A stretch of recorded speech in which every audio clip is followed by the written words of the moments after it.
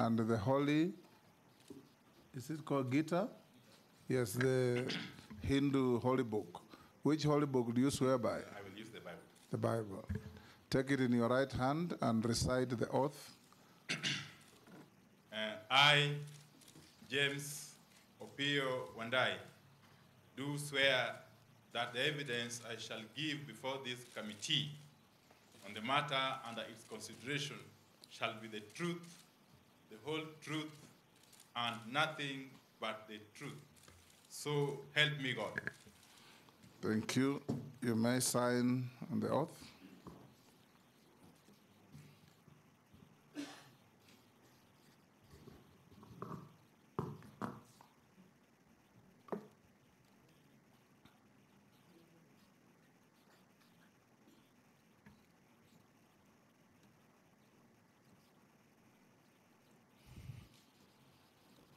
Thank you.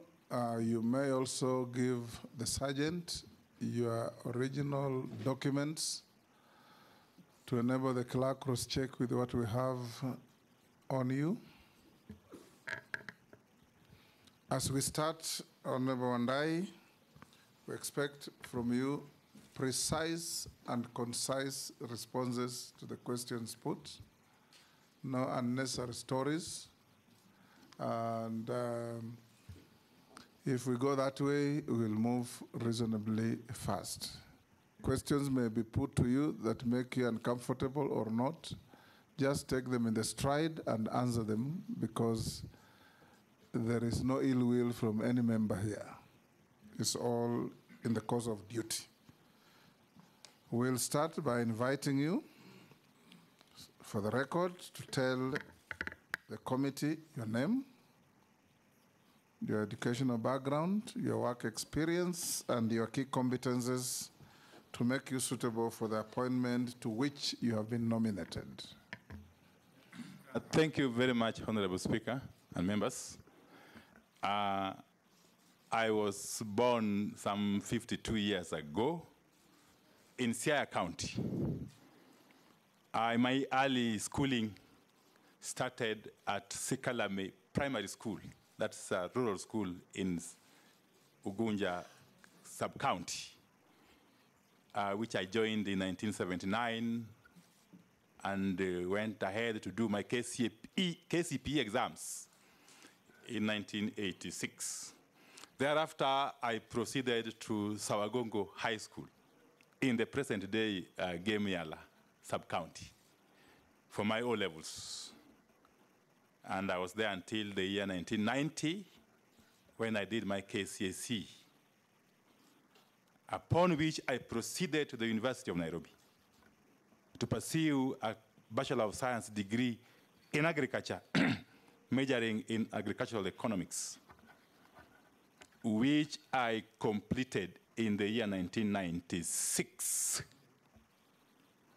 And later on, I undertook a diploma course in business management at the Kenya Institute of Management.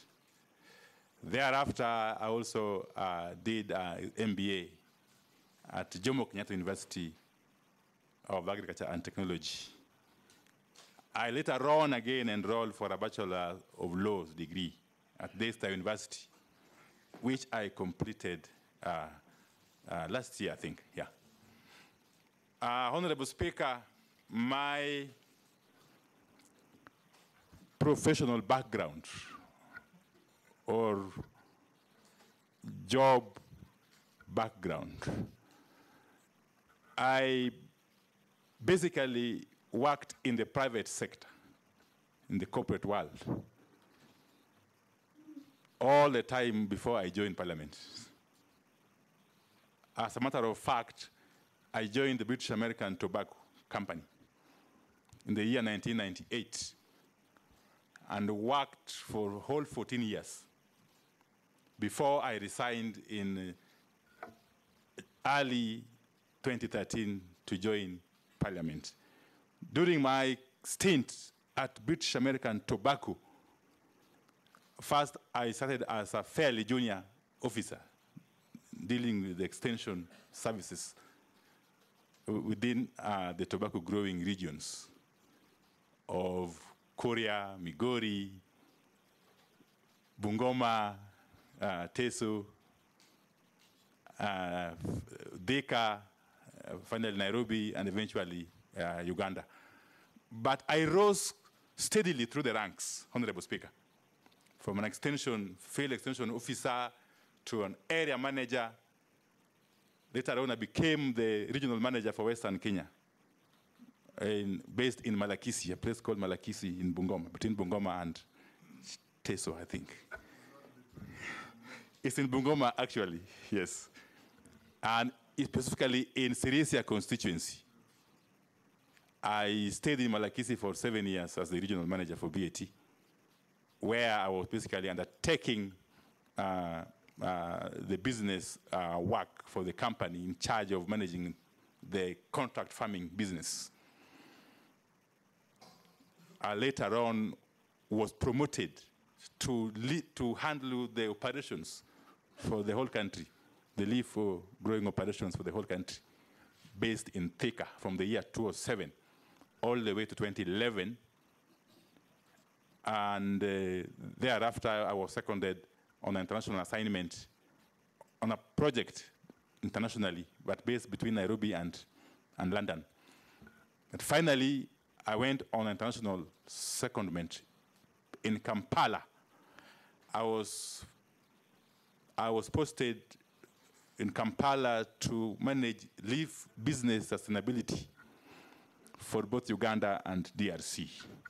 I was to be there for 2 years, but I cut short my tour of duty by a year to come back and run for elective positions as the MP for Ugunja, which I successfully did in 2013. But before I come to my role in Parliament, Honorable Speaker, quickly, during the time I was working in BAT, I was, of course, a business manager. Because up to the point I was leaving, I was now essentially a strategic business manager, dealing with strategic business issues and leading teams of diverse backgrounds. In my responsibilities, I was in charge of environment, health, and safety issues as the head of those departments. And therefore, I came into contact with matters energy fairly early in life. Fast forward, Honorable Speaker, when I joined Parliament in 2013, my first term at the 11th Parliament, I served in the committee, among others, the Committee of Environment and Natural Resources. In my second term, beginning the year 2017, I was privileged to be elected the chairperson of the Public Accounts Committee, a role I played for the entire term of that Parliament. Serving with some distinguished members who are in this committee, including the Honorable Junet Mohammed, who is now the leader of minority. Honorable Speaker, in my role as chairman of PAC, I interacted with accounting officers of all ministries, all state departments, and all constitutional commissions, but to narrow down to the Ministry of Energy, whose books of accounts I examined for the whole 5 years. Yeah, so that gave me an idea, really, of matters energy and petroleum. I remember dealing with the two accounting officers, one in charge of energy, one in charge of petroleum for the entire period. And fast forward again to my third term, the 13th Parliament. Again, when I came in, I was privileged to be elected the leader of minority, alongside my colleagues, Deputy Honorable Robert Mbui, the distinguished member for Kathiani, Honorable Junet Mohammed again, who was then my chief whip, among others.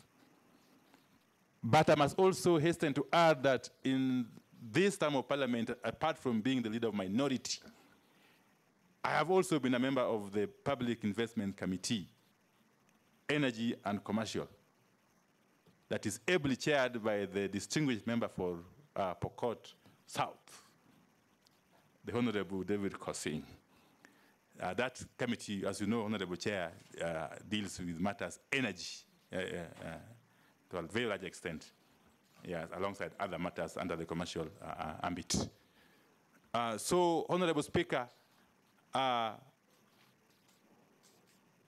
come before you confident, truly confident, that with the nomination by His Excellency, the President, for me to be the Cabinet Secretary for Energy and Petroleum,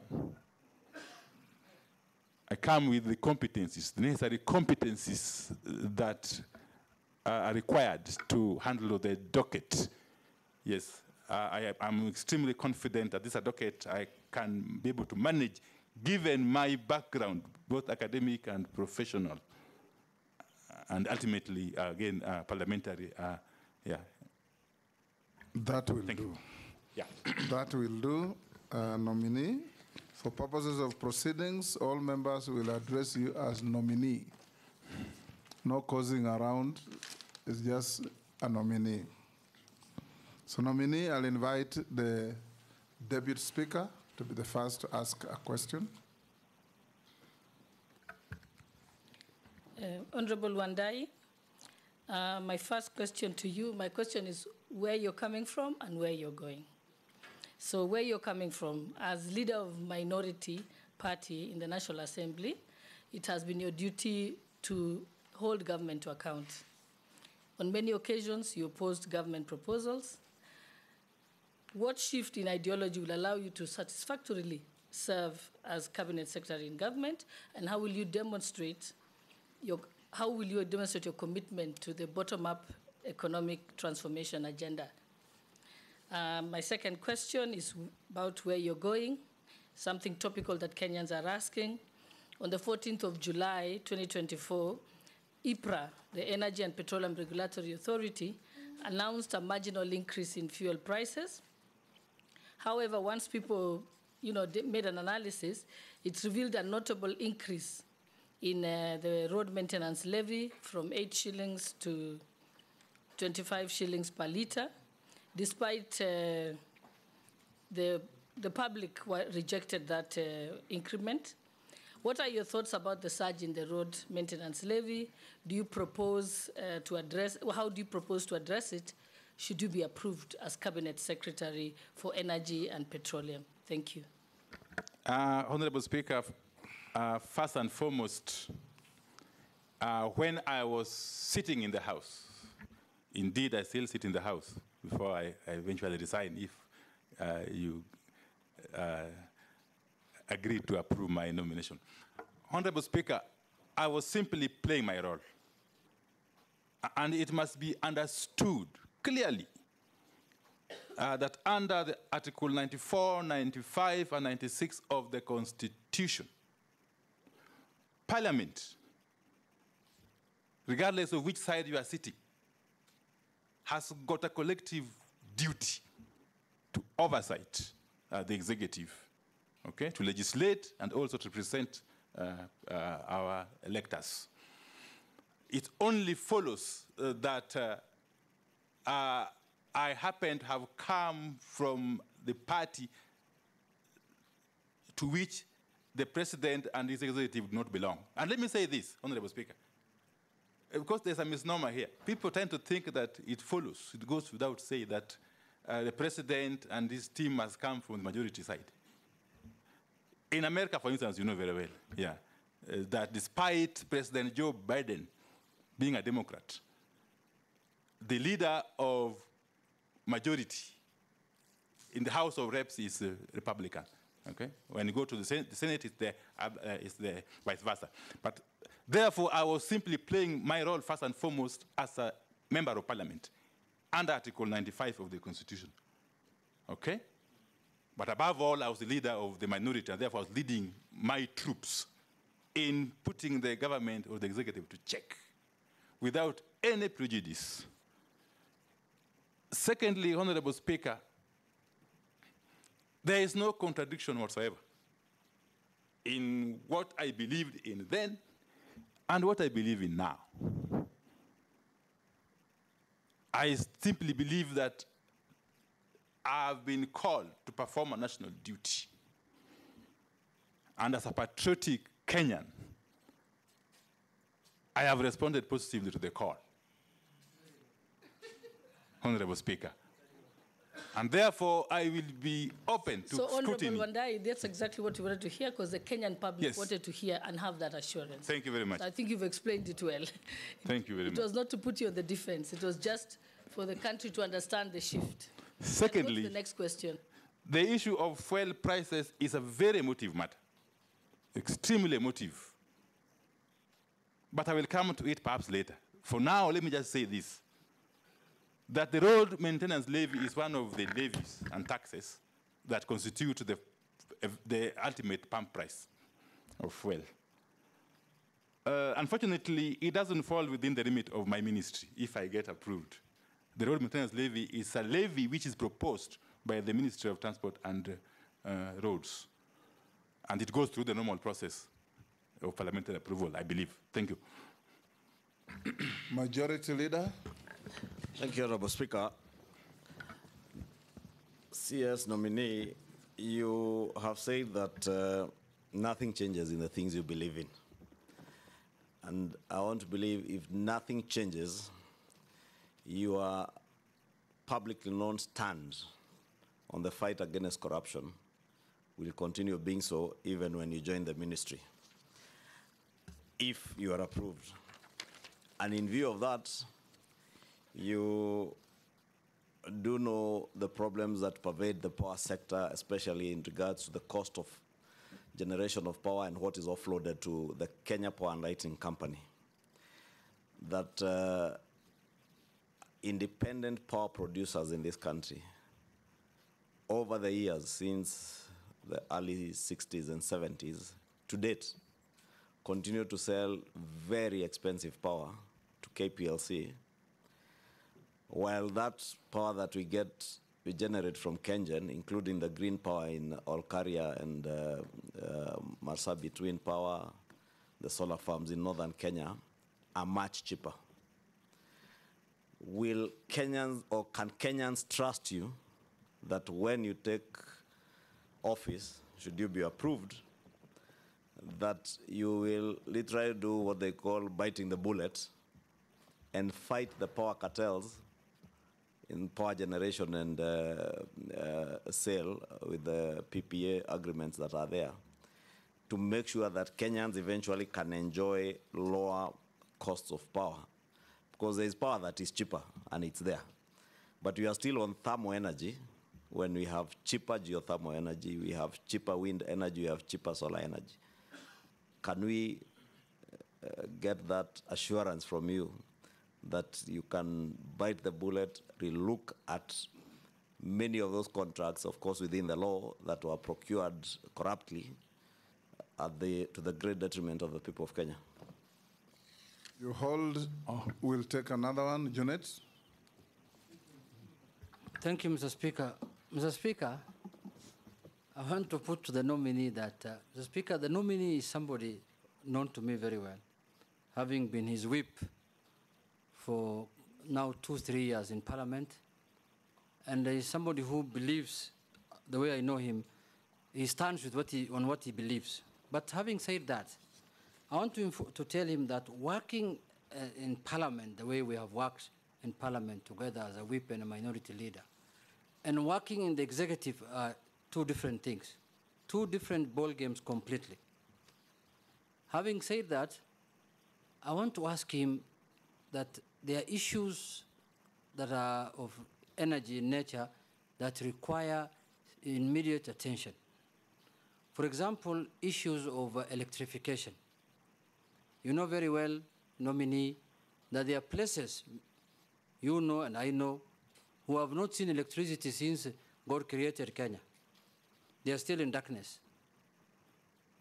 You know very well that those places have suffered quite some time, and they need urgent help, attention.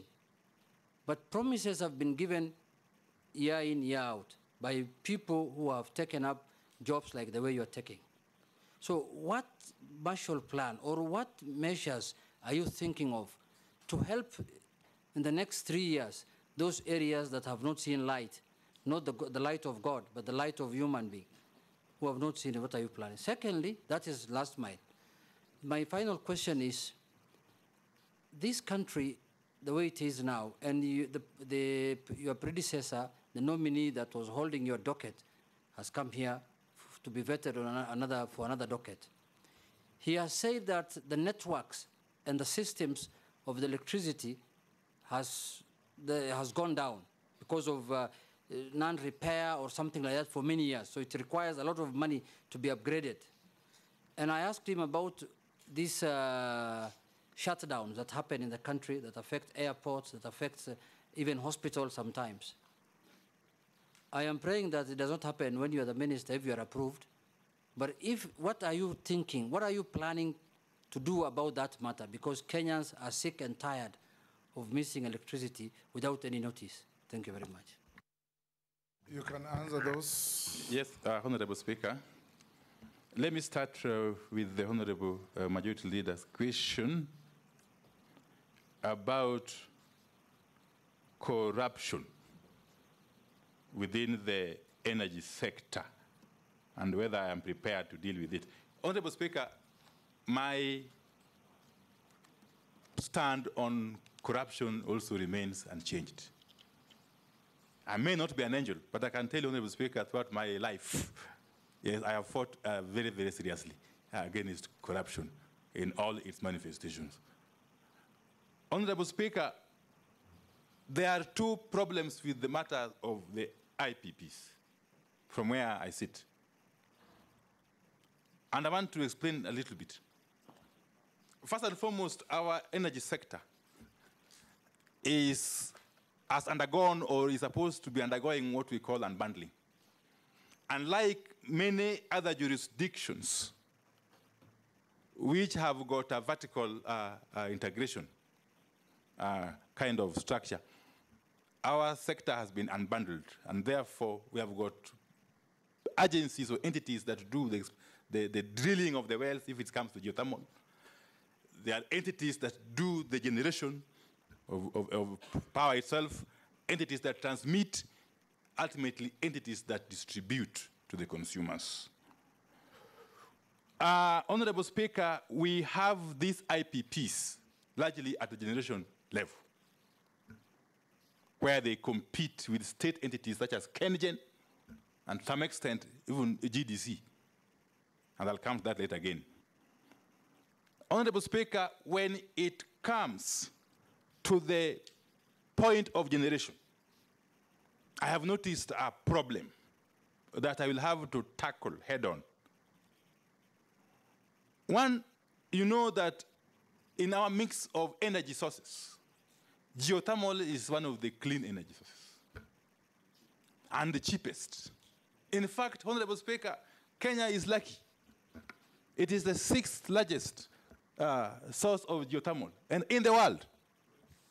In the world, Honorable Speaker. We are lucky because if you had a look at a satellite image or picture of the Earth, we fall within what you call the ring of fire. Those are areas where we have got geothermal resources worldwide. Kenya happens to be within that region. And therefore, we are blessed as a country to have geothermal resources that could help our energy be among the cheapest, Honorable Speaker. But what do you see?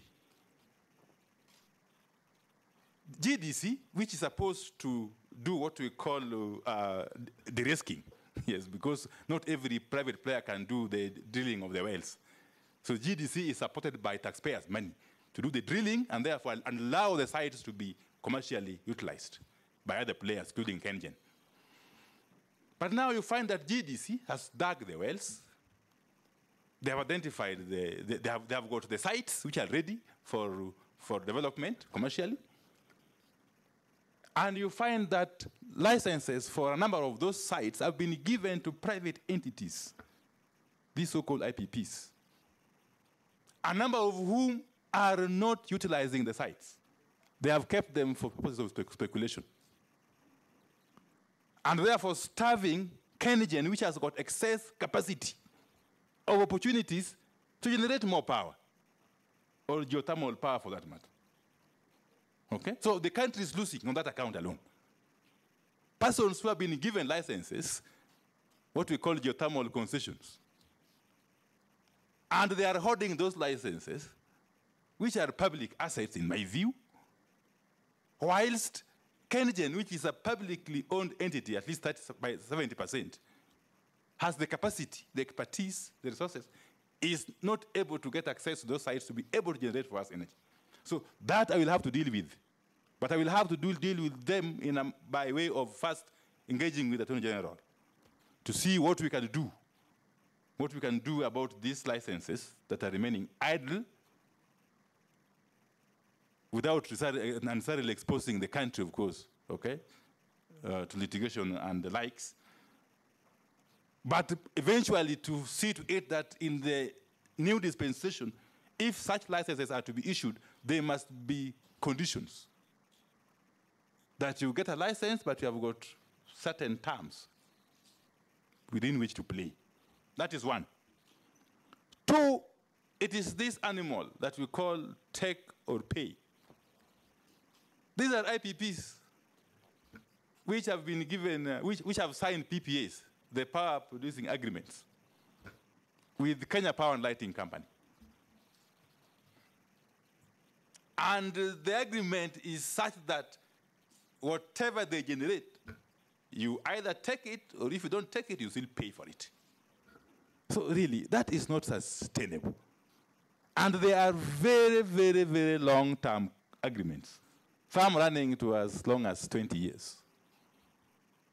Again, I will have to engage the Office of the Attorney General on how to deal with this. But eventually, of course, I'm aware that there is currently a moratorium on the engagement of IPPs following the Presidential Task Force on PPAs that was established earlier in 2021. Even if that moratorium is lifted eventually, we shall have to ensure that whatever PPAs we get into do not put us in that or in such a situation. As a matter of fact, my view is that eventually, because currently we have a very robust legal framework, since the enactment of the Energy Act of 2019, one of my first duties within 100 days, if I am lucky to be approved, would be to ensure that the requisite regulations are brought to fruition, because there are different stages of processing, so that the country can benefit fully, can reap the full potential from this robust legislative framework. But then, if it comes to that, I foresee a situation where this country will not need this kind of lopsided agreements. We may actually want to have an energy auction kind of situation, where you generate your energy, take it to the auction floor, as it were, and then we buy when we need it as consumers, through KPLC, of course.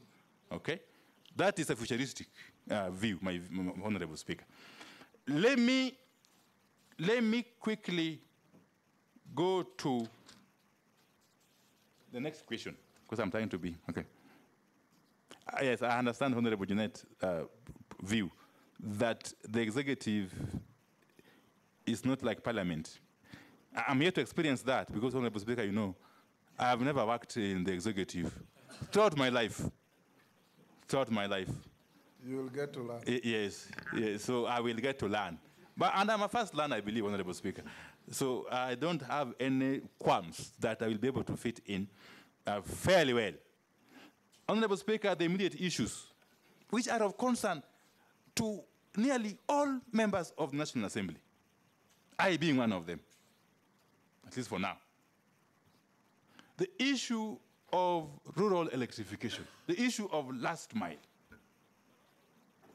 Honorable Speaker, I said from the outset that our energy sector is supposed to have been unbundled. But I must add that that unbundling is not yet complete.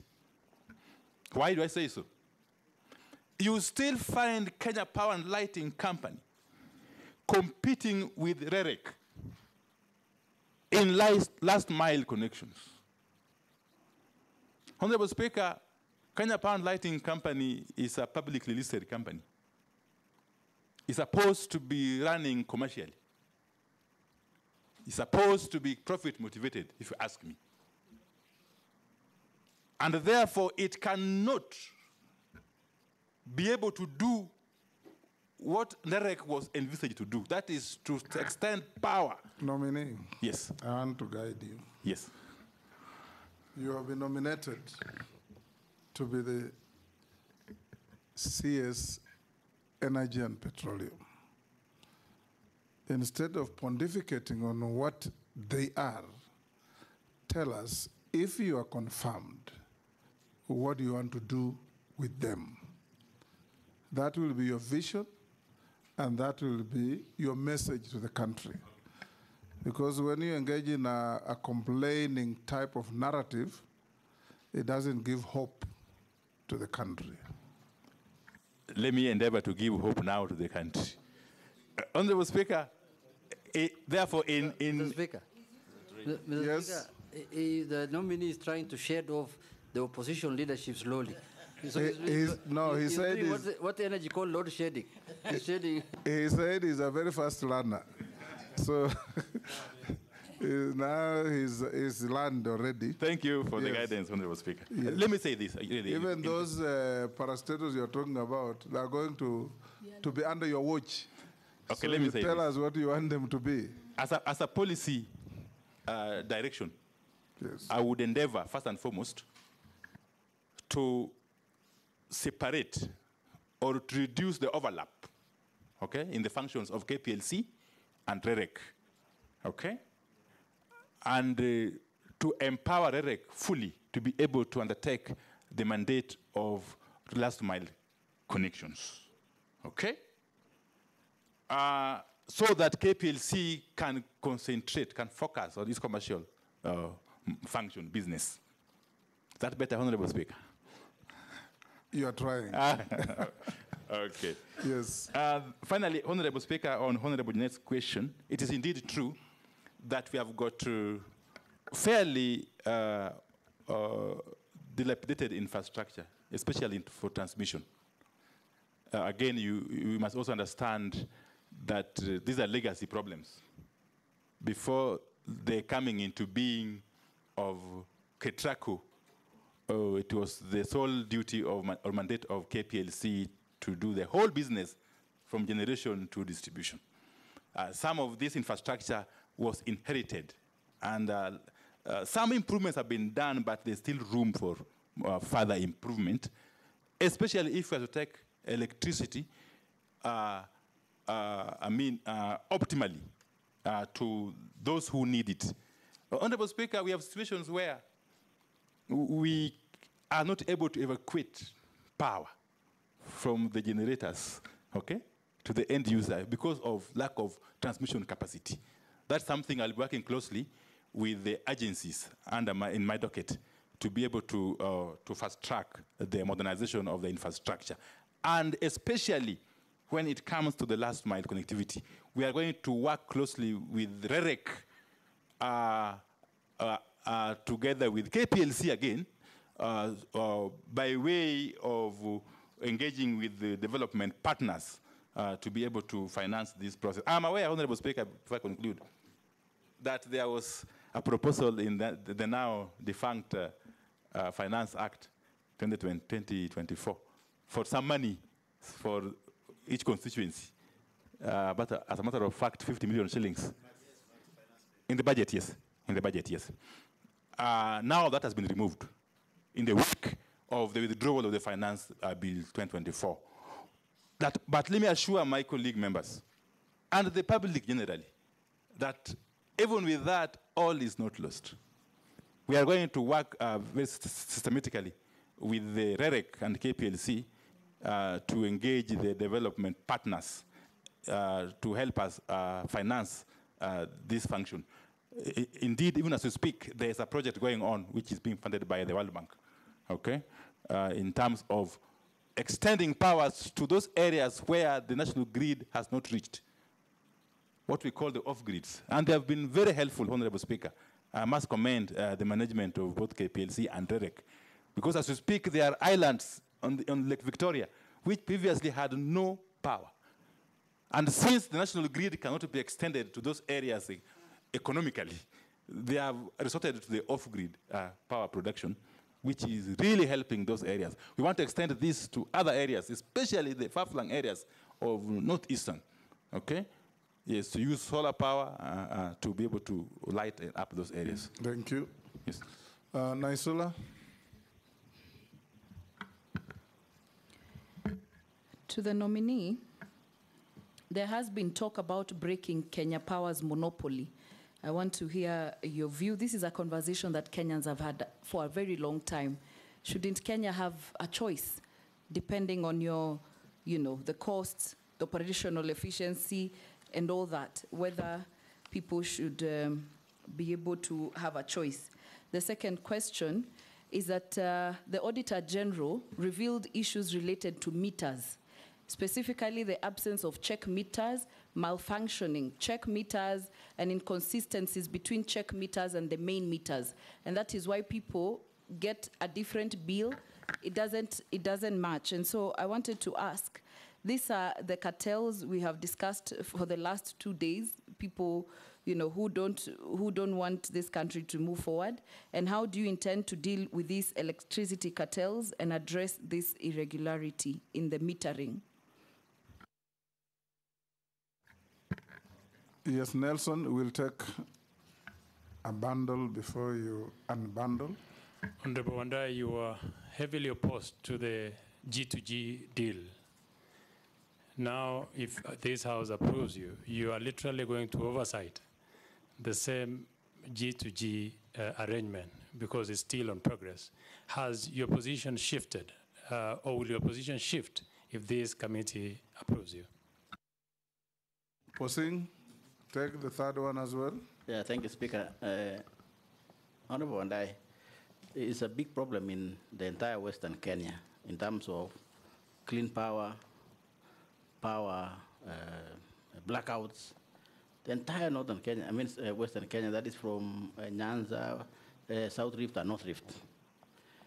Should you get the favor of the House, how will you tackle that very fundamental issue that is almost historic? Number two, Honorable Wandai, where is tallow oil in Turkana? Go and find out where that animal is. Should have actually produced oil in Kenya. Should be oil producing country. But disappeared. There's a lot of money that has been sunk and nothing is going on. Where is tallow oil? Thank you, Speaker. Okay, let me endeavor to answer these three. Very short. We can take the next Kikaria. Wow, a mouthful. Those are 4, and they're all very short. You should answer them with brevity, the same way they are asked. Thank you, Speaker. Just want to follow up on what Naisula was talking about metering.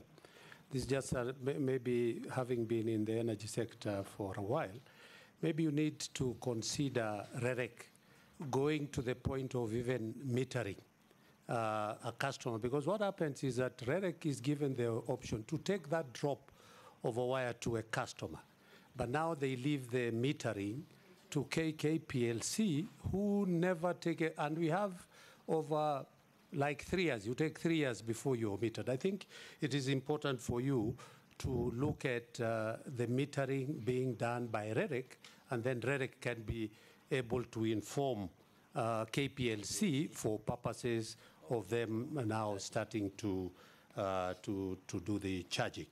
But there is this question of customers make applications. Then it takes too long to a point that we encourage illegal contractors to come and put lines and transmission. And then when KPLC realizes there is that, the first thing they do is to go and bring down all the poles. Yet, and my committee then had to go to Navaholo, where they were to be paid 3.5, and they took too long only for somebody else to come in to do that. I think it is important for you to address the issues ailing KPLC, so that we don't. And KPLC is a good. By the way, in the Energy Act 2019, the Kenya KPLC is not a monopoly. By the way, anybody can apply and get a license for them to be able to do distribution of power in the country. And that is in the Act. Thank you, Honorable Chairman. Okay, Honorable Speaker, thank you. Let me start with the Honorable Naisula. And I agree with the Honorable Gikaria. The 2019 Energy Act has actually laid the basis or foundation for other players to come in the energy distribution space. But even as this happens, because it will only happen again once we have put in place the requisite regulations, the subsidiary legislation. But even as this happens, Honorable Speaker, we still need a robust KPLC. And I'll say why. KPLC, because of the legacy, of course, issues, has got an elaborate infrastructure layout across the country. The competencies, the personnel, and so on and so forth, the technical capacity to do what it is supposed to do. In any event, KPLC actually is the revenue collector, okay? Revenue that goes all the way up the upstream, the transmitters, the generators, and so on and so forth. So we still need to ensure that a KPLC is run optimally, is efficient, is effective, even as we open that space of distribution to other players, as envisaged under the Energy Act 2019. What I foresee as doing going forward, and I will have discussions with my team if I'm approved, is that we may want to create zones, okay, for purposes of optimal utilization of these resources, so that we avoid conflicts if and when this process begins. And therefore, in short, the monopoly by KPLC is no longer entrenched in law. It is essentially a matter of practice, and we shall deal with it in the fullness of time. Two is the question of faulty meters. This I will have to inquire more about, because what I have been briefed is that we have had problems in procurement of both meters, actually of all items. Yes, but meters more so, and transformers. What has happened is that these cartels that Honorable Chunga talked about, and Honorable Koech, I think, was saying, these cartels have become so pervasive, Honorable Speaker, that they can't allow a tendering process to proceed to conclusion and awards to be made without creating roadblocks. We all know for sure that KPLC, being a publicly listed company with majority shareholding being government, is governed by the Public Procurement and Asset Disposal Act of 2015, which act, as we all know, Honorable Speaker and members, gives room for tenderers, yes, for bidders, to lodge complaints at every other stage. But that is being abused, Honorable Speaker, by entrenched cartels. And we shall have to work closely with my colleagues in the ministry to deal with this menace, Honorable Speaker. Honorable Koech, on the matter of G2G deal, the G2G deal, it's indeed true, Honorable Speaker, that I, alongside my other colleagues, were vehemently opposed to this scheme. But let me tell you, Honorable Speaker, that was then. And I was doing it as my duty to put government to check. I think you already answered that question when you are responding to the Deputy Speaker. But this is specific. So on this G2G, Honorable Speaker, I am aware that it is running up to end of 2025. That gives me ample time to go and study its impact, its workings, and understand it, and for me to be able to offer appropriate guidance, Honorable Speaker. The Honorable was saying, my chair, my good chair, the matter of power outages or inefficiencies in the Western Kenya belt. Well, but it is more pervasive in the Western Kenya. But I'll explain why. Sometimes you can have a blackout for 12 hours. I have already engaged officers, of course informally, in the ministry. And if I am approved, if I'm eventually appointed as CS Energy, I am going to fast track the development of transmission lines, okay, with the requisite capacity to evacuate power and take to the consumers, not only in Western Kenya, but across the country. And in Western Kenya specifically, I'm going to ensure that the Tarkwel or Tum Kitale line is completed and commissioned in the shortest time possible. That will deal with power issues in Pokot, in Kitale, in all that area. I will also ensure similarly that the Kibos or Kisumu, Kakamega, Musaga line is also completed. Similarly, the Narok-Bomet line has to be completed within the shortest time possible for the entire southern Nyanza region, including Kisii and Nyamira counties. And Bomet, of course, southern Nyanza includes Migori, Homa Bay, and yes, and the islands, yes, in Lake Victoria. So this is something I will actually give utmost priority, Honorable Speaker. Northern Kenya is, of course, at the heart of this strategy. As we speak, there is a line from Loyangalani to Masabit that has to be completed similarly in record time, and the line from Masabit to Isiolo, Honorable Speaker. Honorable Speaker, the second limb of this question by Honorable Kosing is on the matter of tallow oil. Honorable Speaker, this project is not dead. It could have taken a break, but I've taken it upon myself, if I'm appointed, to ensure that it is revived. Because tallow oil is on the ground. What it lacks is the requisite financial capacity to be able to commercially develop the oil reserves in the lower Lokichar, in the South Lokichar basin, Honorable Speaker. We are going to work closely with tallow oil, with the guidance of the Attorney General, to source for a strategic partner who can bring in some financial capital to be able to have this project completed. But again, time is of essence, Honorable Speaker. Honorable Speaker, you know that Kenya is a signatory to the Paris Agreement on carbon emissions.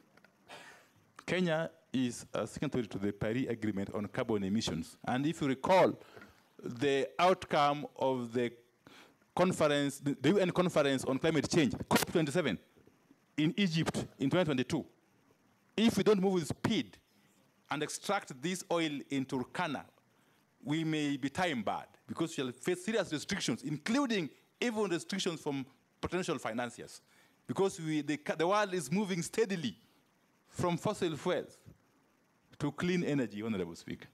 And Kenya is not an island. And therefore, I'm going to treat this matter of tallow oil and the oil in South Lokichar Basin with the utmost urgency. Honorable Gikaria, my good friend, the member for Nakuru East, I agree with him totally. Nothing stops Kerek from putting in place meters. They can actually do the last mile up to the point of metering. Okay? And then a framework is established for handover to KPLC for purposes of billing, Honorable Speaker. This will create synergy and enhance efficiency and contribute to customer satisfaction, Honorable Speaker. Again, the matter of applications taking too long, I have discussed. And I've been made aware of the bottlenecks that the utility companies have been facing This again we shall work on. The question of illegal connections is not necessarily a matter of delayed in processing applications. The matter of illegal connections will still be there even if the applications are processed on time. And we have to deal with it separately or differently. And my proposal, and it's a crime, you know that. It's a crime, of course. Yes. It is a crime, but we must also live with the reality that some of these areas where this practice is rampant are not easy to access, even by the officers of Kenya Power and Lighting. Yes. Yes. So we are going to work on a proposal, of course, together with Parliament and the Attorney General, to pursue an option of bulk metering. Okay? In those kind of situations, the Kenya Power and Lighting can be empowered to identify one entity or one person who will then be billed, and then he distributes the power to the rest of the law already consumers. allows them to do that. Why don't they? Yes, that's why I said from the outset, Honorable Speaker, that I will... Anyway, you are not the minister, so I will need to address it when you... fast-track the issue of the regulations, yeah. We'll go to the next batch. We'll start with Robert. Thank you, Mr. Speaker. To the nominee, you know, when Jubilee came into power in 2013, they marketed the last mile connectivity very, very well. In fact, citizens were of the opinion that they would all be connected within like a month or so. And so that has brought a lot of pressure on members of parliament, because whenever people are not connected, they have this belief that the member of parliament is seeking to only power some areas in their constituencies and not others. I would like you to, from your opinion, you know, having of course studied the situation, to tell us what will you do to ensure that this pressure is taken out of members of parliament, because members, you know, the public thinks it's our issue. Now, the other issue is an issue of public confidence, Honorable Andai, in that office, and considering that you have been also with us in the minority, you know, and I'm saying this because you know what Kenyans out there have said, and it will be important for you to address them from this point. What can you tell those Kenyans that believe that you took advantage of the young Kenyan demonstrators, some of whom who died while they were demonstrating, so that you could negotiate your way into government?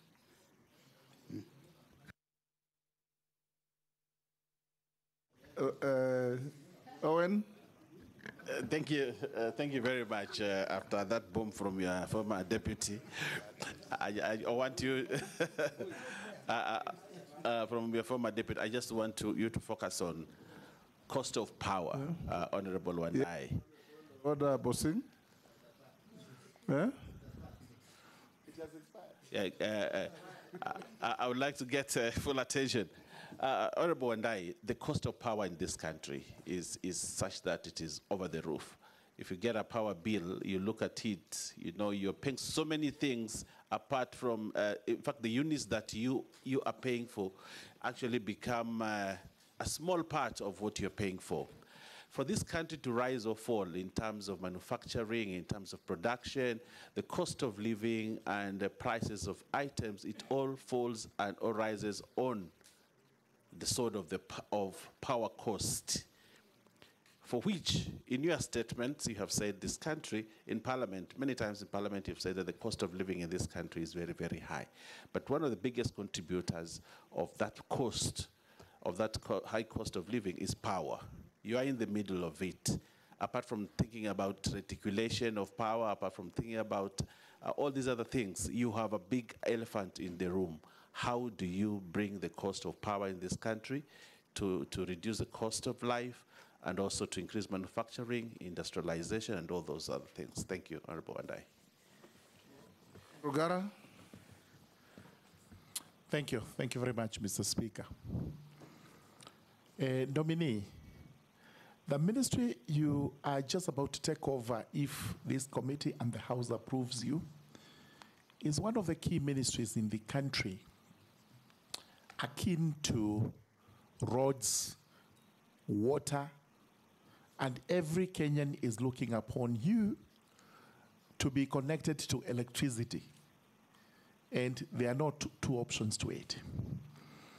Even before I ask you the question, it's good to know that there are historical injustices in terms of power supply in the country, such that, take the case of the year 2017, the Raka constituency was at 9.5% connectivity to the national grid. At the same time, Gatundu South constituency was at 100%. These are all equal Kenyans. There really should not be that disparity. Number two, we have schools. Schools where electricity is just but mandatory. Yet, those areas are not connected to the national grid, and the children are supposed to compete competitively in national exams, which are standard. My question to you is, would you be subscribing to a form of affirmative action in terms of electricity supply to constituencies which have lagged behind? And it's just not Tharaka. You go to Mwingi North, you go to Mbalambala, which is also my neighbor, Bere North, Bere South. These actually have been discriminated against. And therefore, would you be prepared to take affirmative action in respect of those constituencies? Thank you, Mr. Speaker. To Honorable Opiyo Wandayi, the nominee. My colleagues have talked about electricity, you have talked about the transformers. Do you see we need to move away from oil-based transformers, because every other day you will hear people removing the oil from the transformers, and we have got transformers which do not work sometimes, or we have got a shortage of transformers. So do you see, will you do research? Because I've done, if you go to the Western world, you do not see any transformer, and I know you've been there. So you do not see transformers there. Do you think we can have KPLC having a company where it will be having fiber optic? I know they are doing it right now, but because of the ICT of this government, to deliver fiber optic to each and every place, because it's a vast network, as you have spoken about it. The last one is about the Kenya Pipeline Refinery. Your predecessor, if you are confirmed, who was here, Davis Chirchir, he said they were looking at it once the oil, which Honorable Posing has talked about, the Tolo oil and all that, once it's done. But I believe if that refinery was there, we could even get cheaper fuel and refine it the way it used to be. So do you think it is possible under your watch if you are confirmed? Thank you. Okay, thank you very much, Honorables. You can answer those. Honorable Speaker. Yes, indeed it is true. That is, with respect to Honorable Mbui's question, that members of parliament are facing serious pressure from the public on the matter of last mile connectivity in their respective constituencies. Because again, it has been taken for granted that this is the work of the MPs, okay? Which they have been doing, of course, very diligently in collaboration with the REREC. Honorable Speaker, what we need to do, in my view, is to properly resource REREC. Properly resource REREC as we work on the efficiencies for this rural electrification to be fast-tracked. As we speak, the data I have is that we are at about 76% penetration. That, of course, is theoretical. Because, you know, in some areas, it's as low as 10%, while in others, it is over 100%. Yes. So I'm very much alive to that fact. In fact, we need also to bring on board counties, county governments. Honorable Speaker, under Schedule 4 of the Constitution, the counties have a role also. in energy, more so in street light. Okay? What has happened in the past is that REREC has been able to build street lights, which street lights go off soon after they are commissioned for lack of payment of bills and maintenance, which they presume is the mandate of the counties, Honorable Speaker. So my view, this state of affairs is not tenable. We must make a decision, and I'll be coming back to Parliament. Okay? We must make a decision as to whether to empower REREC fully, to be able to be in charge of this street lighting, up to including payment of bills. But more importantly, if we can now move away from the grid, national grid, and establish solar street lights, okay, which will be easy to manage in the long term. That's a discussion we must have urgently, because these are important facilities. Honorable Speaker, on the matter of public confidence, as raised by Honorable Mbui, you know, Honorable Speaker, I am very clear in my mind, extremely clear, because I've been on this space for quite some time.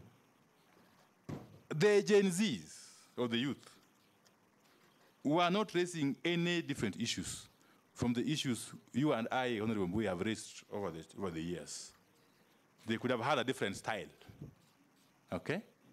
But the issues they were raising were pertinent issues, which you all agree must be dealt with, okay? And therefore, it is not proper to say that we have taken advantage of the Gen Z's clamor to get into government. First and foremost, Honorable Speaker, I never applied to join the executive, but I was pleasantly surprised and felt greatly honored that my name was recommended. And His Excellency the President went ahead to nominate me. You know the facts. Just answer the questions. So, Honorable Speaker, I still maintain the view that we are not in any way in betrayal of the cause. Don't allow Mbui to bully you. Of the youth, yes. And have no apologies. Yes. But again, Honorable Speaker, as I conclude on that one, you know, we are basically coming on board in a paradigm shift. I'm very pleased that the President has actually declared that we have to adopt a paradigm shift in the management of government and state affairs. And I'm most privileged if I'm approved. In our country. In our country. Yes. Yes. Thank you, Honorable Speaker. We are living in different times. Yes, so we must also think differently. Sorry. Honorable Speaker, Honorable Baya, you are right. The cost of power is exorbitant in Kenya. Even if you compare ourselves to our neighboring countries, especially Ethiopia and even Uganda, really. But part of the reason why our cost of power is too high, is the exorbitant amount of commercial and technical losses that Kenya Power, especially in cars. Kenya Power loses up to 23% of the power it buys from the generators. Okay? In other words, it doesn't sell. Almost 23% of the power it buys from the generators. Inefficiency and recklessness. Yes, there are many factors. You must assure the country that this will stop. This is going to be managed. I can't say it will stop, Honorable Speaker, because in any scientific process, there can be losses. But they have to be reasonable losses, Honorable Speaker. Yes. So we are going to work closely with the KPLC, and I'm happy, Honorable Speaker, by the work the KPLC management is doing currently. As a matter of fact, I'm privy to the information that they have done some turnaround. I'm not allowed by the rules of the CMA to get into details. But they have done some turnaround, and they may post some. You have received. You'll get a plan. Thank you, Honorable Speaker. I'm just being optimistic. Yes. And giving the country hope. To borrow your words. Yes. Okay. Continue. Speaker, let me dash to the question, by Honorable Daoud. Murugara. Murugara first. Murugara, yes. Honorable Speaker, it is true there have been historical injustices. Okay? And we must work together in terms of addressing these injustices or these imbalances. We must correct them. That's systematically. But I must also throw a challenge to my colleagues in the National Assembly, because I'm aware that this lopsided allocation of resources, especially on energy and electricity, is also coming from us in Parliament at the budget time. The agencies, the ministries, are receiving printed estimates with figures which they cannot change, they can't touch, which figures are scary, Honorable Speaker. You find one constituency being allocated upwards of 400 million Kenya shillings, while another one is getting a paltry 10 million Kenya shillings in the same financial year.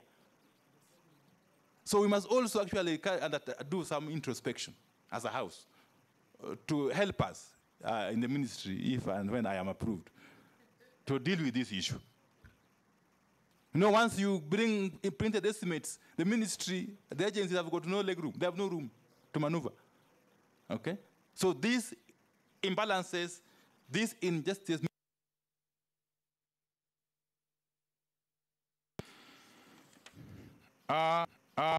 there is also the issue of solars for schools. There is currently a very robust project being undertaken by Red Solar for schools.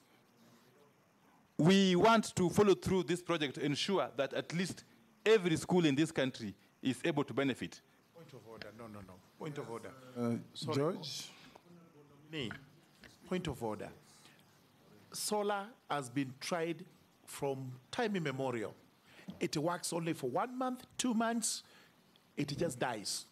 And those schools will remain in the books of KBLC or whoever that they are connected through solar when actually it is not working.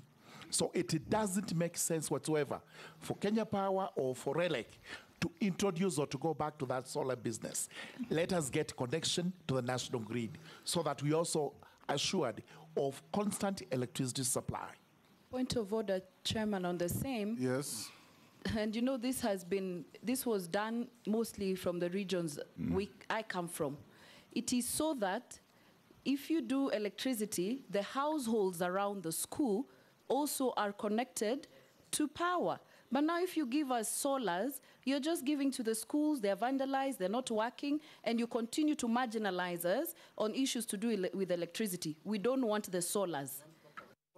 Point of order, Speaker. Point of order. And it is vendor-driven, the solars.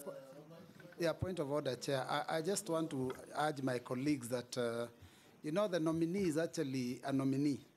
And we are addressing the nominee like the CS for energy, a decision Which we are yet is to not. make. Because the pressure is on him now dealing with solar versus, regular energy. So. No, it's important for him to know. Probabilities. We are working on the probabilities. You are being warned of landmines ahead. Okay, thank you. Yes. I've taken note. Yeah. I've taken note, Honorable Speaker. Let me just proceed quickly to Honorable Dawood.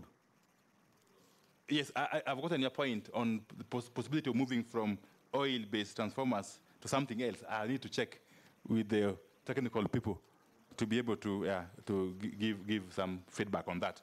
Honorable Speaker, there's an issue raised, the Honorable Dawood raised, on the Kenya oil refinery. Did you mean refinery or the Kenya pipeline? Oil refinery with the pipeline. Yes. You know, I am aware that the Kenya oil refinery has or is in the process of being acquired by the Kenya Pipeline Company. I will need to get into the details as to the rationale behind this. But I still foresee a very big role for the Kenya oil refinery, at least its installation. Firstly, in terms of the processing of the crude oil, if and when it finally flows from the South Lokichar, yes, to Mombasa. But more importantly, Honorable Speaker, I have come to the realization that this country does not have provision for strategic reserve of oil. That we can actually, one of these days, wake up and find that we can't bring oil to Mombasa And then after some few days or weeks, we are ground to a halt as a country. So I think this facility in Mombasa can still be useful in future, once we work on the strategic oil for the country that can last for at least 90 days. That's the best practice universally, Honorable Speaker. Thank you. You have not answered if KPLC can do the fiber a company. Would Yes. it be possible or not? I will also pursue this. Yes. Honorable Mary Speaker, yeah. Emase. Thank you. Nominee, you've talked about customer satisfaction. I put it to you that KPLC customers are the most dissatisfied. And I want to believe that there are serious management challenges to do with the leadership of KPLC. Why do I say that? A simple task, but of urgent nature, like restoring a falling post or a collapsing post, goes a time bomb. It can collapse any time, it's posing danger, and in certain instances, it has occasioned deaths. It will take forever before it is restored. Actually, there is one about to fall onto my house. You will call the regional, so-called regional directors. There is no response. Secondly, restoring power when there are those frequent outages. A transformer has failed or has busted, and some of them are in learning institutions in our regions. It is adversely affecting learning. In my constituency, some of them have taken more than 6 months, and it's not only in my constituency, it cuts across the country. If you are actually approved, you tell us what you're going to do about some of these management issues. Meter acquisition, you have applied for meters. And I'm told even these meters are already being adulterated by the cartels in the industry. You will wait forever. Kenyans have to bribe to get meters. Now, knowing the Wandai that we know, I want to believe you're going to fight corruption in the energy sector. Sometimes, villagers have had to come together in there's a chama for power, so that they put money together to procure an independent electrician to restore power. This is the Kenya we are living in, Honorable Wandai. And finally, you've talked about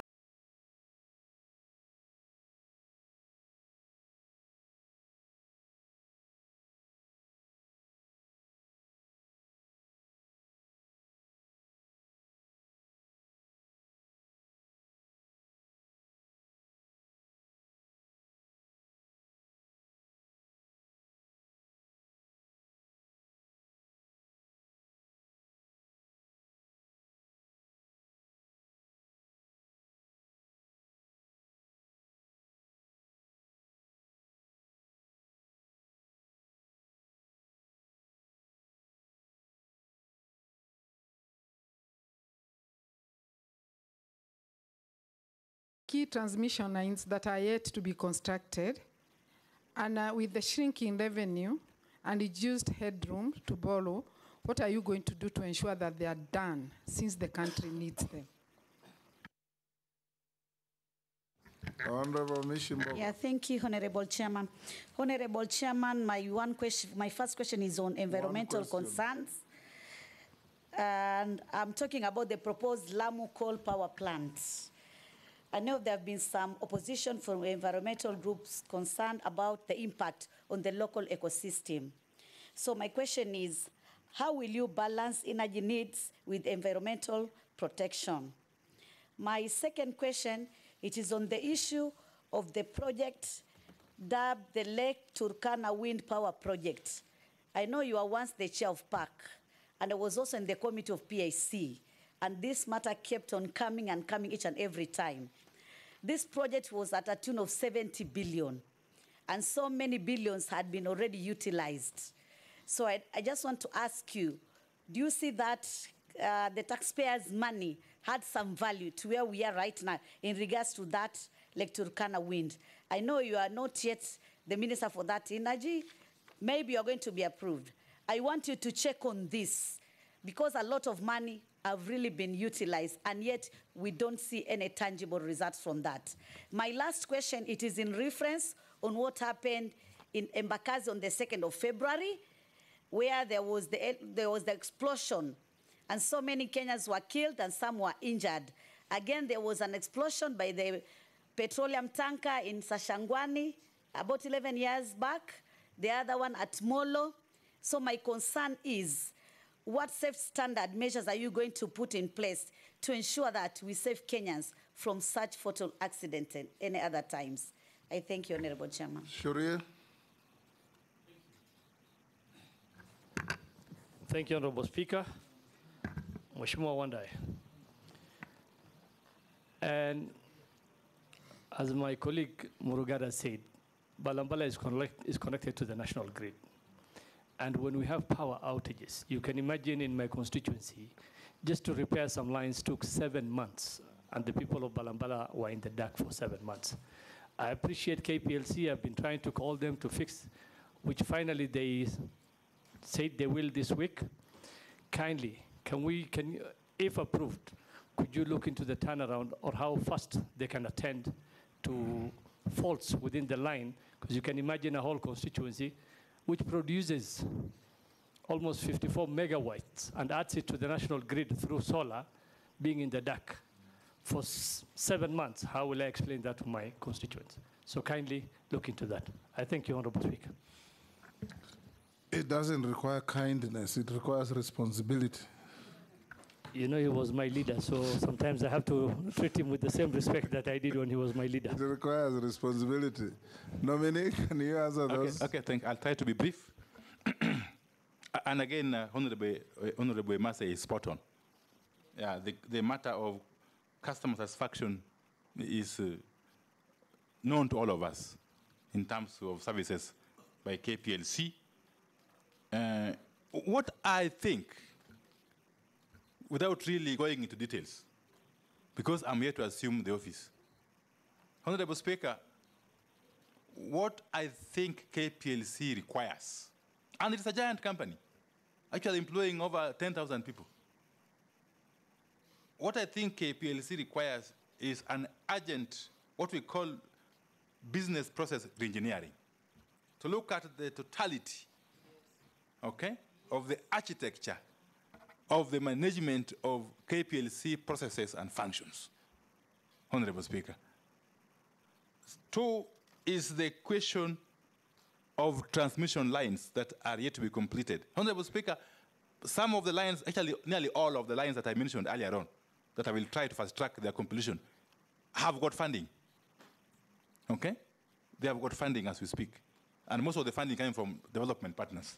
So my work will be to work closely with the agencies responsible to have these projects completed within the timelines that are stipulated. The Honorable Mukami, again, basically speaks to the question that has been raised by Honorable Masi. Yes. And I will work closely with you if I get the honor of being approved, yeah, to see to it that this is done, the matter of completion of these transmission lines. Honorable Mishi, yes. The question of carbon emissions is very serious. But again, we shall have to work closely with all stakeholders to strike a balance between energy needs of the country and environmental protection. That delicate balance will have to be struck, Honorable Speaker. Yes. Just on the same. Yes. If you allow me, Mr. Speaker, I don't want to allow myself.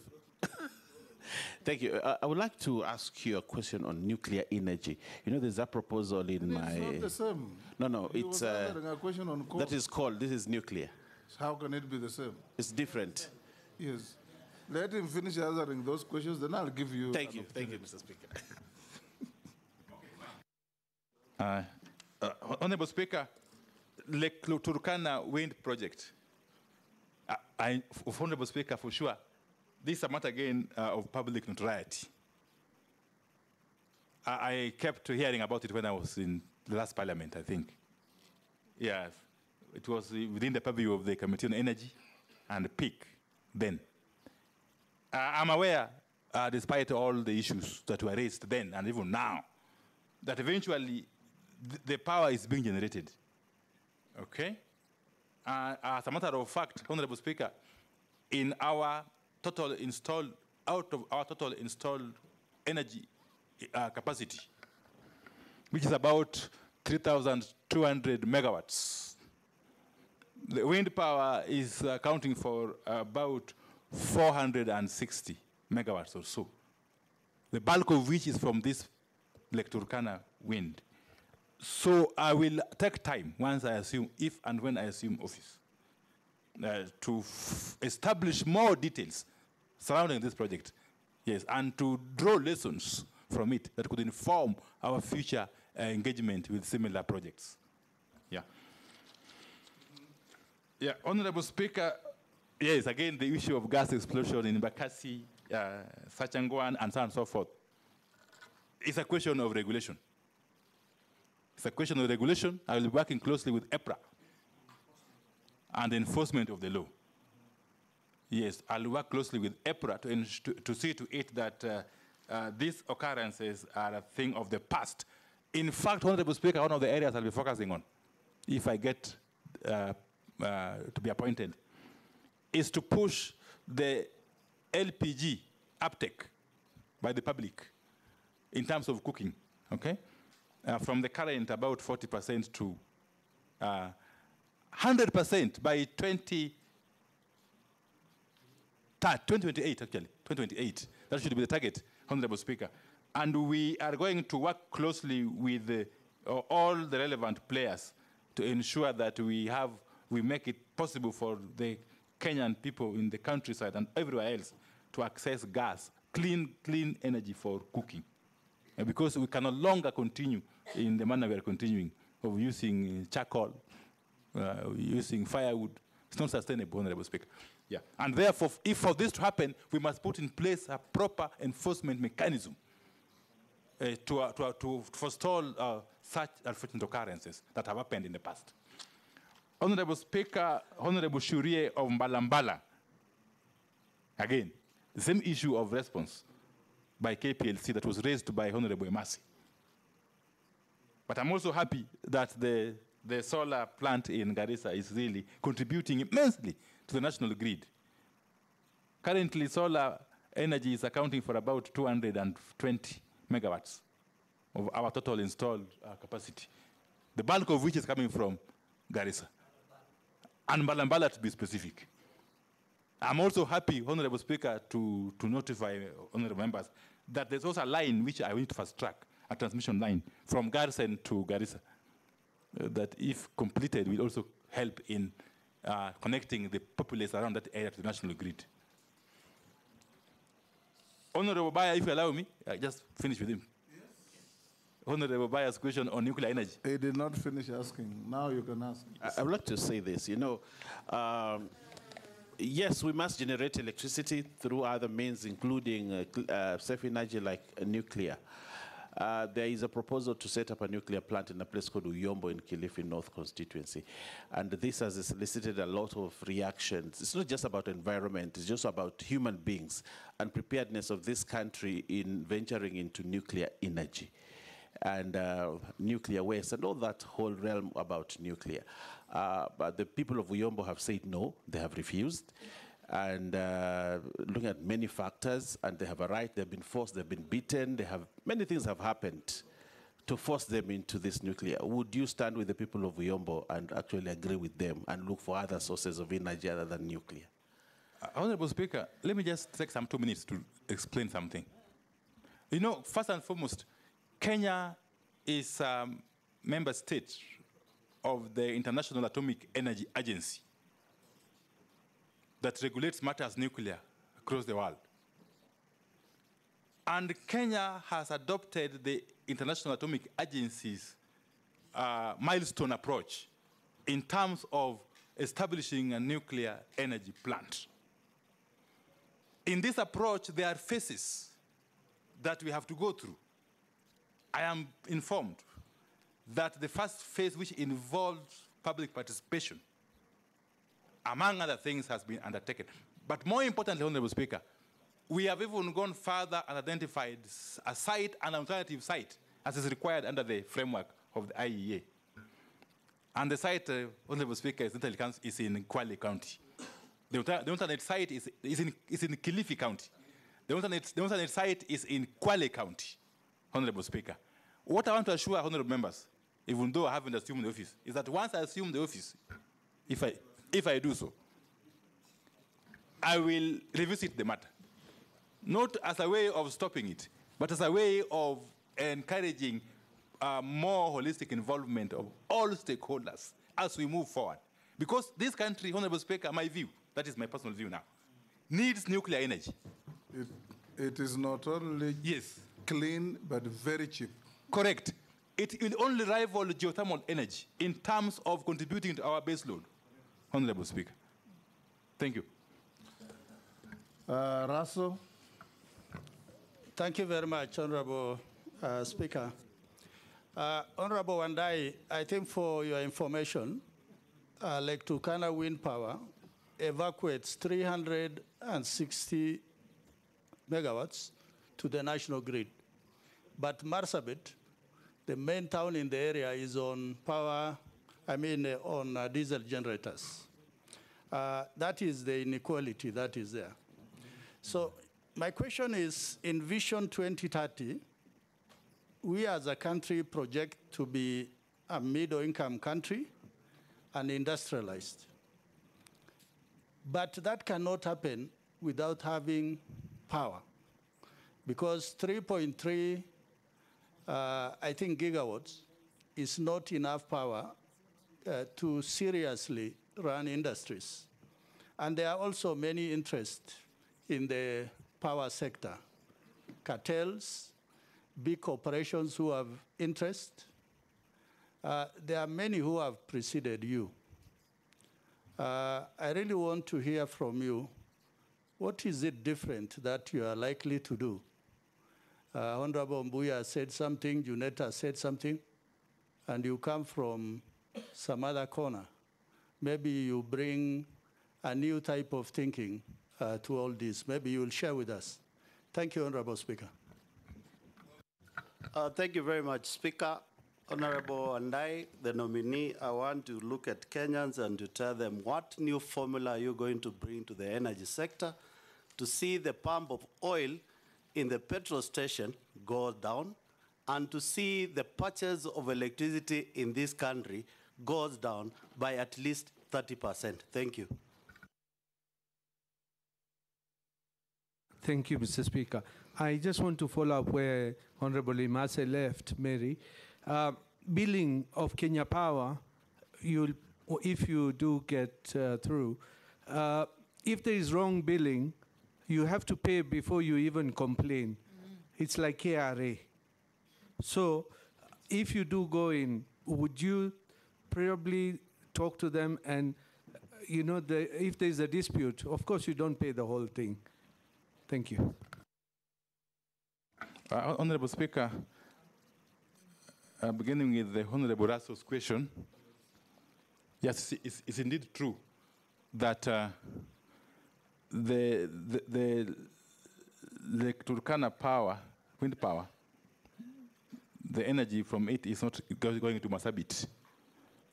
Okay? And of course, this is a factor of transmission, Honorable Speaker, which I said earlier on, yes. And in fact, I now plans to take it down to Mombasa. Yes, to Mariakani. Yeah. So I think we still have to look at our transmission network and see how cost-effectively we can re-engineer it to serve the country better. Honorable Speaker, Honorable Russell has spoken about a very serious issue here. Kenya, of course, aspires to be a middle-income economy. This is according to the country's Vision 2030, which is in line with the East Africa Community's Vision 2030 also. Yeah. Honorable Speaker, there is no way we are going to industrialize and therefore grow the economy without an assured supply of clean, reliable power or energy. I was just looking at some statistics, Honorable Speaker. A state like California in the US, which is the same landmass as Kenya, has got an installed capacity of 60,000 megawatts. The peak requirement, I'm told, is about 40,000 megawatts.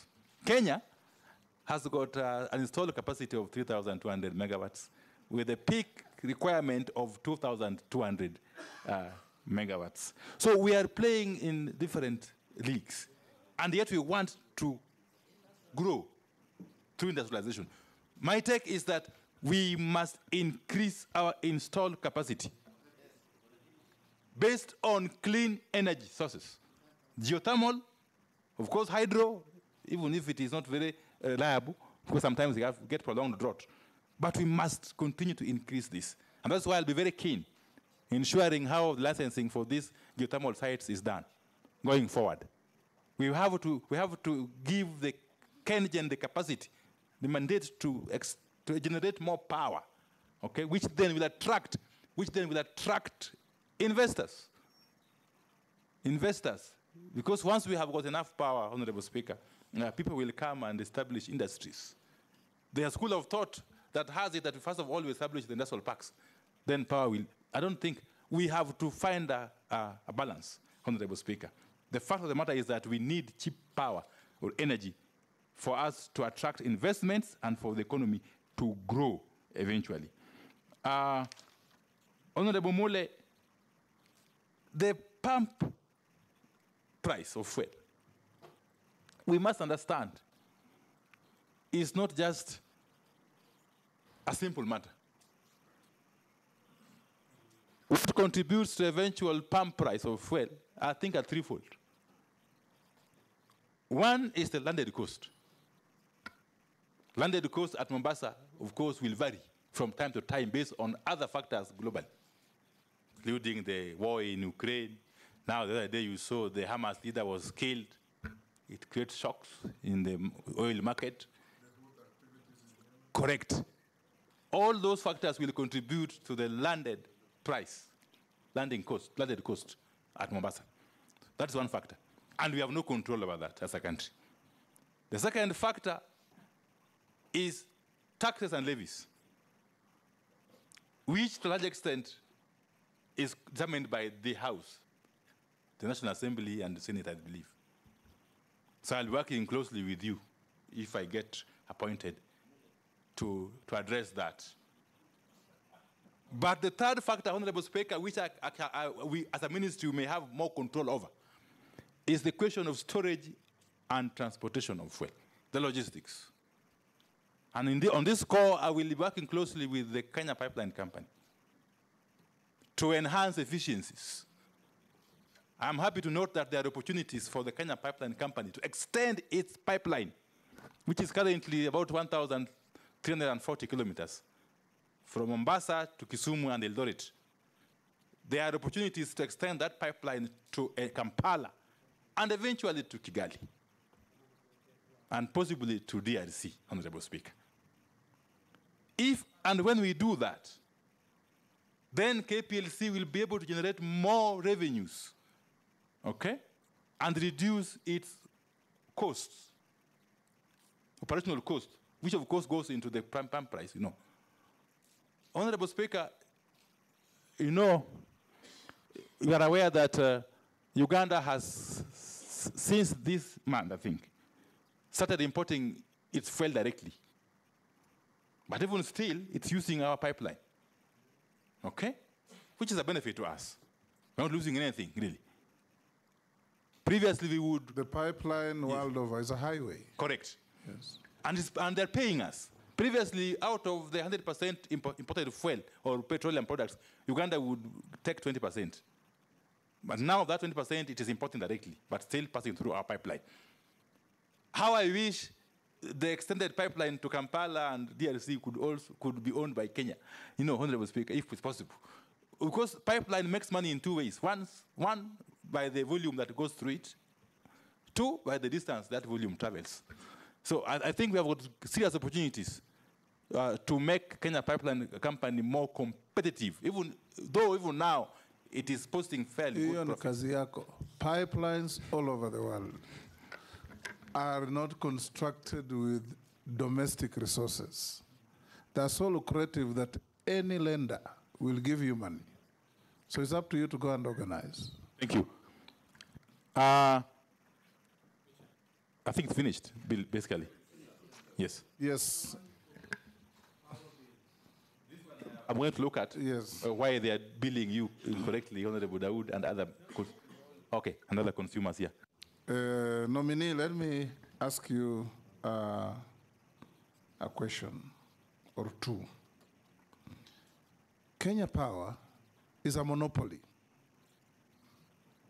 In fact, the biggest monopoly in this country. And yet we keep on seeing stories that it is technically insolvent or has serious financial difficulties.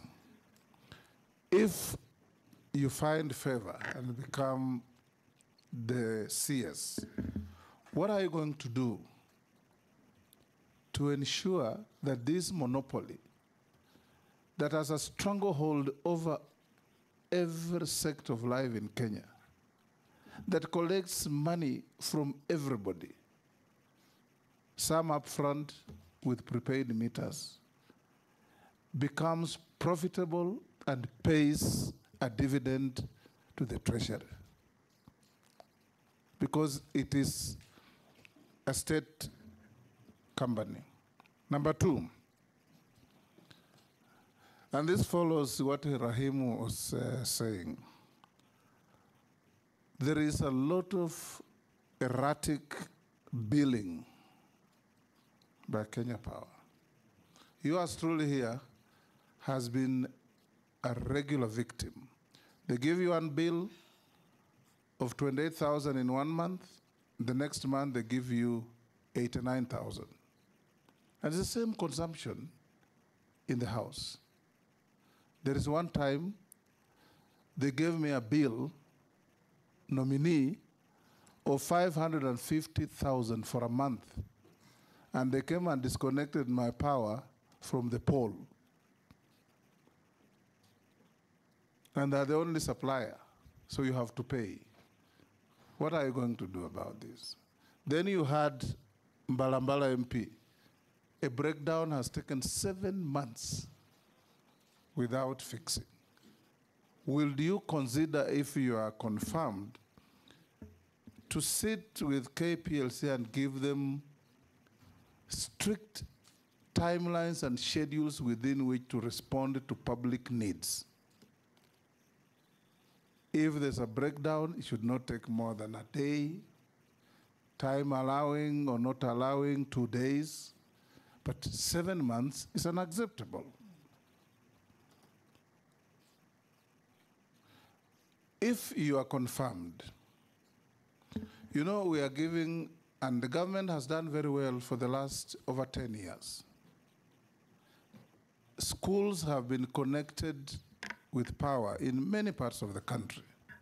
But if you go to these schools, if you turn up as an MP, the first thing you are told is, we have not paid our electricity bill.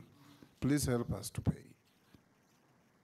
Would you consider having an arrangement where schools and public institutions are charged subsidized rates so that they do not pay commercial rates like industries, factories, and other households? So that in some schools you go, there is power connection, but the only thing it's used is teachers charging their phones, nothing else. They cannot afford to use it for anything else. So if you can consider that. Lastly, if you are confirmed, you know, I was the first electricity regulator in this country, you remember?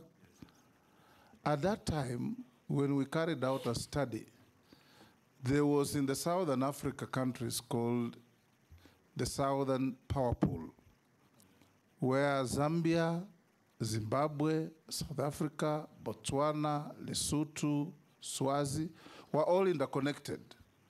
So if there was a shortage of power in Zambia, it automatically flows in from the connection in the pool and vice versa.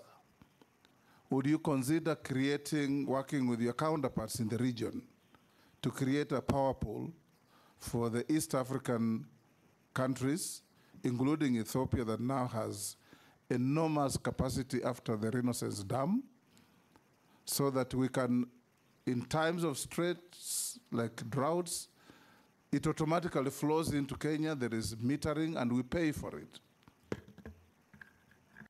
Thank you, Honorable Speaker. I will answer them in the reverse. And I agree with you. We have no option but join in the East Africa power pool. First, as a way of creating for our actors additional market.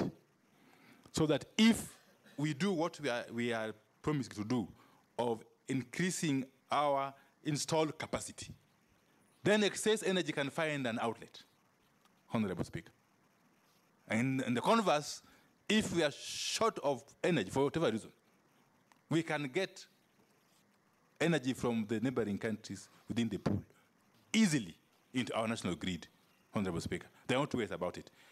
The issue of possible subsidy for schools is a great idea in my view, Honorable Speaker, and it's an issue I may have to pursue and see to what extent it can be actualized. If and when we adopt it, it looks very revolutionary because the schools are actually suffering a great deal in terms of struggling to pay these bills. And the issue of erratic billing by KPLC, which was clearly indicated earlier on by Honorable Dawood. The issue of KPLC profitability, despite being a monopoly. Honorable Speaker, I said from the outset that in my view, based on what I've seen on the desk, my desktop analysis, the KPLC would require nothing short of a business process reengineering. But then, if and when I get appointed eventually, I will have to have a sitting with the KPLC management and other players to dig deeply into the matter of KPLC. Yeah, so that when eventually we prescribe solutions, the solutions that will have long-lasting impact for the benefit of the people of Kenya, Honorable Speaker. Thank you. I've sent a few questions. Some have been put to you and you have answered. Will you end KPLC monopoly? That I've just asked you. And corruption in the petroleum industry, what will you do about it? When you revamp oil drilling in northern Kenya, I think this you have all answered. Another one says KPLC sacked 40 staff in Mombasa in 2020. When they appealed, the managers who had sacked them sat on the appeal and summarily dismissed it. Will you intervene if you are confirmed? Then other one, yes, Maya? The other one is, what strategies do you plan to implement to reduce or eliminate power outages and improve the reliability of electricity supply across the country? This you have answered. Can you outline specific measures to enhance the efficiency and capacity of the national grid? You have answered. Illegal power connections not only result in significant revenue losses, but also pose serious safety risks. What steps will you take to curb illegal power connections and ensure that all consumers are legally and safely connected to the electricity grid? How will you collaborate with law enforcement and other relevant agencies to address this issue comprehensively? I think you have also touched on that. And finally, it's to also indicate to you, nominee, that in comparable jurisdictions like Philippines, power losses amount to just about 5 to 6%. And here you talked of what, 40%? 23%. It's unacceptable. Owen? Yeah, I have a question here from one of the people watching. It says, hello, Mheshimiwa, my name is Kibor, an employee of KPLC and a skilled contract. Can you ask Honorable Opio why we've stayed almost 5 years under contract, yet they bring unskilled employees instead of hiring us? And he says, we have 892 skilled fundis who are under contract in KPLC, and they have refused to hire. You are not a minister. You will not answer that. And you are not solving industrial problems in KPLC. Yes, you are being vetted. Yes. Honorable members, we'll now, yes, Mary? From? No. You have? Go ahead. One only. Sorry. One is from a Kenyan who is complimenting you and saying if you open the refinery, they'll have opportunity for internship as students. The other one is asking, how long does it take to compensate a Kenyan whose house was burnt in 2022 through a transformer fault? So if you get to office, how long will you take to compensate such Kenyans? Honorable Speaker, I think if I am lucky to be appointed, I will take up these issues with the relevant persons in KPLC here. Yes, nominee, can you answer the following questions? Have you been adversely mentioned in any integrity-related report? Not at all. Not at all. Yeah. Do you hold any leadership position in any political party within Kenya? No, I'd resigned last week from both ODM and Azimio La Umoja Coalition Party. What is your net worth? My net worth is about 530 million Kenya shillings. 530. Made of? Well, it's largely cash, a little bit of cash, real estate, a lot of interest in real estate. Developed and also farms. I have farms all over, Honorable Speaker, in Siaya. In Siaya. You've been buying out your neighbors? Not really. I also have a farm in Narok, Honorable Speaker. I've got some plots in Kitengela. Yes. In Migori, yes. In Honorable Junior's constituency. In Bungoma? Bungoma, no. I have got some residential houses in Migori. Yes. Yeah, in Nairobi here, on Kangundo Road. Yes. That is unsolicited information. Nominee, unless you are otherwise lawfully held, we received how many? 13 memoranda on you. You responded to all of them satisfactorily. Your documents have been checked with what we have, and they have been found to be in order. You are therefore released to go about your duties. You know, you are a member of this committee. Ordinarily, you are a member of this committee. Yes, I know, Honorable Speaker. Yes. Yeah, thank you very much. You are not allowed to participate in any of the proceedings in this regard. Most obliged. Thank you. Actually, we have not discharged him from the committee. Once he leaves Parliament. Yes, once you need to discharge him now. Honorable Speaker, thank you very much. And I want to thank you for the manner in which you have conducted this process up to now. And can only look forward to your favorable consideration when you retreat to do your report, Honorable Speaker. Thank you, Honorable Wandai. I'm delighted that for a change, you can plead. Honorable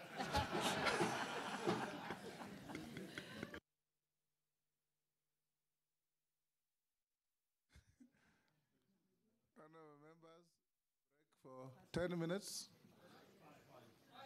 No, 10, so that the staff can also put on your desks the documents for the next.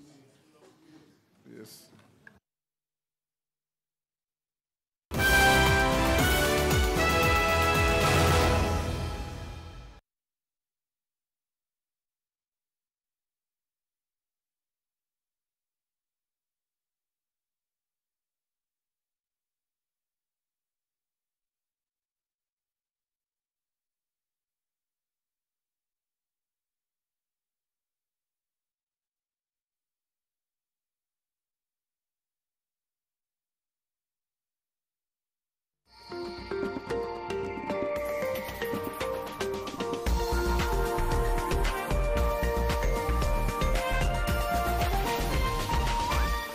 This is NTV.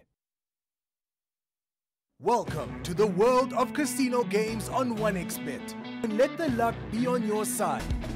Slot games on 1xBet, where fortune awaits. My skin is my identity and deserves care made specially for me. New Nivea Radiant and Beauty Advanced Care with 5 oils and 5 vitamins. Helps reduce appearance of stretch marks in just 2 weeks. For your shade of beautiful.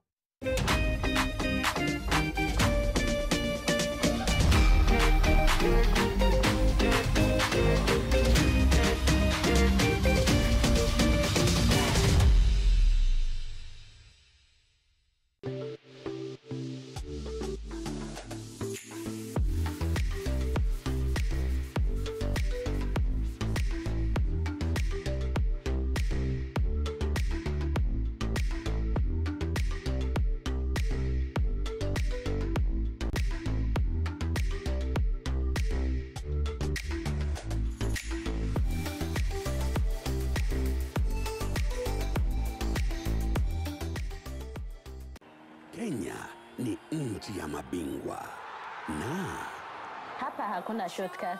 Kuwa bingwa ni kujitolea, kujituma. Mabingwa hutambua mabingwa wenzao. Mabingwa hurauka kabla ya jua kuchomoka.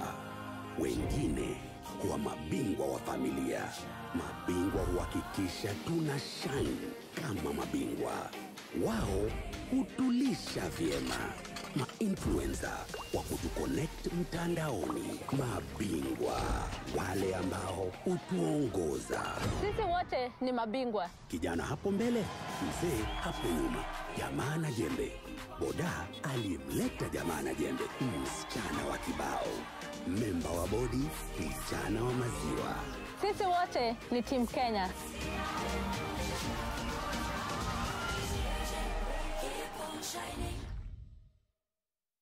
Holiday Bonanza iko kwa star 570 hash pekee na ni option 4. Inamaanisha mwezi mzima wa Agosti ni tushinde. Dial star 570 hash, chagua option number 4 na ujipatie ushindi wako wa bidhaa au chapa, kwa sababu tumejaza. Kila wiki tunatangaza mshindi wa 250,000 Kenyan shillings na zaidi na zawadi chungu mzima. Alafu guess what?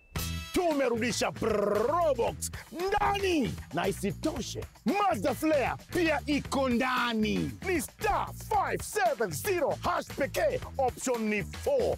Holiday Bonanza, tushinde!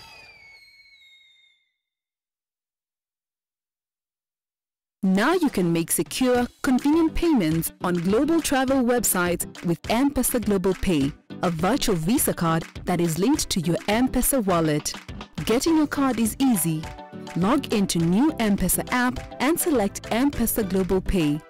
Then click Activate. Choose a card color or image and click Select. Enter your M-Pesa PIN. You will receive a confirmation message and your card is now ready to use.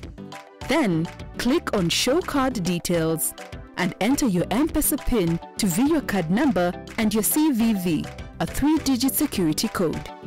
Next, when you check out on the global website, choose Visa as your payment option.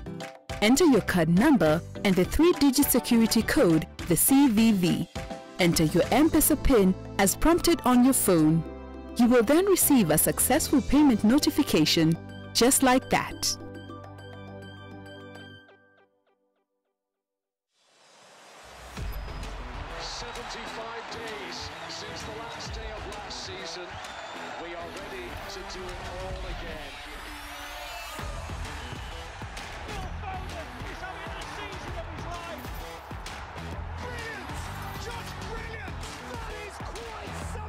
Star 423 hash gets DSTV Compact for 3,700 Kenya shillings and connect to all the football you want on DSTV.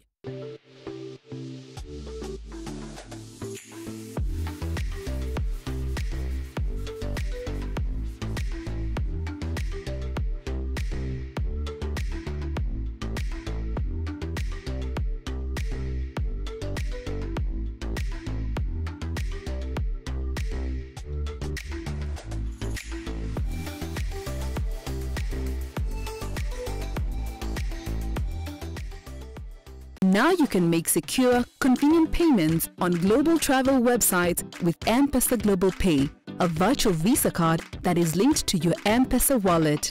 Getting your card is easy. Log into new M-Pesa app and select M-Pesa Global Pay. Then click Activate. Choose a card color or image and click Select. Enter your M-Pesa PIN. You will receive a confirmation message and your card is now ready to use. Then, click on Show Card Details and enter your M-Pesa PIN to view your card number and your CVV, a 3-digit security code. Next, when you check out on the global website, choose Visa as your payment option. Enter your card number and the 3-digit security code, the CVV. Enter your M-Pesa PIN as prompted on your phone. You will then receive a successful payment notification, just like that.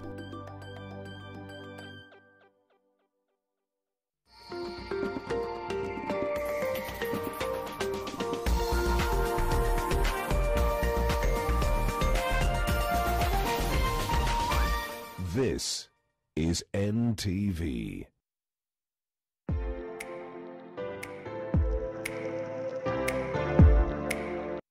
All right, so we are still here. We have Aga Khan, tuko na madaktari by the way leo.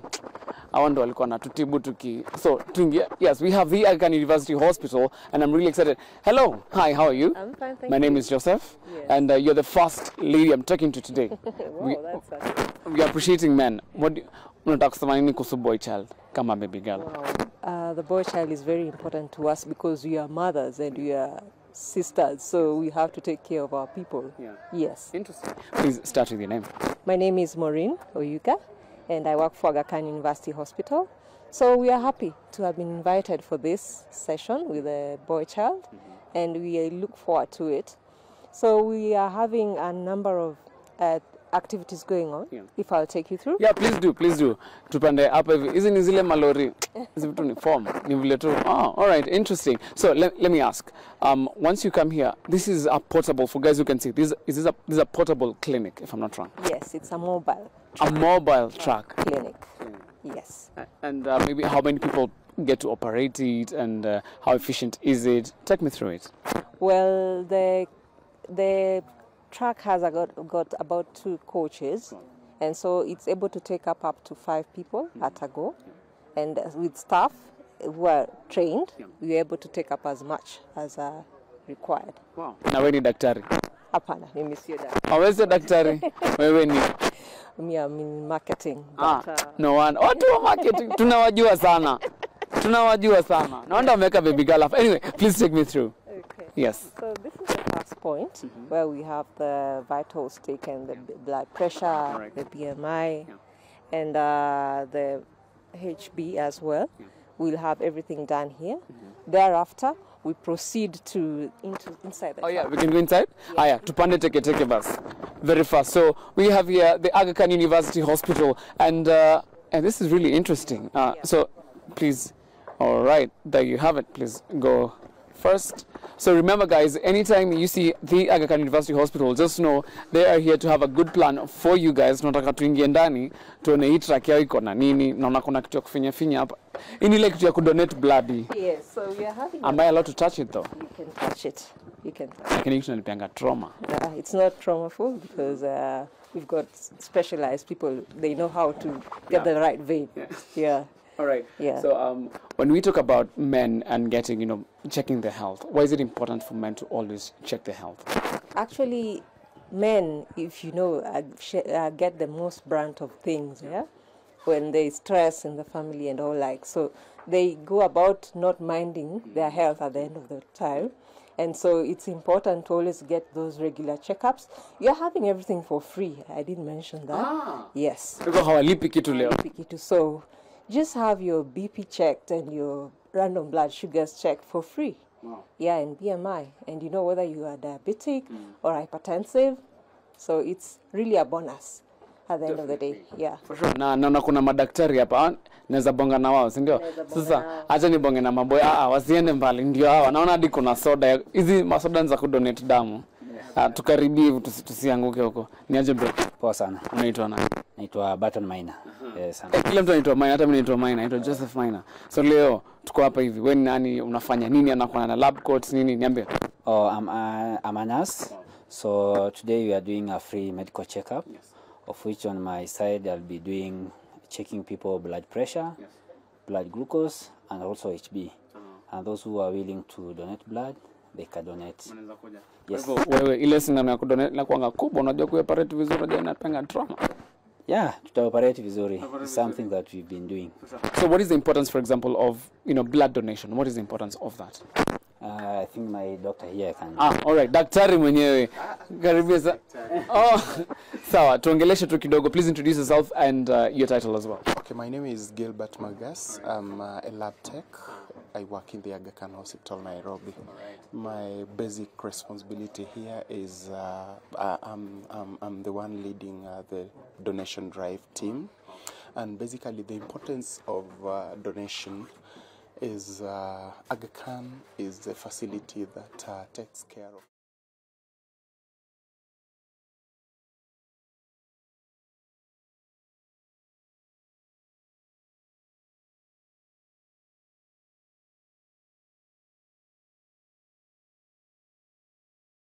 on personal basis. When you donate blood, you actually have an opportunity to do a total medical checkup for free, because we run extensive testings, including even HIV, hepatitis, blood counts, and before you even donate, we also look at your health issues. All right, thank you so much, sir. It's really detailed. So the Aga Khan University Hospital have everything, and yeah, so the live and direct at the Man Cave, free. You've said bure. It's free, yes, absolutely free of charge for men. For men. Wasiogope. Mtu asiogope kuja, tutakwambia kama uko poa. Tupo. Asante sana. Thank you so much, sir. And so tukikuja hapa hivi, this is the Aga Khan University Hospital, live and direct. Ningesoma kidogo, ningekuwa daktari, lakini kidogo aluta, tukapenda aluta sana, lakini it's alright. Yeah, thank you so much. Acha tunzigote wase, ni aje? Hello. Unaitwa nani? Naitwa Joshua Okero. Yeah, I'm from the Aga Khan University. Today we are here as the men. As the men. Una-expect nini leo? So I'm expecting guys to come over for their checkup, routine checkup. It is free, as you've heard. So you can have your blood pressure, your blood sugars, everything, your BMI calculated for you. So Kila kitu. We got you. Makuje. Asante sana bro. Aya, thank you so much. So that is right here. So thank you. Sijamwambia ngoja. Sijamwambia asanti. So where can guys find you? Teke. I'm at Aga Khan University Hospital, 3rd Avenue, Parklands. And so I'm in marketing department, but we are available. Any day. All right. Thank you so much. We'll be back. Asante. All right. So live and direct at the Man Cave 4th edition, live and direct from Tilisi. They call me the Trendsetter at Joseph Trends. We have a couple of partners with us. We have wait. I can see Amara is here, Natural Glow, and we have the leadership group. Yeah, kuna baby girl Anaka Fresh. Hi. Anyway, hi. How are you? I'm fine, thank you. How are you? What is your name? Very well. I'm Kelly Muigai. Yes. From? I'm Kelly Muigai from the leadership group, the business support and operations manager of the leadership group. When you're bossy, yani? Not really. Not really. I just manage a department there. Yeah. What do you have for men today? Wow. So what do I have for men today? We have a really nice book written by Dr. Martin Odoro Tieno, who is the founder of the leadership group. He founded the leadership group in 2015. So we have the book there where he just talks about his life and his experience in leadership, in governance, in government, in the banking industry. So we have that book that... Very nice. That book for them to just read about his life in terms of his family life, his career journey, his work-life balance. So we have that for them. And we also have some products from the leadership group that they can explore. Wow. So Mr. Experience is the best teacher? Experience is the best teacher. Absolutely. Absolutely, and you can read that in Martin's book. All right. So, as a lady, today is all about men. What do you look forward to maybe learning a thing from two about men today, and why is it important for even men to come through here today? What do I look forward to learning? From men? Yes. Today? Ama wanaume tu. The ladies wanasemanga wanaume. No. You know, we consider men our leaders, and it's always really nice to learn from men, actually. So, if the men could come here, I don't know if they're allowed to share what they've learned inside there. I have from maybe your experience, maybe with the book and everything from Dr. Martin Odwar. Yeah. What will they learn? One word, maybe. They learn. Yeah, from Dr. Martin Odwar. Leadership and family, and those are some of the top lessons in Martin's life. And I hope they can learn from the book. I hope they can learn about leadership and about family and how to prioritize family and how to balance family with work. All right.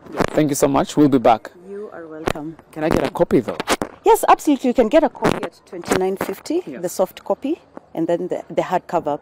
The soft cover is $29.50 and the hardcover is $39.50. Right, so you can come back and get a copy. Yeah, definitely. I'll be back. Thank you so much for having us. We'll be back. So, yeah, thank you. Today is all about men. We are here. Kama kawaida tuko Tilisi hapa hivi tumebonga kuhusu Tilisi views. Yaje bosi. Unakaa fresh. Uko fiti. Yaani baridi ya Tilisi kidogo haiko.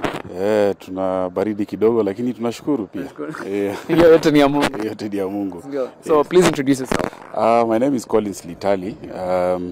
I'm from a company known as Crown Motors Limited.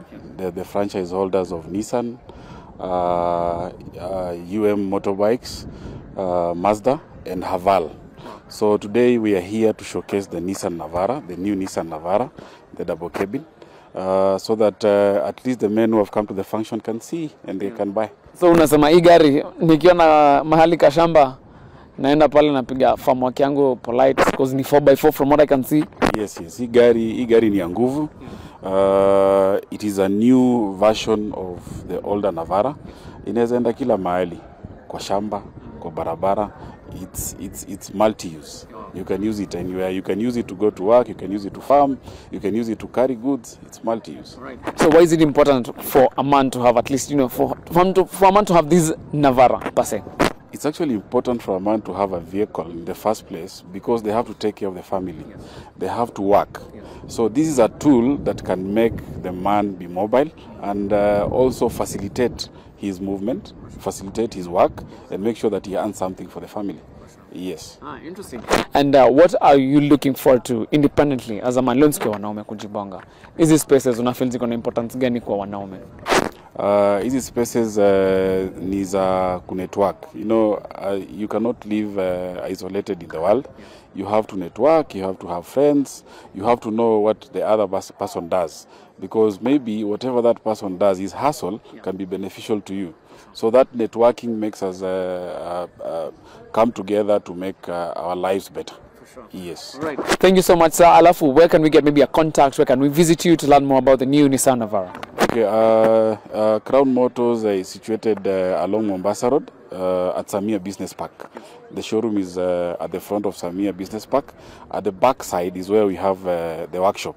But we also have other branches across the country in Kisumu, in Mombasa, in Nakuru, and other sub-dealers in all the major towns in Kenya. So once you buy the car, any cars that we have in our franchise, you can still be able to get good service, you can still be able to get continuity. Interesting. Yeah. Thank you so much, sir. We'll be back to step in a story. Thank you. All right. So tuko hapa hivi na watu wa mafuta ama baby girl, pia wanaume wako hapa hivi wanapambwa. So it's not all about, we have Amara natural glow. Hapa hivi naona vitu mob. This is an antibacterial hand wash. Yani hadi Amara kuna antibacterial hand wash, kuna shower gel, kuna nini. Mimi napewa nini kwanza? Niende nioge nayo. So for you guys, yes, we have the men. Yes.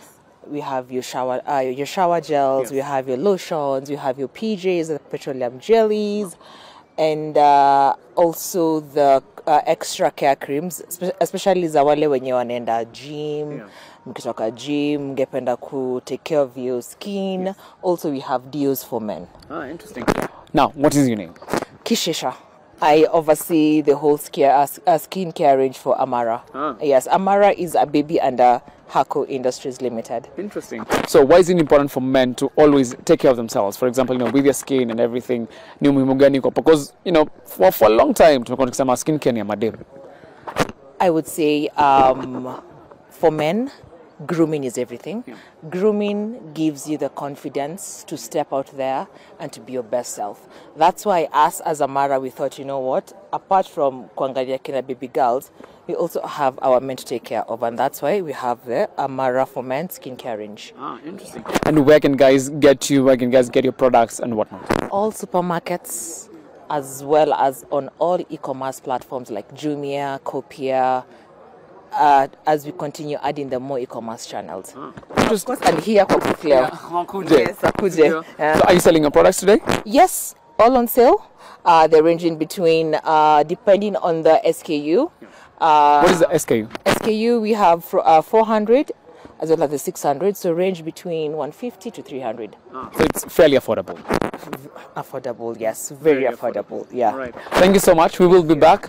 Lakini mimi sijapewa zawadi, nataka zawadi ya Hako Industries ya Mara. I want to be anyway. Thank you so much for having us here.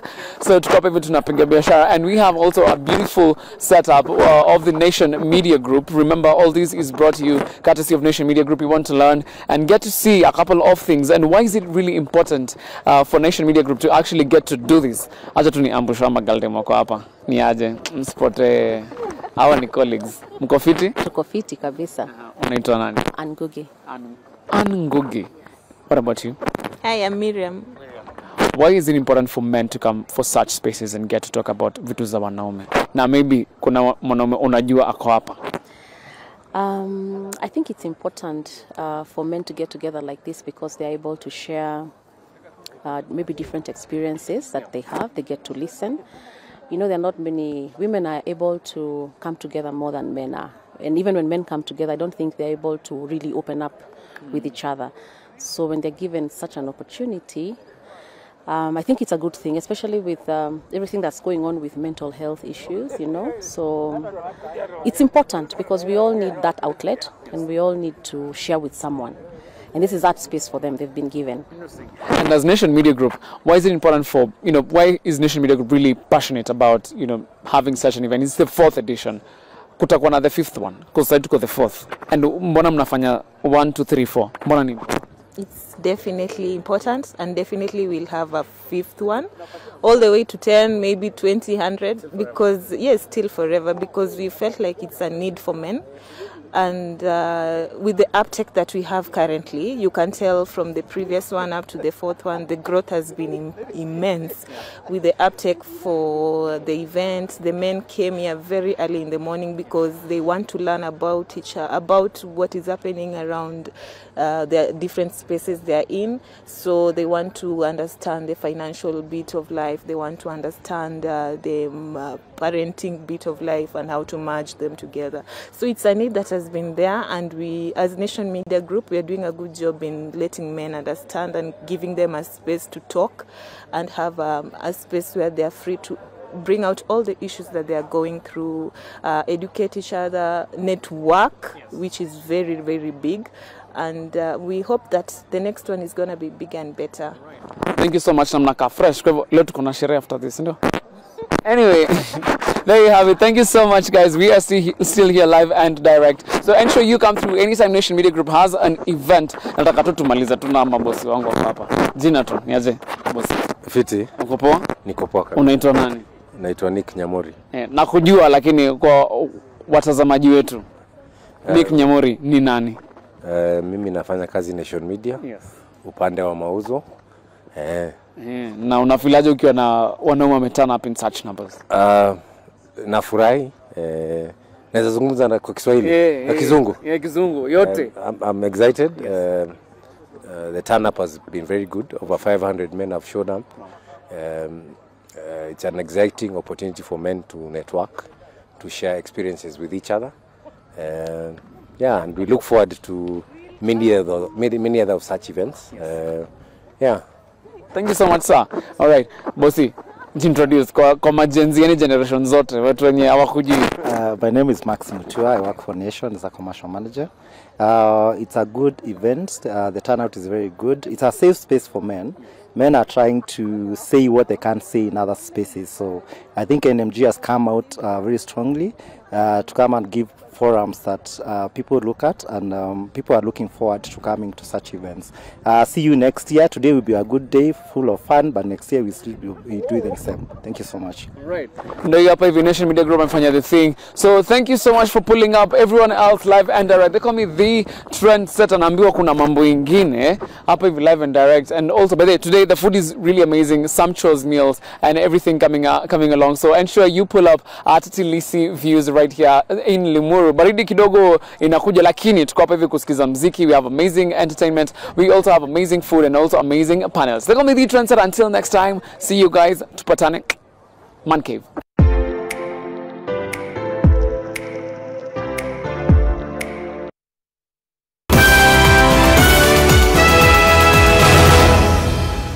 I was the president of the Fellowship of Christian Unions leadership across the country. Mr. Speaker, beyond that, I need to say that I also was a board member of the Youth Agenda, where our focus was to make sure that we mainstream youth issues. Mr. Speaker, I have worked with many civil society, both as a consultant, but also as a volunteer in the board. I do a lot of sports-related issues. Mr. Speaker, I was the captain of Bunge FC, and I see my members here, Mr. Speaker. Honorable Kikaria was a fantastic midfielder, a bit aggressive sometimes, but Mr. Speaker, I was the captain, and we did exceptionally well during my tenure, and I scored so many goals in Africa. I say this, Mr. Speaker, because of the relevance of this sector of creative economy, youth and sports. And Mr. Speaker, I'm a passionate sports fan, Mr. Speaker, and I believe that my nomination shall contribute to making the issues of the youth, Mr. Speaker, successful. I need to conclude by saying that I was elected in 2013 as a very young leader, not too young, but at least within the bracket of the youth. I was 32 years old. I came to the Senate, Mr. Speaker, and served immediately, nominated to serve in Pan-African Parliament, became the chair of Devolution Committee, graduated quickly to become the Deputy Majority Leader. By second term, Mr. Speaker, I was the Majority Leader in the Senate.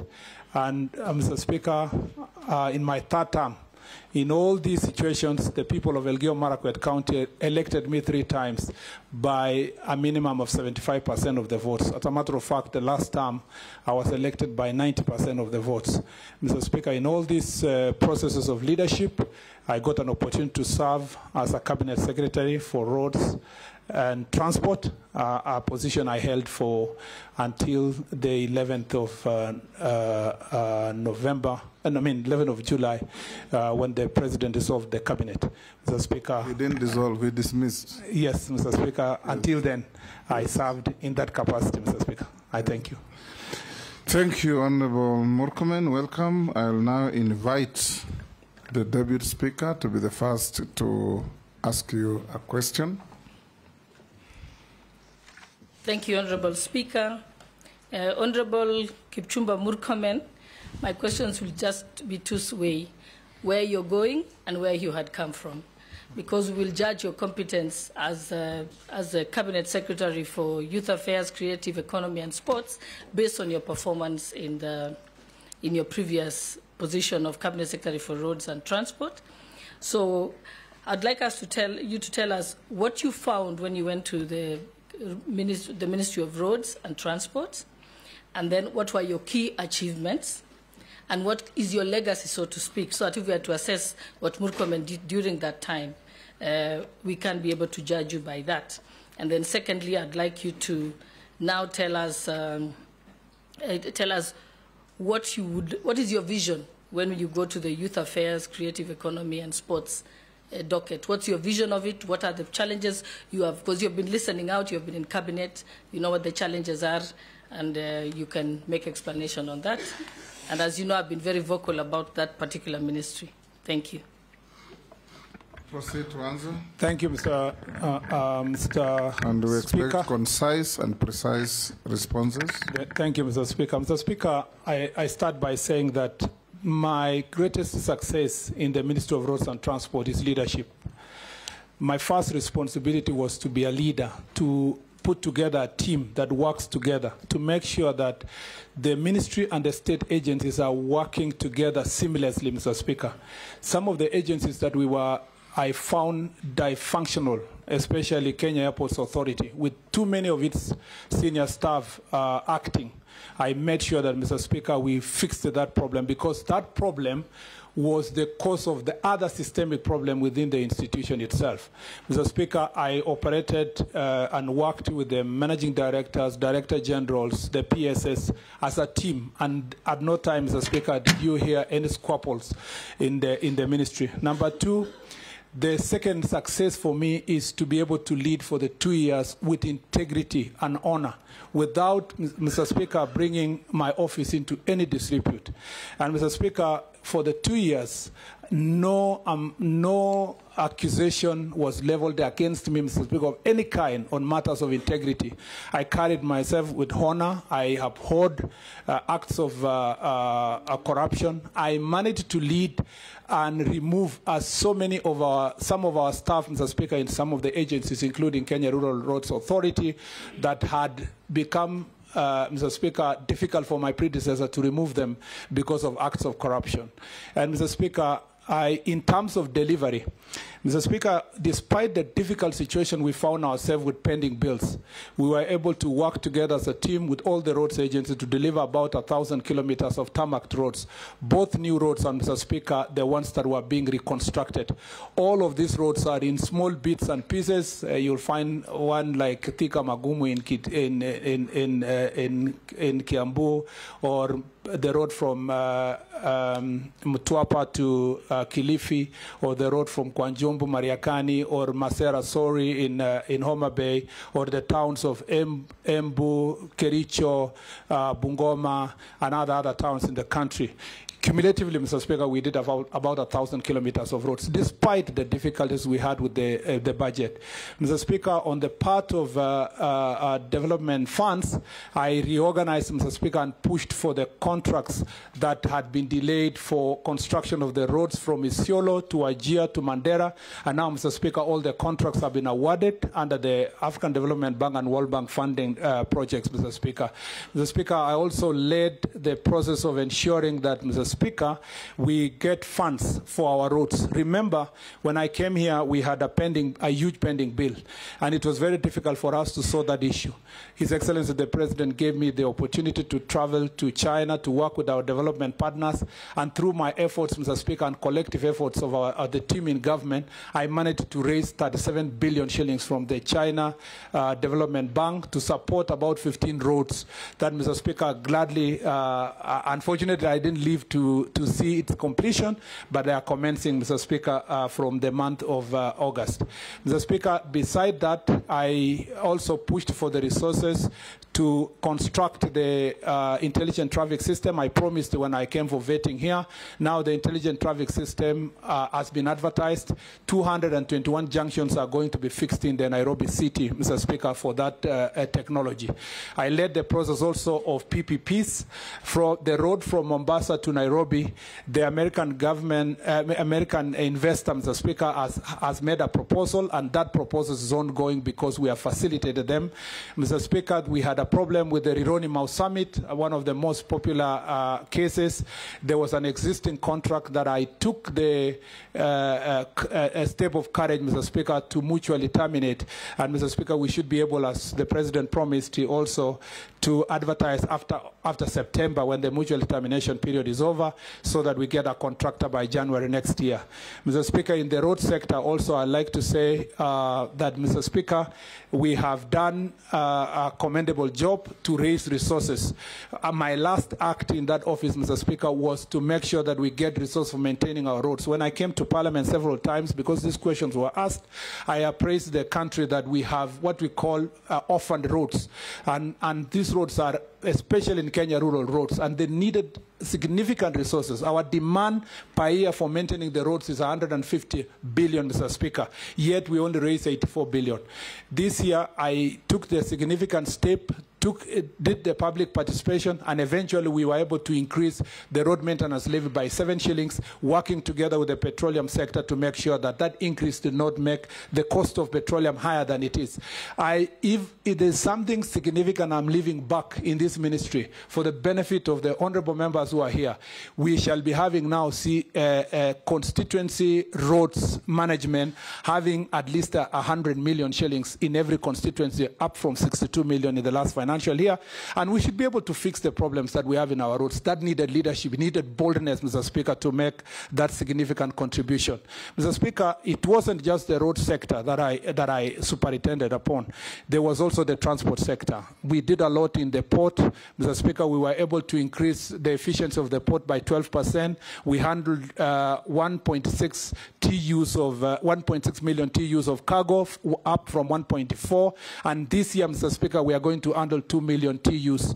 In also that sector, Mr. Speaker, we have increased investment, especially in Lake Victoria. Now the oil transport that I saw Honorable Wandai speaking about, now fuel is being transported across Lake Victoria. You don't need to burden the roads across to Uganda.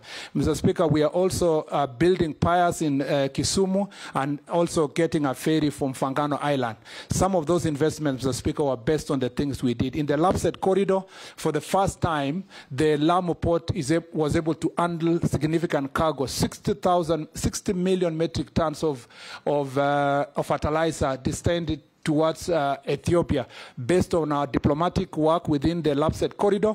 Now Lapsset corridor is functioning. The road from Lamu to Ijara, Mr. Speaker, which was a Maram road, we made sure that we fixed that problem. Now a tarmac road is being constructed. It's on the way. We have up to February next year to make sure that that tarmac road is delivered to Ijara, and the road from Ijara to Isiolo is also ongoing, Mr. Speaker. I look forward within next year that the Lapsset corridor will be completed, Mr. Speaker.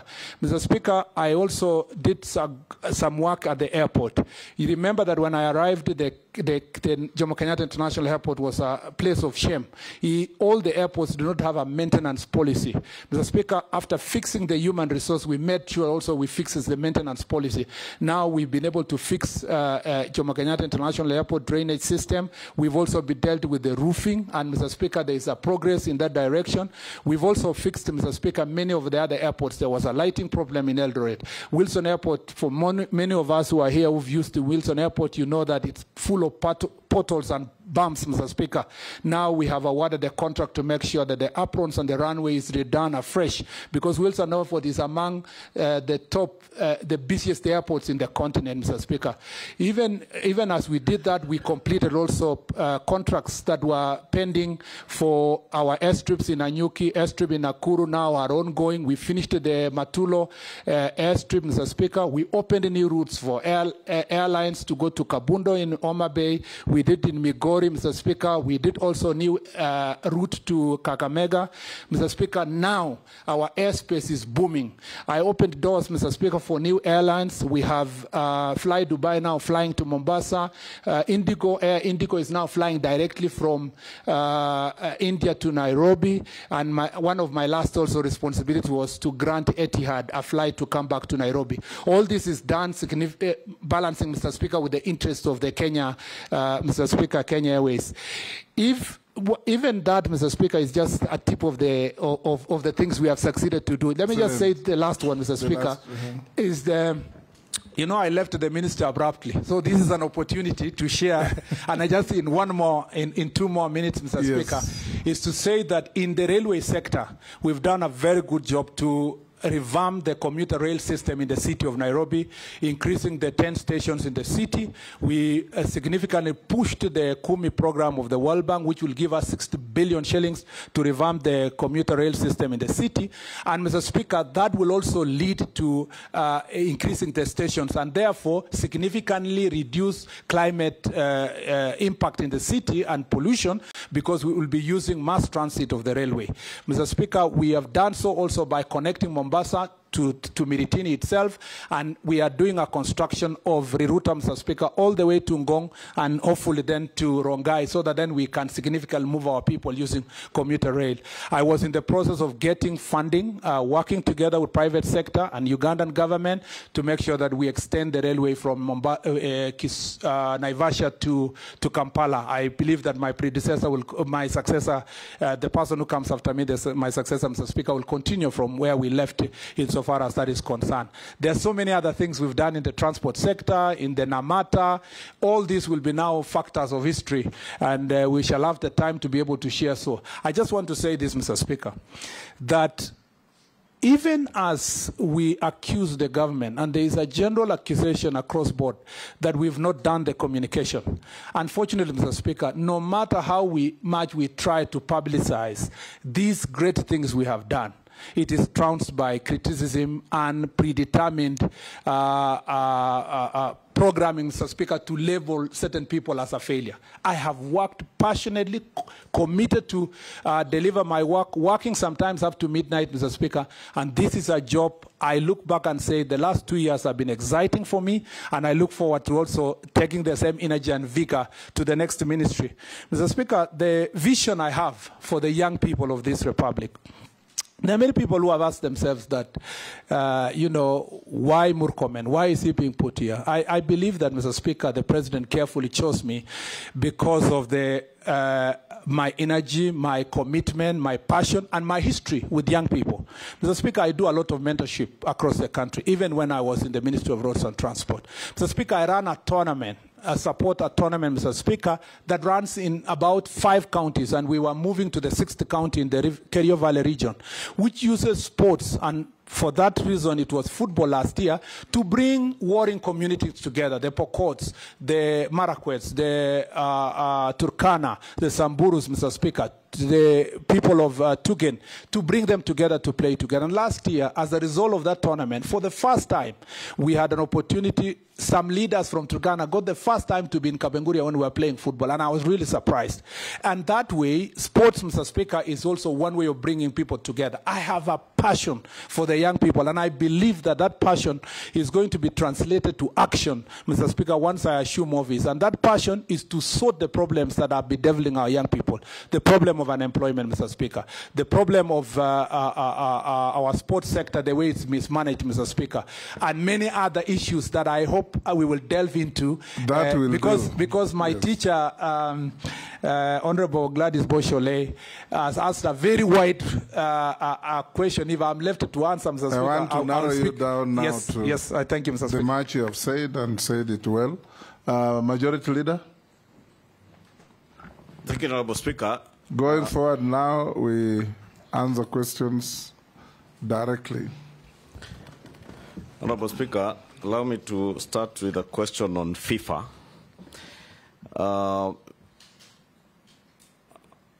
CS nominee FKF received a letter from FIFA in March threatening suspension following a litany of court cases bedeviling the Kenyan Federation. And to date, FKF has not held their AGM, nor released an election roadmap. If you get the opportunity to serve in this ministry or don't want to hear what you intend to do, I do know you're a football fan, but the teams that you support are not Kenyan teams, at least the ones I see you online supporting. What will you do to make sure that our football gets back its glory and at least Kenyans can be watching our Premier League the way they watch the English Premier League? 2, you have clearly put out your report card for the time that you are the Ministry of Roads and Infrastructure. I remember a year ago, you appeared in Parliament and promised Parliament and the people of Kenya that you would be exploring PPP as a model, an alternative model of financing huge infrastructural projects. I do know there was some work on Adani at the airport. Would want to hear whether this is a Kipchumba Murkomen who has been accused on social media of selling, in quotes, our airport? Did you or did you not sell our airport? And who did you sell to? Take Junet as well. Mr. Speaker. Yes. I have taken note that the CS nominee, last time we vetted him here under your chairmanship, and I've seen he has just come with the same suit that he came with that time. I have the picture with me here in my phone, Mr. Speaker. I was waiting for a different one. It's the same suit? The same suit and the same tie. I was looking for something else. Maybe that's his attire of luck. Yeah, that's what I'm seeing, Mr. Speaker. Maybe the people who live in the valleys of Elgeyo Marakwet told him, if you want to get approval, just take that suit and that tie. Yes. Anyway, Mr. Speaker, the question I want to ask him is that one is about this Ministry of Sports. I wanted to ask him that about protection and growth of local content. What measures will you take to protect Kenyan artists from plagiarism? Then how is the government going to assist local artists, local creatives, in achieving 60% of content for local broadcast? How will you ensure that all Kenyans, including those who do not have access to TV, can consume our local content? How will you achieve that? And lastly, Waziri, from your previous office, please put it very clear to this committee. What is this matter of Adani and Jomo Kenyatta Airport? When did you travel to India? Whom did you go? What is the content of the letter? Everything. We want to know whether the Jomo Kenyatta Airport is still Kenyan Airport or it is now Mumbai International Airport. Please. Yes, nominee. Mr. Chair, as a matter of fact, what... You either refer to me as chairman or speaker. I'm not a chair. I'm sitting on one. Yes, Mr. Speaker. Yes. Mr. Chairperson. Or Chairman. Yes. Why don't you like Chairperson, Mr. Speaker? Because you don't want to give room for agenda. Yes. Mr. Chairman. Yes. If I say this, I will offend you and other people. I am an ardent fan. Contrary to what Mr. Kimani Ichung'wah said, I am a serious fan of Gor Mahia. I used to. Does that offend me? Because you are a fan. I suspect you are AFC. I'm a fan of Arsenal. No, my local team is AFC. On a light note, I used to. On Saturdays in the St. Patrick's High School, we used to be allowed to get out of school. So we used to sneak from Iten all the way to Eldoret to watch Gor Mahia play KCC. And I was really used to be thrilled. So I've been a Gor Mahia fan for a long period of time. Besides that, in UK, I support Manchester, and in Spain, I support Real Madrid. Mr. Speaker, sport is for fun. And Mr. Speaker, I agree with Honorable Kimani Ichung'wah. Those days when we used to support Gor Mahia, AFC, and all the other teams, Shabana, among others, KCC, we even used to know all the players, up to the reserve team. Now, Mr. Speaker, I don't even know our Gor Mahia players, who they are, even when they change. Why? Because the standard of football has gone down over time. It is a paradox because access to media has increased. Meanwhile, the accessing sports and publicity of sport and standard of sports has gone down. And therefore, Mr. Speaker, I agree with Honorable Kimani Ichung'wah that the place that has to start is, Mr. Speaker, football, sports management, and for this purpose, FKF. Mr. Speaker, it is not right that for the last 8 years, you have an organization that has a leadership in office that has not been elected, but they are there in perpetuity, Mr. Speaker. Mr. Speaker, it's not just FKF, it's AK. AK has been there for 12 years without an election. Cricket Association, the same. Badminton, the same. Mr. Speaker, for swimming, the same. There is a problem, a serious problem, Mr. Speaker, when it comes to sports management in this country. And Mr. Speaker, what is also worse is that there is a collaboration. And unfortunately, as an officer of the court, I have to say this. There is a collaboration between these organizations and, Mr. Speaker, court orders. If you find why the AK has never held elections for 12 years, it's because they are perpetuating themselves using a court order. That is the same way the FKF is perpetuating itself a court order. Mr. Speaker, the first thing I will do is to make sure that we bring all the stakeholders, and Mr. Speaker, I promise I'll do that within the next 1 month, all the stakeholders in different sectors of sports to make sure that we have a conversation on how to turn around these sports. Number two, Mr. Speaker, I would like, and I hope the Chief Justice is watching me, or even if she's not watching me, she will be told. I'd like to have a meeting with the Chief Justice, Mr. Speaker, should I be approved, to discuss with the Chief Justice how they will expeditiously make decisions in relation to, Mr. Speaker, elections and officials of sports associations. Mr. Speaker, the Chief Justice and our judges must understand that they are blocking young people from accessing opportunities, Mr. Speaker. The third issue, Mr. Speaker, is that I am going to request those people who have served for more than 8 years in any federation, Mr. Speaker, to recuse themselves and give an opportunity to new people who have energy and vigor to be elected, Mr. Speaker, to make sure that they take over these associations. The last thing, Mr. Speaker, I'll say on that point is they will never recuse themselves. I know. Just restructure the constitution. I'm coming to the next one. Give them 2 terms, non-renewable. After 2 terms, 3 years, 4 years, they finish, they go. I was coming to that, Mr. Speaker. I was coming to the next issue. The next issue, Mr. Speaker, is that we will make sure that we will not finance any sports federation that, Mr. Speaker, is not following the Sports Act and does not do regular elections. Mr. Speaker, the other issue that we must deal with is that we cannot hide. Our sports federations cannot continue to hide, saying that the resources they get from FIFA or World Athletics Organization or International Badminton Organizations are not subject to auditing. We must audit that money, Mr. Speaker, and we will involve Ethics and Anti-Corruption Commission, we will involve DCI if it requires, Mr. Speaker.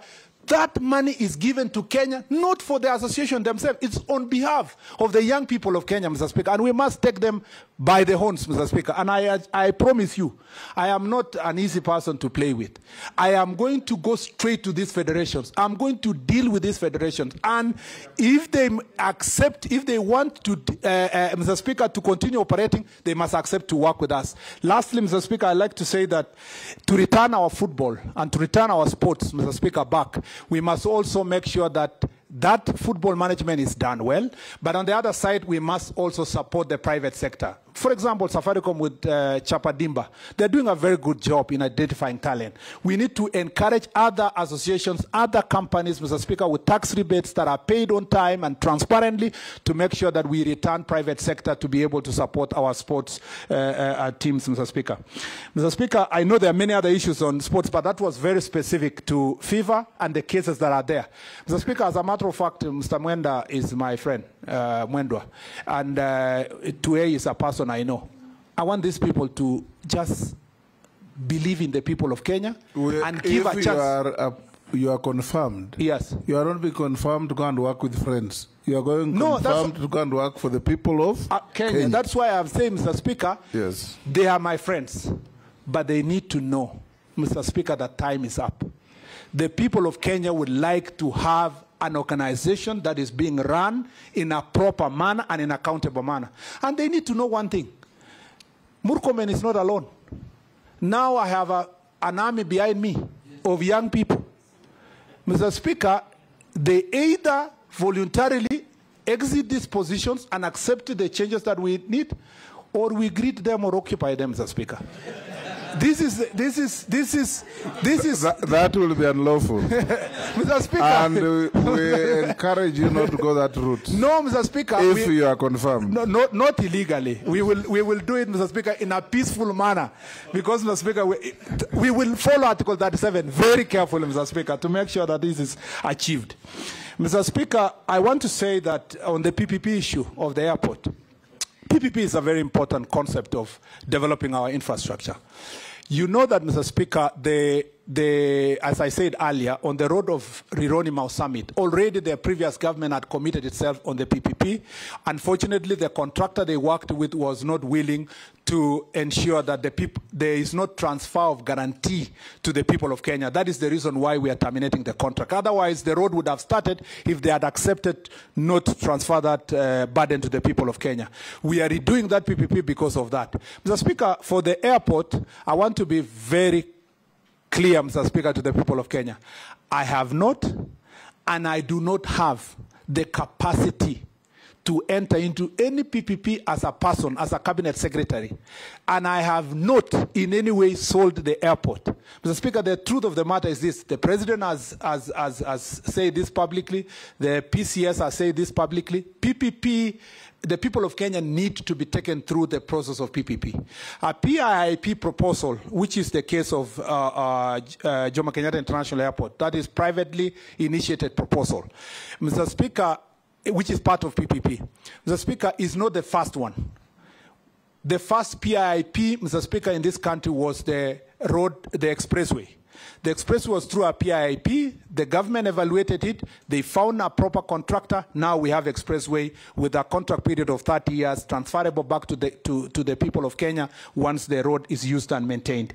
Mr. Speaker, the difference between the expressway and the airport is that there was a proposal. And this is not just one proposal. People keep coming with proposals. Some are serious, some are not serious. Some you invite them to come for meetings, they don't come. When a PIIP proposal has been done, the contracting authority, in this case Kenya Airports Authority, goes through a preliminary process of establishing the viability and the verifying the existence of the company, the capacity, and so forth. Once they do the preliminary process, Mr. Speaker, as the case is in Jomo Kenyatta International Airport, that process now moves to PPP committee, PPP's directorate in the ministry, in the treasury. That process has not even reached the treasury yet. What Kenya Airports Authority was to do is to first establish the relationship with the proponent. Now, they have reached a certain threshold now that they should be able now to do public participation and stakeholder engagement, after which they will send the report to PPP's committee. The PPP directorate will move it back to the contracting authority. The contracting authority will write to the ministry. The ministry, the cabinet secretary in charge of transport, when the time comes, will write to the attorney general. The attorney general will go through it, Mr. Speaker. If he agrees, also it is forwarded to the treasury minister. The minister, if he agrees, you do a CAB memo. And you know, Mr. Speaker, you have worked in government. A CAB memo will be circulated to among the parties. It's tabled in the cabinet. And if the cabinet agrees, they pass it. So for someone to wake up one morning and say all such an elaborate process would have involved one individual, let alone even one agency. A PPP process is a collective process of government. And I want to assure the people of Kenya that your assets are safe. Jomo Kenyatta International Airport is safe. When this process advances, and I hope it advances, we will get to the level where we will make sure that the product that we get is going to benefit the people of Kenya. One thing I want to assure you, the first thing I did was to resolve the dispute that was there. There was a claim of 20 billion shillings hanging on KA. Through negotiation and mediation, we made sure that we negotiated out and only we are paying 600 million shillings. Mr. Speaker, that now the airport is ready for investment, ready to receive investment, like other airports. Once we are done with that, Malindi, for example, where Honorable Baya comes from, Mr. Speaker, has got funding from Italian government, and we are able to get funding from Italian government to build a modern airport in Malindi. This is how we should move. If we succeed to get PPP in Jomo Kenyatta, and again, another thing I want to assure Kenyans, where the proponent will build the terminal is the only size of land, maybe 20, 30 acres. It's not the 1,000 acres, the total acres of Jomo Kenyatta International Airport. It's only a small section that will be concessioned where the proponent will build the terminal. And we need it. Otherwise, if we don't need it, Mr. Speaker, if we don't do it, we will become, Mr. Speaker, the last in this region. Ethiopia has defeated us. Rwanda is about to complete their airport. Tanzania has improved theirs. Even Uganda have a better airport. Even NTV is looking more presentable. The same Kenyans who are talking about leaking roofs, drainage systems, Mr. Speaker, very bad infrastructure. CS nominee should be able to support that process. Nominee. Yes, Mr. Speaker. You're just confirming one thing. Yes.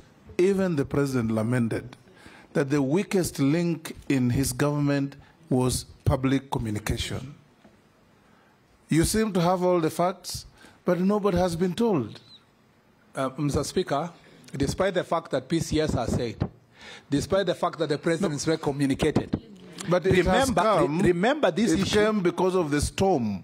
But if it was explained along the way as you went about these things, the public would have understood you better.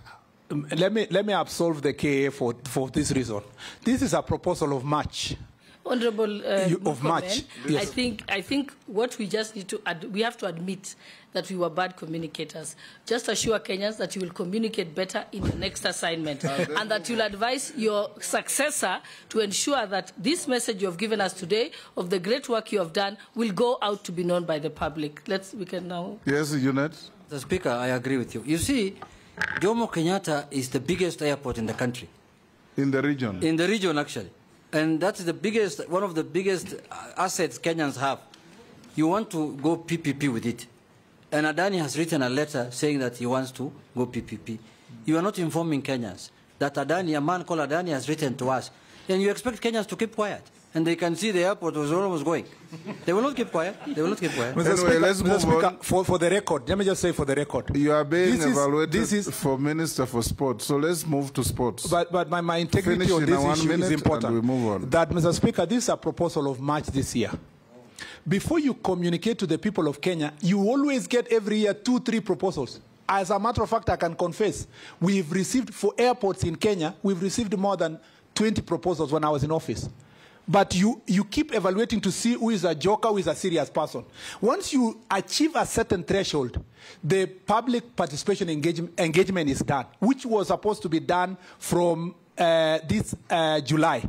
But, Mr. Speaker, it coincided with the time that the President made the changes, when we were now supposed to do this. Number two, more than 5 times I have communicated PPP on Jomo Kenyatta International Airport through Parliament. Several times I've been asked this question, and I've said there are proposals that we are working on, looking at, and we will communicate to the public about the PPP. So, Mr. Speaker, the time had not reached for us to make that public. You've made the point. The last thing I want to say is that Honorable Junet talked about protection of local content. I think, Mr. Speaker, we just need to be serious as a country. We need to implement our intellectual property laws, Mr. Speaker. I know that we have institutions in place, Kenya Copyright Board, Kenya Industrial Property Institute. We have also, Mr. Speaker, Anti-Counterfeit Agency, which I served as the first board member, who are supposed to do enforcement. I think that needs to be done. Suffice to note, Mr. Speaker, that is not within my ministry. It is in the Arts and Culture Department in the Ministry of Gender, Mr. Speaker. Mr. Speaker, also in the terms of local content, I totally agree with Honorable Junet. We need to bring Citizen TV and Royal Media have a product that they try to support local content.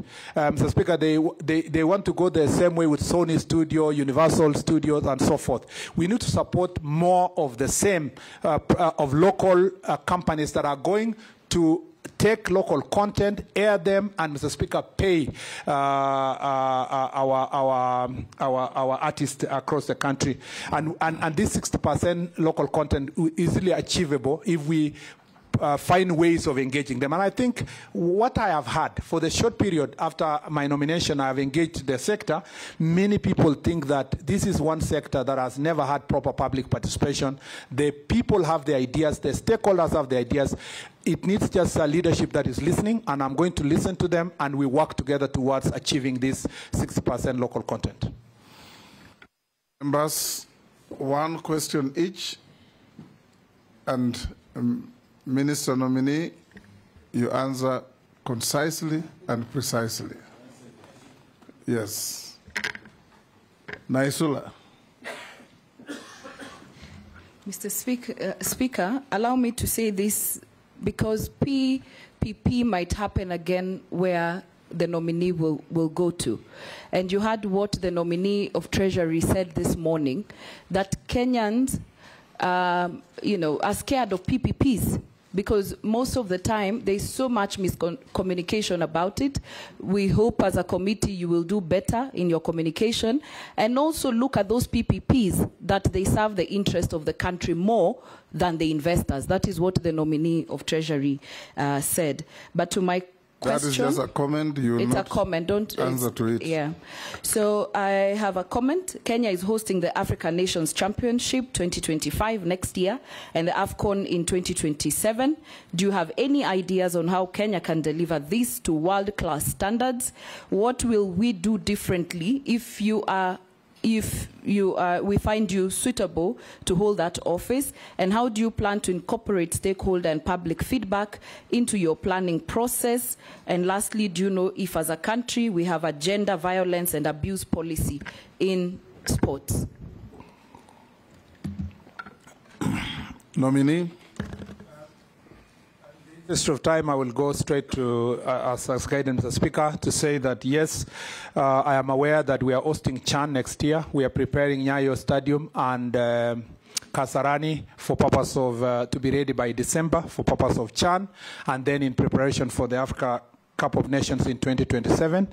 Mr. Speaker, I'd like to say that to deliver this world-class, to deliver the tournament to a world-class level, Mr. Speaker, we are going to put in place a steering committee that has all the stakeholders.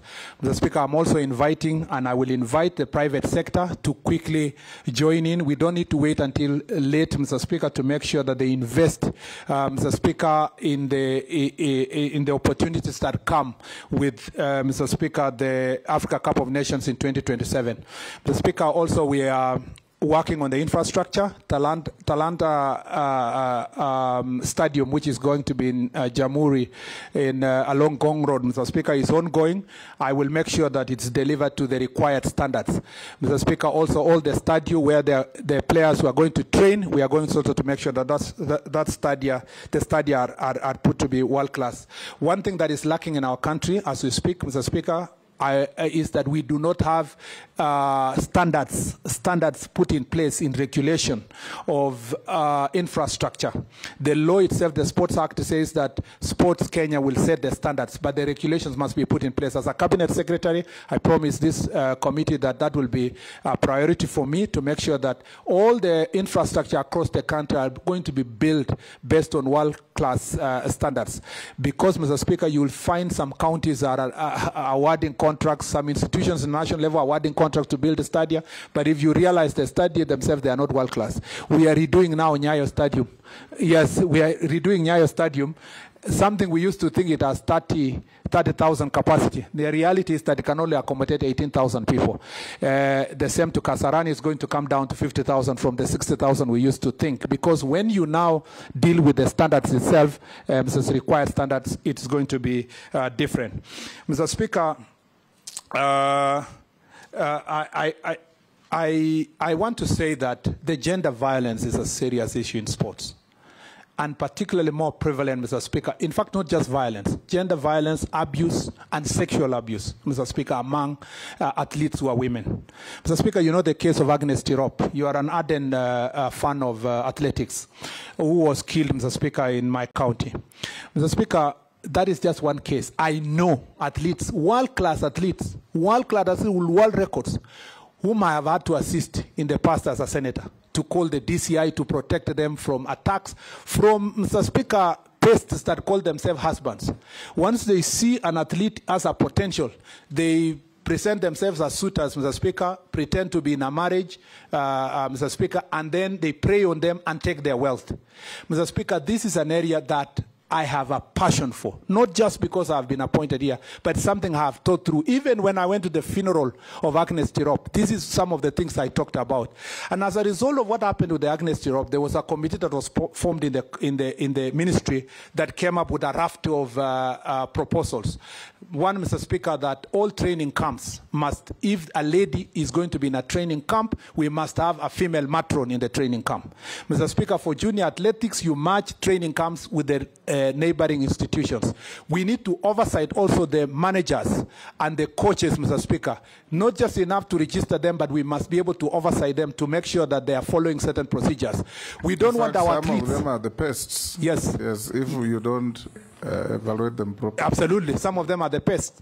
Mr. Speaker, we will not allow as a ministry any of our teams to travel, women to travel for international assignments if they are not accompanied by a female matron. We will not allow them to travel with men alone. Mr. Speaker, this is an area with all those raft of proposals, we are going to make sure that those proposals are put into regulations and be part of also of the revised law, because we need to revise the Sports Act. The Sports Act, Mr. Speaker, does not recognize at all the institutions of county government, does not recognize so many things that are modern. We will make sure that this those issues raised by Honourable Member, Mr. Speaker, are going to be incorporated in the sports updated sports policy. Let's take Nelson, Posing, and Gikaria, one question each in that row. Waziri, the Olympics are ongoing, and I like the fact that you've also raised the issue of athletes from the North Rift. There's a dire situation with our athletes. As much as they are doing Kenya proud, there's really nothing to show for in terms of infrastructure and support that the government has provided to athletes. What you see there is sweat and tears from athletes who've struggled without any support. Many of you have seen athletes, dodging motor vehicles and motorcycles on the road, training. That should not be the situation our athletes should be subjected to. Many of them actually have made it to the global stage just by sheer determination. Waziri, coming from that region, please tell the country what you will do different this time around. Your predecessor, when he was here, said the same thing. He said he was going to change.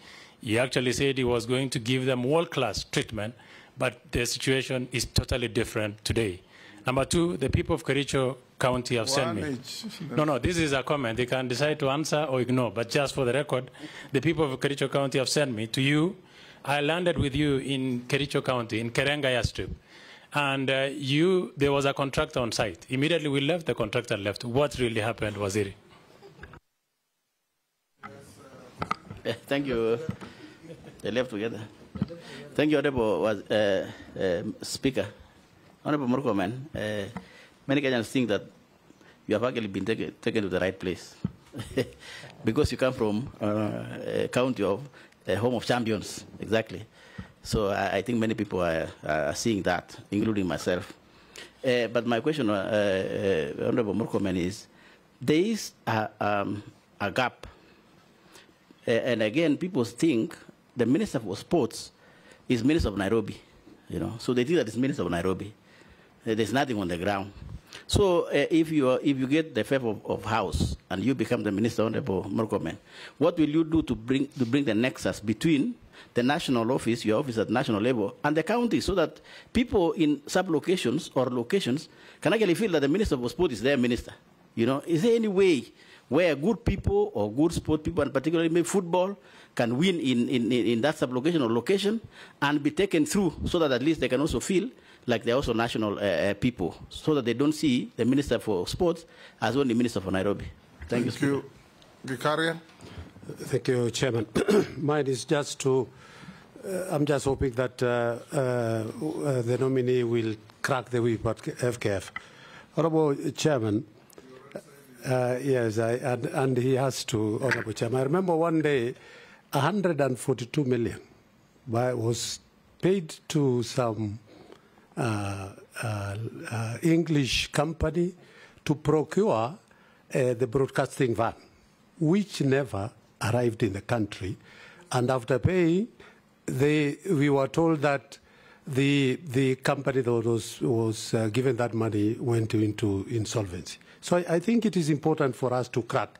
But my question is, the nominee, my friend Murkomen, one of the best strikers in the Bunge Football Club, is football and talent was created at the youth centers, at the location and sub-location, then districts at those days, either sponsored by, in collaboration with, partnership with either Germany, Netherlands, and England. I don't know whether there is a policy for you to bring back, because when you talk about football, people think of Harambee Stars and AFC and Gor Mahia, but these players come from some place. So what policy is there to revamp the youth centers' sports, not only for football, but sports in general? Thank you, Chairman. Can answer those three, nominee. Mr. Speaker, the Honorable Koech has talked about infrastructure. We have a number of pending stadia that needs to be completed. That includes, Mr. Speaker, Kapkatet Stadium in his county. It includes also, Mr. Speaker, the Wote Stadium in Makueni. It also includes the Kamarin, the famous Kamarin Stadium, Mr. Speaker, in Iten. In fact, I was so embarrassed. I'm sure most of you have seen this documentary in CNN, which has been run in the last 2 weeks. Mm-hmm. And, you know, it's now Kamarin is a monument of shame because the athletes there are complaining about the infrastructure, and the journalists are showing how the Kamarin has become what it is. Mr. Speaker, I have been briefed already, Mr. Speaker, in the process of preparing myself for this confirmation hearing, that some of the processes are ongoing in terms of delivering the infrastructure. Mr. Speaker, I appreciate that the President has already given direction that sports fund should be wholly supporting the sports activities, and one of which is delivery of the infrastructure. I will make sure that, unfortunately, I'm being followed by the problem of pending bills all the way to sports infrastructure, but we'll make sure that we structure the sports fund in such a way that we'll deliver our infrastructure. We need to complete Bugungu Stadium, Mr. Speaker, in Bungoma. We need to complete the stadium, Mr. Speaker, in Bungoma. Masinde Muliro. Masinde Muliro, yes. I was confusing with the one in Buhong is also stalled. Yes, it's stalled, but the main one was to make sure that Masinde Muliro is covered properly and completed. The one is Kericho is completed because we built it recently because of these Madaraka issues. We are going to do a Kwale one. It must be also up to standard, but also all the other stadiums, Mr. Speaker, that are still pending will be completed to standard. Speaker, also Udaya Stadium and Ruringu Stadium. Ruringu and Udaya, Mr. Speaker, have also, especially Ruringu is in advanced stage. We'll make sure that we complete and restructure it. It is part of the stadiums, Mr. Speaker, that are going to be used in African Cup of Nations for training, and we will make sure that we deal with that. Mr. Speaker, on the issue of, so the infrastructure is very important. The second thing is, Mr. Speaker, it's not just enough to do infrastructure. The government must invest in the training itself, in identification of talent, and I'll marry this with the question of Honorable Kikaria. We will use the Kenya Academy of Sports to make sure that we establish training centers in at least all the counties, Mr. Speaker, where we are identify talent are trained. We will work also with the schools. Schools are better placed to help us to identify the talent. There's some of our footballers, like Adrian, Mr. Speaker, who are picked last year to go to Spain, who are, as a result of sports championship in high school and in primary school. We will make sure that we work with them. In fact, one of the issues that I need to explore is to make sure that the Kenya Academy of Sports are going to train all the teachers who are coaches across the country. And not just training, they must also be certified, so that that certification is going to be recognized in their promotion, so that we need to use the teachers who are already in schools to make sure that we develop. That is really what is bottom up in terms of sports. Mr. Speaker, just to mention the Karenga Stadium in passing, as has been asked by Honorable Nelson, airstrip. It is true that we established and built Karenga airstrip for purpose at that point in time to facilitate the travel insofar as the Madaraka Day was concerned. However, we had promised the people of Kericho that we will do a world-class airport there, and we needed land. Even when we built the airstrip, the land did not belong to the government of Kenya. It's still being owned by the private company that owns the tea farm. And the negotiations are in advanced stage, Mr. Speaker. I believe we have, that we will succeed to get, they had offered about 20 acres, but I said, it will be useful to get at least 100 acres in that place so that we build an airstrip properly with a proper terminal, Mr. Speaker, to serve the people of Kericho. The money had already been set aside by Kenya Airports Authority. Some of the money that was allocated at that time, part of it has been used, part has been left to complete the negotiations. I have no doubt in my mind that my successor will deliver Karenga airstrip, Mr. Speaker, in the fullness of time. Had I been given a bit of more time in the same ministry, I had no doubt that within the next 1 year, we were going to be able to deliver the Karenga airstrip. Not just Karenga airstrip, many other airstrips across the country that the people of Kenya are demanding, because we want to make travel become bottom-up, cheaper, and our country accessible, including the plans we had in Moyale and Marsabit County and a number of the airstrips, Mr. Speaker. I agree with Honorable Kosing. Honorable Kosing's county produces some of the best athletes in the country. Mr. Speaker, you know, Honorable Kosing and I come from the same area. Leland area produces some of the best athletes, world beaters. But, Mr. Speaker, the facilities are not there. There's a place that border both of us, they have a small training camp. There is also another training camp in Kapenguria, among other places. But, Mr. Speaker, most of those camps are owned by private people and they're very small. Mr. Speaker, the first gap is that Sports Act does not recognize counties else anywhere. That is why we must review Sports Act immediately to make sure that even as national government set standards and do some of the sports functions, the county governments are given, have a partnership with national government insofar as implementation.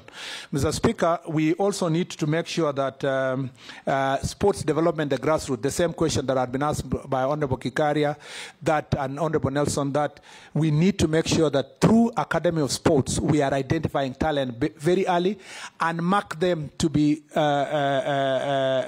taken to specific areas of training so that we can succeed. In fact, the other thing that we must do is to make sure that even as athletes prepare for their sports, they should not leave their education. There is a serious gap, especially in athletics, Mr. Speaker, where many of the athletes, once they go to running, they are told, you know, concentrate on running. Yet when we go to rugby, you have graduates with master's degree and they still succeed in rugby sevens and their rugby career. So it's just an attitude of how we fashioned the athletics. We need to make sure also we support their education. And to follow what Honorable Kikari has said, we need also to deal with these investments. We need to attract more people to establish academies in the country, sports academies. I know the international schools have very good facilities for training young people. We need also that to be affordable to the people at the bottom of the pyramid by making sure that we support investors who can come from out of the country to do what used to be done in Madare and other areas to using, Mr. Speaker, establishment of academies. Mr. Speaker, the last thing I'd like to say is that Honorable Kikaria spoke about the 142 million van and the all problems that we have in this sector. Mr. Speaker, corruption is a big issue in this. You already covered that. Yes, I'm just saying that, just as he said, we are going to be able to deal with the issue of corruption head on. A forensic audit. Yes, Mr. On how Speaker. much money international organizations have been sending to these institutions. It is so ordered, Mr. Speaker. You have ordered. Mary. Thank you. You've touched on sports academies. Honorable nominee, 31 academies of sports are earmarked to commence this financial year, 24-25. They were advertised, but again cancelled. Honorable nominee, we are at a time when Kenyans are tired of too much talking. Kenyans want to see action, not what has been witnessed, PR, managing of members and representatives of the people. I want you to tell Kenyans, if you succeed in this nomination to the ministry, how long will it take you to advertise for the commencement of the sports academies? And these academies are being funded by the sports fund. I happen to be a member in that committee. And you have said that it is possible to get partnerships even to support that endeavor. So tell Kenyans when we will see the sports academies commence. Thank you. Thank you, Mr. Speaker. To Honorable Murkomen, we've worked with him in this Transport Committee, and I want to ask him, you have talked about the Jan 2025 and 2027, but I didn't hear you mention anything about the stadium in Meru being used, because the stadium was done for over R1 billion shillings, and already it has not been even handed over. The running track is coming out. And the youth who come to leagues, they spend over R1 million shillings just in courses run by FKF for training and all that.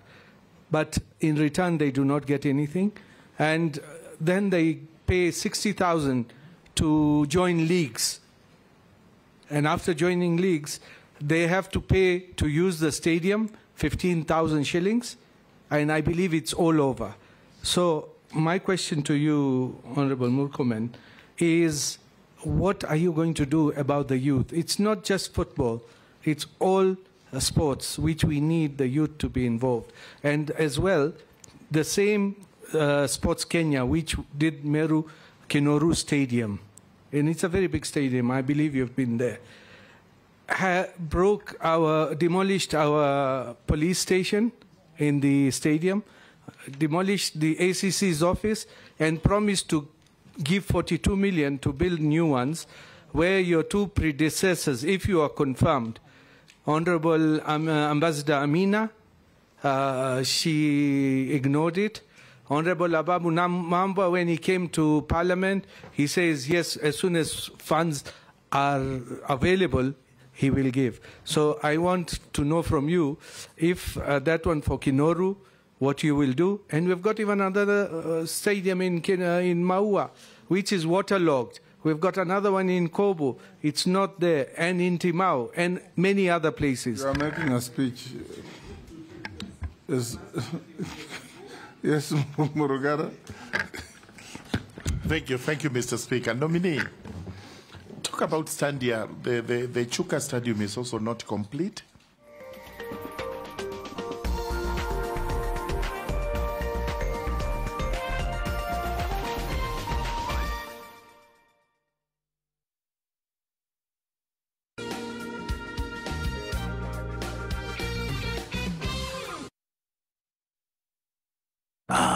The thrilling world of businesses in the city. Mato, you can speed dial. Looking for help with his LPO, he needs to deliver laptops fast. Enter Stanbic Bank, the game changer in LPO financing. Ana get quick expand his horizons. Huyu hapo ni Max, aki-import bills, lakini yuko in a tight fix, like his favorite pair of tight sweatpants. Working capital solution from Stanbic Bank in a come through. Sasa and expand his fashion empire to the max, literally. When our dada, a mobile money super agent, gets frantic calls to Hawana Float, through our digital solution, MJK Dada Boss can send floats to a sea of agents to keep them all afloat. Grow your biashara and unlock your horizons with our payments and collections, vehicle and asset financing, unsecured bid bonds, LPO financing, insurance, cross-border solutions, and so much more.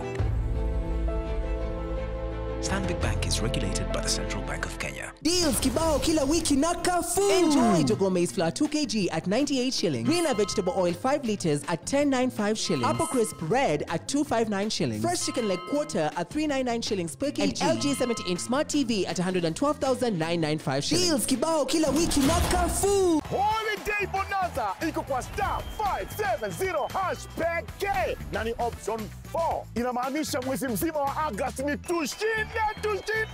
Dial star 570 hash, chagua option number 4 na ujipatie ushindi wako wa bidhaa au chapa, kwa sababu tumejaza. Kila wiki tunatangaza mshindi wa 250,000 Kenyan shillings na zaidi na zawadi chungu mzima. Alafu guess what? Tumerudisha Probox ndani, na isitoshe Mazda Flare pia iko ndani. Ni star 570 hash pekee, option ni 4. Holiday Bonanza, tushinde!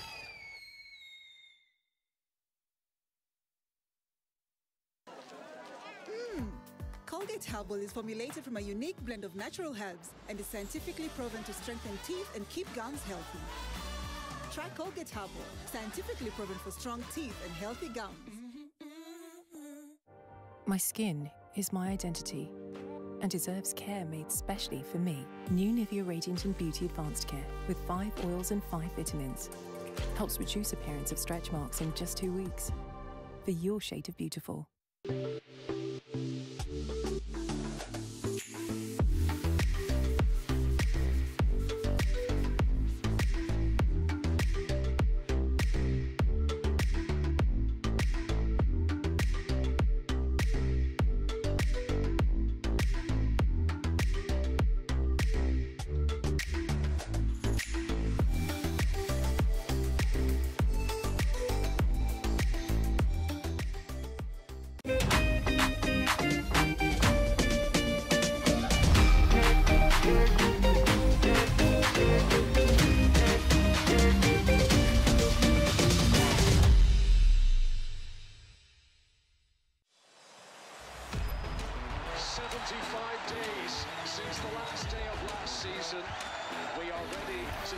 ball again.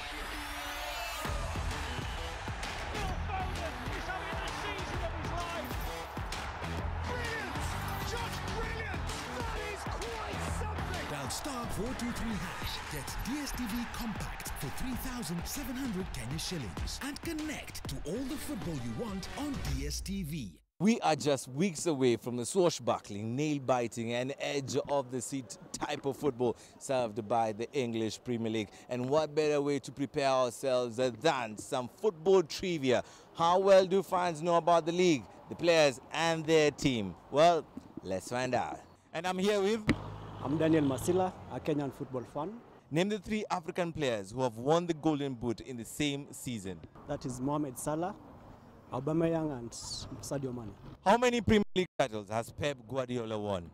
6 titles. How many football leagues does DSTV air? It's the English Premier League, of course. The Spanish La Liga. For that, I'm going to give you a jazzy. You've really tried. You've really tried. Congratulations. Catch all the 380 games of the English Premier League of Football live on DSTV from the 16th of August. And all you have to do is dial star 423 hash. Choose DSTV Compact for only 3,700 Kenya shillings to stay connected to all the football that you want. Dial star 423 hash. Get DSTV Compact for 3,700 Kenya shillings and connect to all the football you want on DSTV.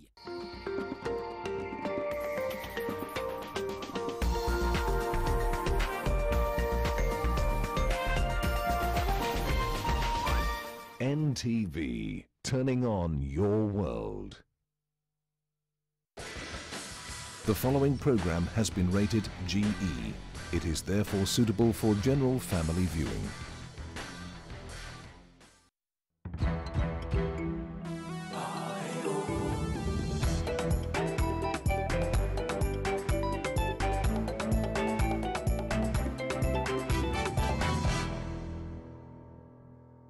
It's a new Saturday, it's a new month. Welcome to the program. My name is Alex Chamwada. Always a pleasure having your company. And today our main feature comes from Oklahoma City in the US, and this is what we've lined up for you.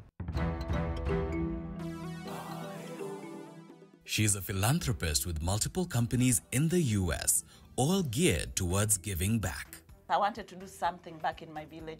Yes. Today on Daring Abroad, Oklahoma-based Beatrice Williamson shares her passion for charity through her foundation Maisha Project and the impact it's having back home.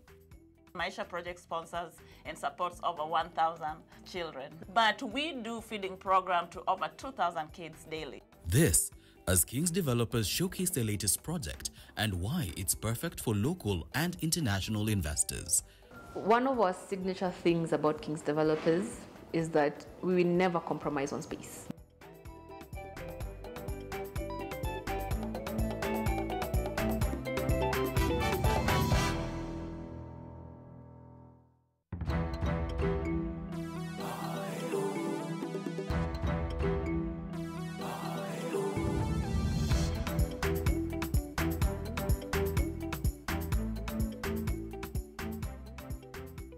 Now, there are many Kenyans who relocated to various countries abroad, and they are impacting lives back home. And they say east or west, home is the best. Whatever they are doing abroad, they didn't forget their motherland. And today I'm talking to Beatrice Atieno. Atieno, hujambo. Hujambo Nione sana. kama umesahau Kiswahili. Bado sijasahau Swahili kabisa. East or west, home is the best. Eh? Yes, yeah. Yeah, so Atieno lives in Oklahoma City, Oklahoma State, and we've been looking for each other, and we've met, you know, by accident. You won't believe it. So this is Atieno's story. This is Atieno's chance to tell her story on Daring Abroad. So what do you do in Oklahoma exactly? Wow, that's a package of questions, because what I do in Oklahoma is it's a lot. You know, here in Oklahoma City, I came in this state in 2001. You can't believe that. And I came as an exchange student to work with a local church here in empowering their youth in that church, in a youth program. So that exchange program that I came to here in City Church in 2001 actually really molded me to be who I am today. Because during the time that I was working with youth students here in Oklahoma City, impacting the lives of Oklahomans youth. So we were going to Oklahoma City Public School during lunchtime, and we developed a program called Impact. Because I was specifically working with inner city kids. Inner city kids here in Oklahoma City were really bad kids that were very addicted to drugs. They came in very broken homes, and the students, or I call them kids because they were students, I kind of like just have a hard life, and you can't believe it. Here in Oklahoma or America, it's just like back home. You know, kids are kids, youth are youth, you know. And so during the Impact program, we could go into their schools during lunchtime. We provide them with lunch and then do what we call Impact. And so during this Impact, they have a choice to come to attend our club, and we minister to them through the gospel and empowerment through kind of like just counseling, listening to them. Let's fast forward. So you worked with that church, empowering the youth, and then what happened next? So during the time when I was still just working at the church, the impact of what made me start Maisha Project is this youth from City Church that I was transforming their lives. We started to do small projects. I wanted to do something back in my village for my mother and just focus on family. You know, it was not like a community. I'm still a young woman here in Oklahoma, just trying to barely live.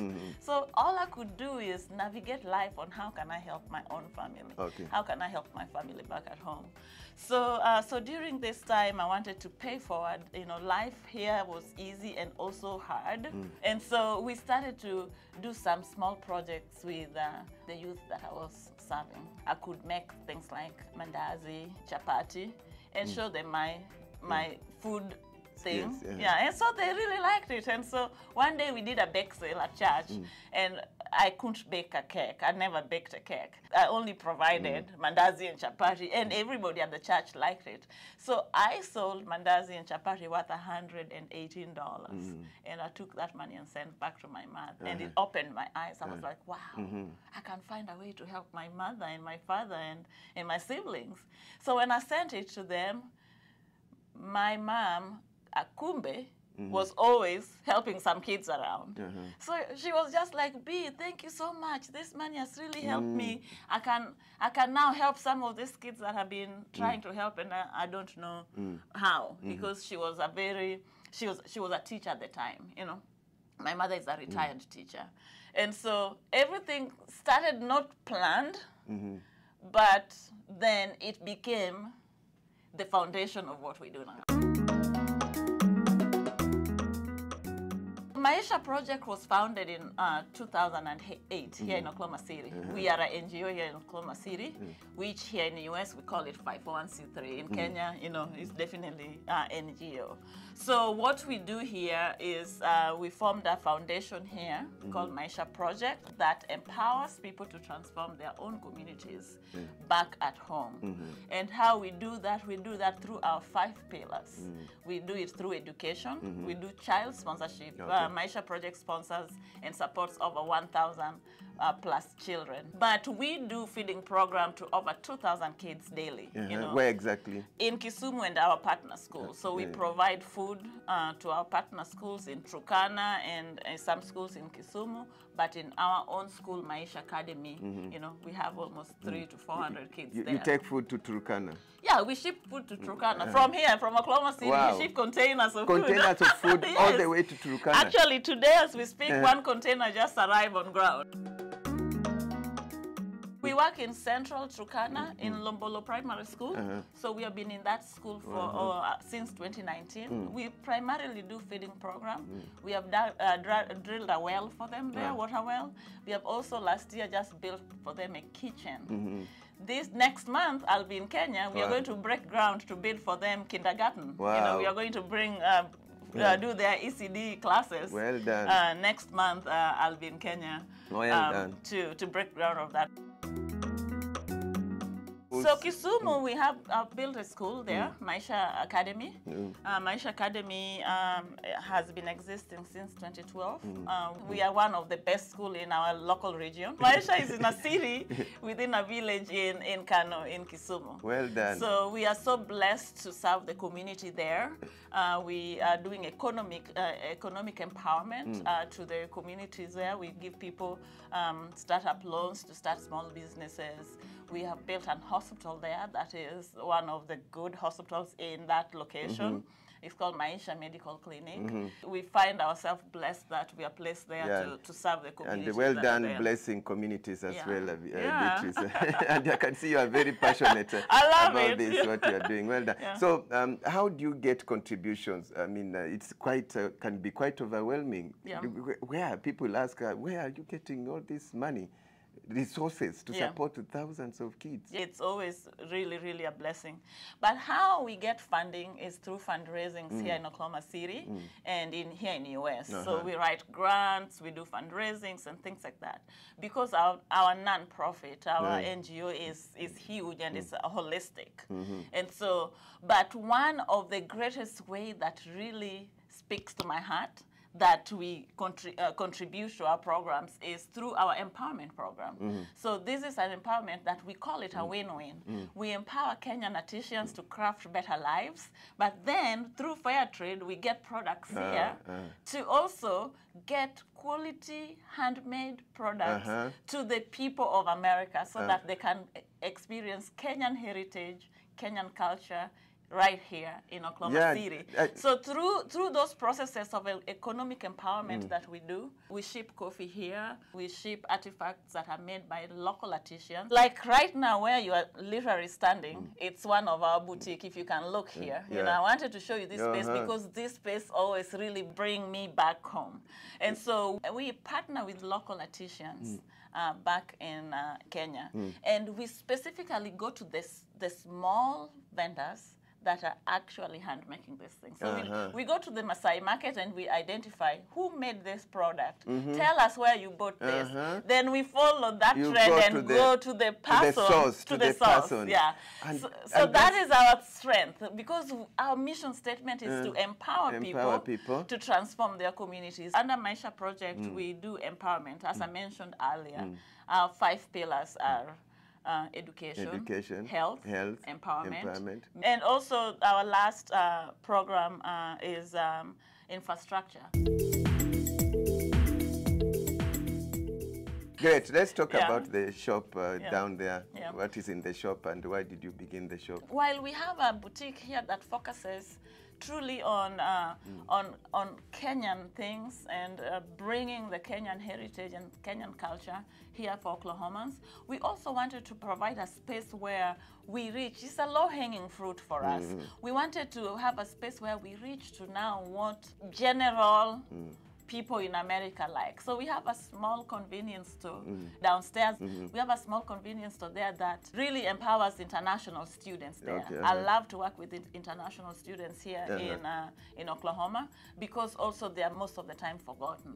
And so while I'm an employer that employs anyone, but my focus is also always how can we really zero in making sure that our international students have a space where they can be nurtured well. So the convenience store down there is called Towers Daily because this building is Regency Towers. So the Towers Daily, we sell a holistic of things, but you will be surprised that my biggest audience that I wanted to reach out to in that space are the homeless people. Just opposite it is a bus station and there's a big homeless community around here. And so what we are bringing love to them by giving them great service. What has America taught you? America has taught me discipline on time. Yeah, I can see. We have, and also just like the transparency and the integrity of doing something. If you're doing something, do it with integrity. And that's what most of the time we miss in Kenya. We tend to have a lot of shortcuts that hurt us at the end. Yeah, what America has taught me is that there's things are so streamlined here. And so transparency and that integrity embodies really the strength of anything you do. What would you tell those who want to leave everything, whatever they are doing in Kenya, get green cards and relocate to America? If that's your desire and the passion, I would encourage you do it. But then don't focus so much that that's what you're chasing. Make your life a better place in Kenya with the talent you have, with God, what God has given you.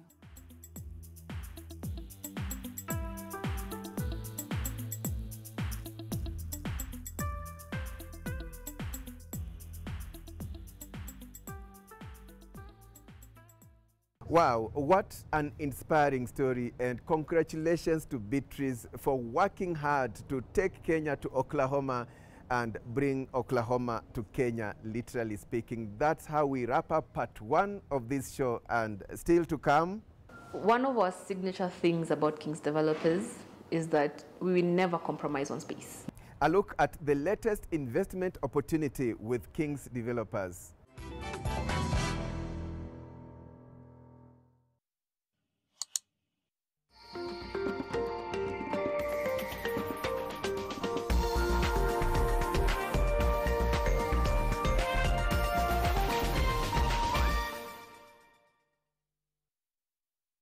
New Downy refill pouches, lasting longer than expensive perfumes. Cut, store, and no need to add water. Serve with a Downy refill. Welcome to the world of casino games on 1xBet.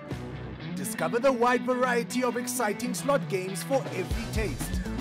Take your chances and let the luck be on your side.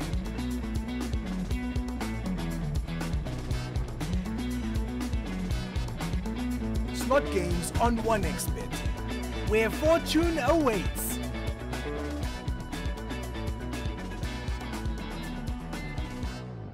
Deals kibao kila wiki na Carrefour. Enjoy Jogoo maize flour 2 kg at 98 shillings. Greener vegetable oil 5 liters at 10.95 shillings. Apple crisp red at 259 shillings. Fresh chicken leg quarter at 399 shillings per kg. And LG 70-inch smart TV at 112,995 shillings. Deals kibao kila wiki na Carrefour.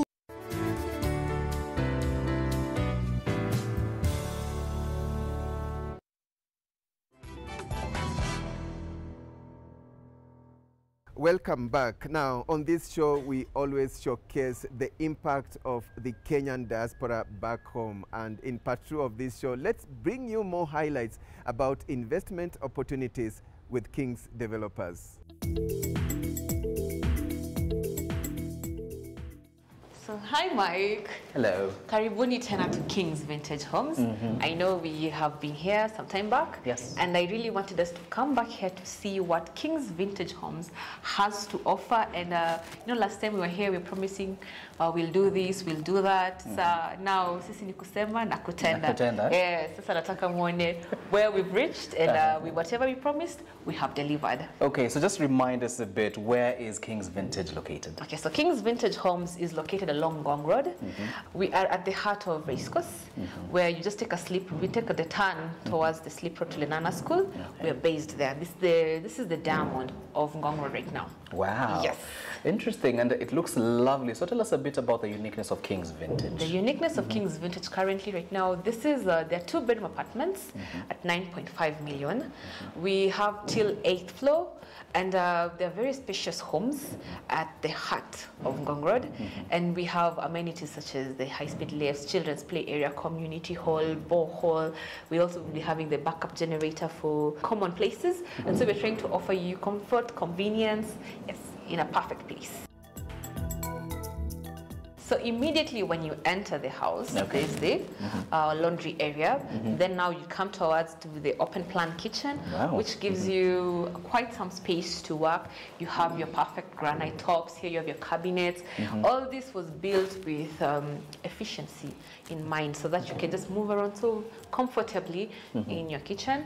Then now we move towards the living room and the dining area. The dining area. Because, you know, these days people are all about aesthetics and what to do in your house. So instead of locking you down in a compartmentalized space, this was giving you an option of whatever you want to do, we've given you the room and the option to do that. Because as we said, King's developers always thinks of the need of whatever you're thinking of right now, even if you think about it 5 years to come, we're solving the need right now. And King's Vintage is actually about that. Okay. Yes. And one interesting thing is this is what the world is moving towards currently, right? This is what is expected even when you go to different countries, first world countries, right? Yes, we're moving into different times, new times, and everybody's always looking for creativity because we believe that the Western world has more to offer. So we're trying to also show you that they have something to offer, but also we can borrow one or two things and also now create it and curate it to a way that feels so Africanized, so Kenyan, and you know, modern and Kenyan at the same time unique. Wow, yes. I like that. The best of both worlds. Yes, you get the best of both worlds at King's Developers. King's Developers creates family-oriented homes. Okay. So this is for a family of maybe a family of 3 kids, 4 kids, and maybe this is a young family, so you're trying to raise your family in Nairobi. So instead of you want to watch over your kids while you make your food, while they do their homework, this is now a very it's a perfect setup. This is interesting. Because you can be able to see things and you're like, nothing is out of your periphery. So we actually now to the living room, quite spacious now if you want to take time to relax and watch some movies, do a bit of reading, maybe take a nap. I have to take a seat and enjoy this sitting room of yours. Interesting. In the beautiful, our beautiful seats. And it's quite comfortable. Yes, it is, because we're trying to bring you comfort, convenience, because I've always said our homes have a standard. There's a certain formula we follow, whether we're in the affordable or the mid or the high end. We'll always give you comfort, we'll always give you convenience, we're always going to give you warmth. Amazing. Yes. Now I have to ask, what was the idea behind it? Like, what was the motivation when you were coming up with King's Vintage? Okay. The idea behind King's Vintage was that then the people who want to live quite close to Nairobi and they don't want to break an arm and a leg. So we were trying to work within people's budgets, but also give you a house that you're proud of. I've always said, when you enter our houses, you always want people to tell you, Maze, this is a good house. Where did you buy it from? Then you always want to say, Kings did me well. So we wanted people to appreciate modern living in Nairobi without necessarily feeling they're so far away from the CBD, so far away from, you know, Kilimani, all those CBD areas. But also at the same time, they want to feel as if they are enjoying the fresh air, because even now, when you wake up in the morning here, you always see a perfect view of the Gong Hills. The views here are amazing. As I've always said, we're giving you the best of both worlds.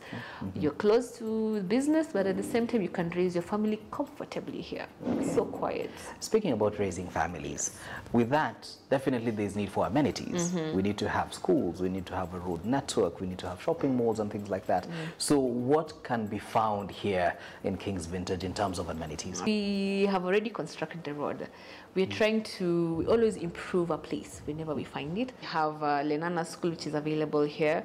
We are like 5 minutes away from the Junction Mall.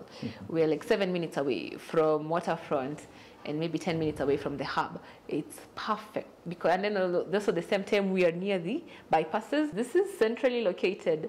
The infrastructure here is chef's kiss. It's amazing. So Michael, you said you wanted to see space. Yes. So from the living area, we are now here, we are about to go to the first bedroom. Okay. And then this is the common wash area. Wow. Because guys like privacy. So this house is actually master en suite. We see me en suite also. So we are giving you privacy, comfort, convenience, zote. Wow. Yes. So karibuni to the master bedroom. This is, as I had said, I promised you space. This is space. Yes, yes, I am clearly seeing a lot of space here. Yeah, this is a sanctuary. Yes. Now, one thing I have to admit is I'm not the tallest of people, right? I'm not the tallest of people, but I'm seeing you have very high ceilings. thank you. Yeah. It is a signature thing of ours, not only in this house, in any of our houses. You don't slouch when you get in. We want to ensure this house can accommodate guys. Well, maybe giants, but still, ukiingia hapo unafeel, this thing accommodates me, by the way. Yeah, this house is 9.5 million. Once you decide you want to purchase it, 20% deposits around 1.9 million. Then now the balance remains, we spread it through the construction period. And the good thing about this is that we, as I've always mentioned, we have a diaspora desk. We have a very competent sales team. Whenever you want to come and visit, if you want to do a tour, we'll organize that for you. And then we can be able to send you the documentation. If you want to counter check, we'll always be available for you. We have high-speed elevators here. Each block actually has its own set of elevators to ensure ease of movements. We have a community hall, as I mentioned. If you don't want to host people in your house, you can still host them outside. We'll have cabro pavements. We have a perimeter boundary wall. We also have a children's play area here where your kids will always be, it's not like we're in an unsafe neighborhood, but still we ensure safety and security for your kids so that they can play along, so that if they don't want to be in the house and watching movies all the time, they can still chill out and hang out with their friends outside. The ROI that we are actually giving to people here is quite high.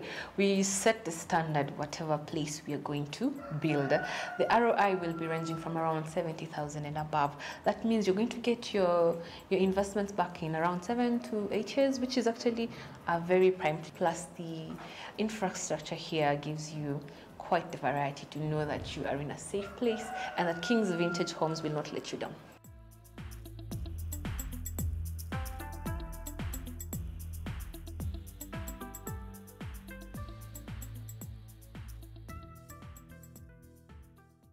Many thanks, Michael, for those highlights about investment opportunities with King's Developers. And that's how we wrap up our show today. Remember, in part 1 of the show, we brought you a very inspiring story of Beatrice Atieno Williamson, who is using her business in Oklahoma City, USA, to uplift livelihoods in Kenya. Always a pleasure having your company. Until we meet again next Saturday, many thanks for watching.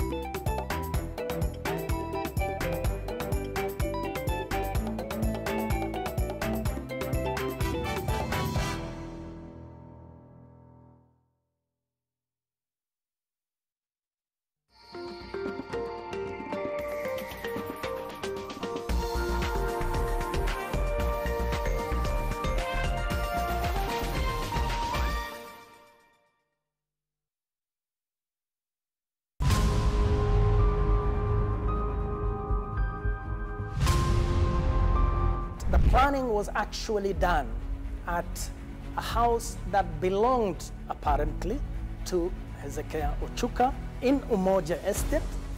Our armed forces have headed the People's Call. He told me, hawa vijana wanasema, ati radio inasema, serikali imepinduliwa ni majeshi. So I told him, kwenda leta hiyo radio. A young individual came from behind us and he told these guys, whatever you are doing will not work. And that's when I witnessed automatic fire onto the individual's forehead here. Wachira goes lower, circles, identifies Air Force Operations Command and says, going hot, going for the kill. And then the first rocket we missed, the second one hit the swimming pool next to the operation.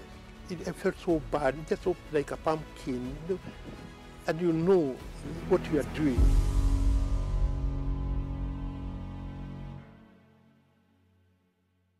Brother man. Yes. Majina nani? Mimi naitwa Enoch Kapanga. Enoch Kapanga kutoka wapi bwana? Kutoka Kilifi. Jina nani? John. John nani? John Mwangi. The one and only. Jina nani? Naitwa Caroline Kinisu. Enoch. Are you sure? Kazi gani? Hotel. John, the next time nakuongelesha nitakubatiza na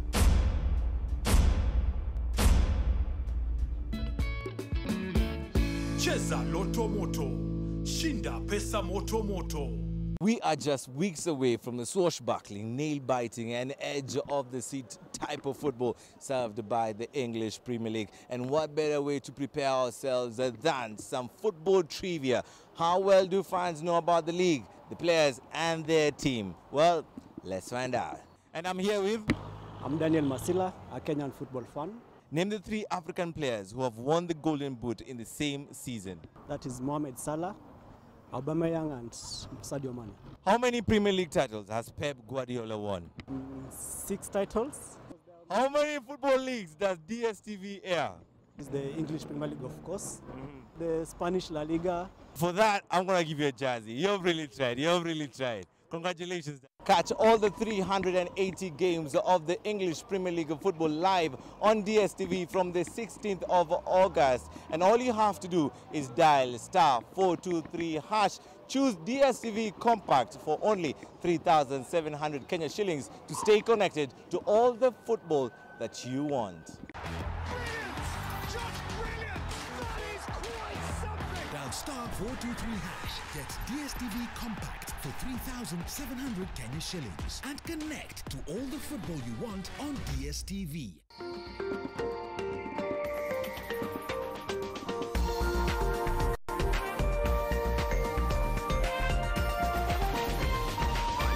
NTV, turning on your world. The following program has been rated GE. It is therefore suitable for general family viewing. Churchill Show, brought to you by Mivida Homes.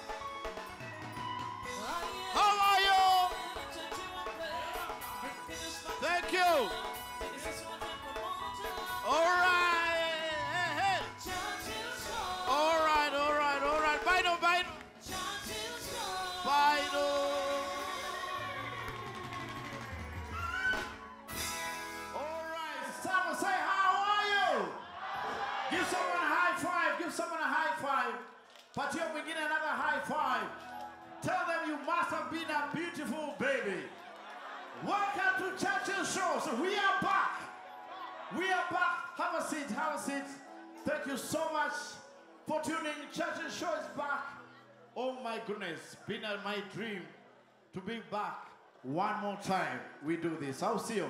It's great to see all of you here.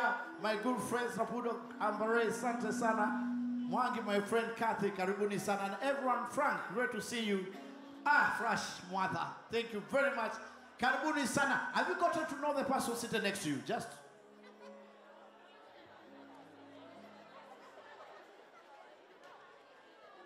Do you know so many people found their wives and husbands here?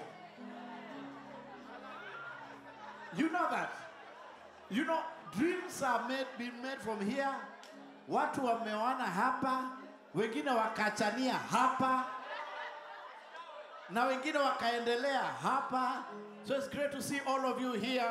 Everyone, those who are watching us from home, and diaspora, asanteni sana. Welcome to Churchill Show. It's beautiful. It's great to be here. We thank God. I'll see you.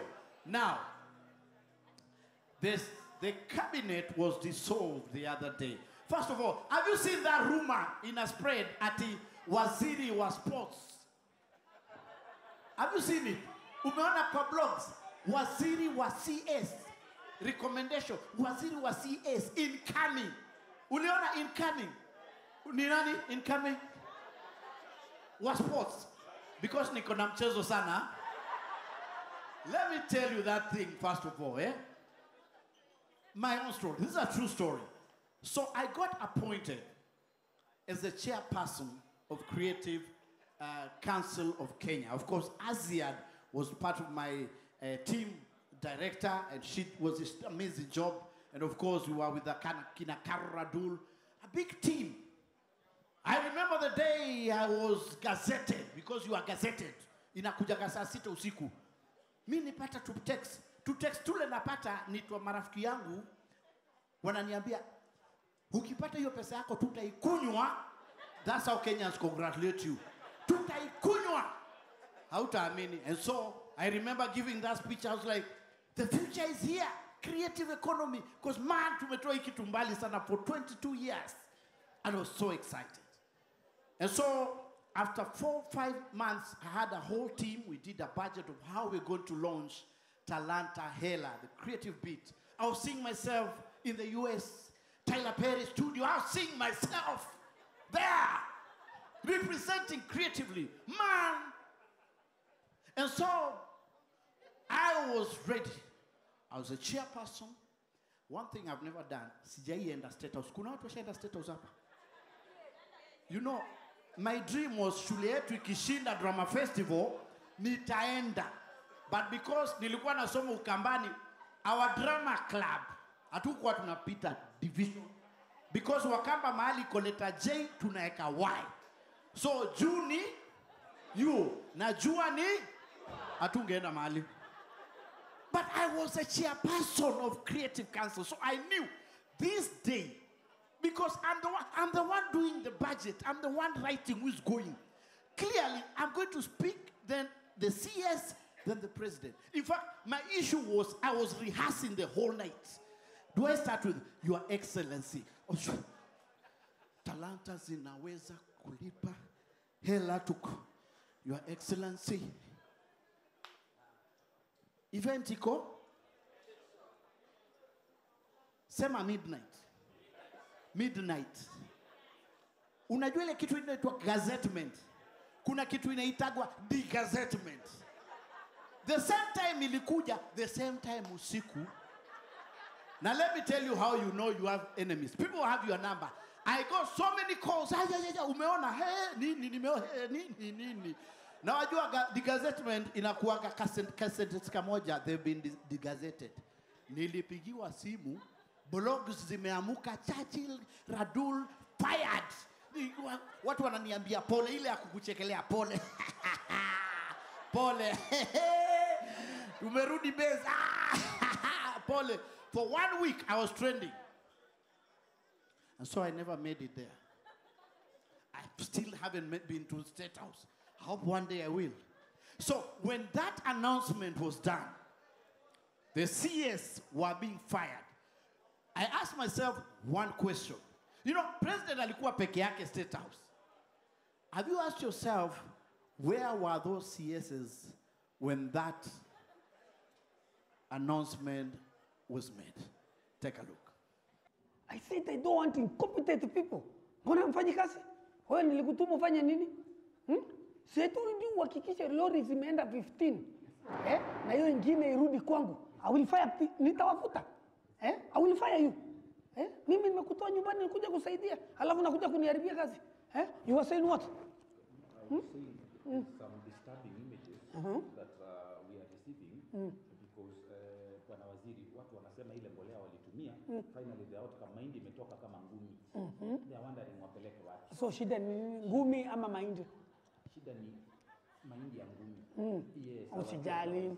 You know, Kenyans wamezoea kukulalamika. They will keep quiet. They were saying mashine ya kusiaga hiyo kokoto imeharibika. They were saying kama unaweza tubadilishie nyingine, tuendelee kusiaga moja. Tafuta vijana wawili waende na nyundo. Wapige hiyo mawe. Wewe uhakikishe kwangu hiyo mbolea nyingine iende kwangu. Imwawe huko kwa shamba ya Muguka.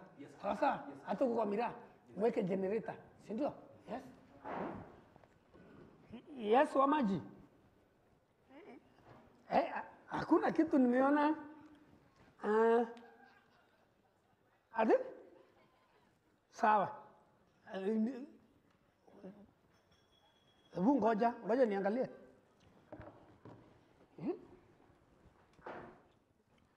Okay. Okay.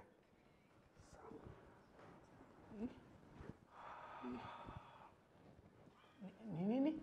Ha? Ni nini? Nachukua vitu za serikali. Wewe, I'm still your boss bwana. I will fire you.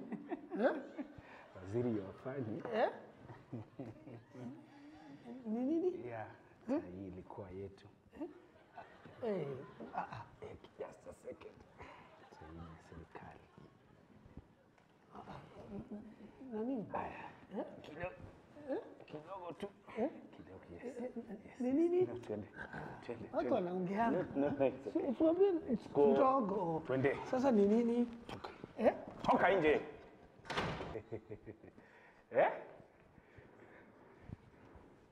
We are now leaderless.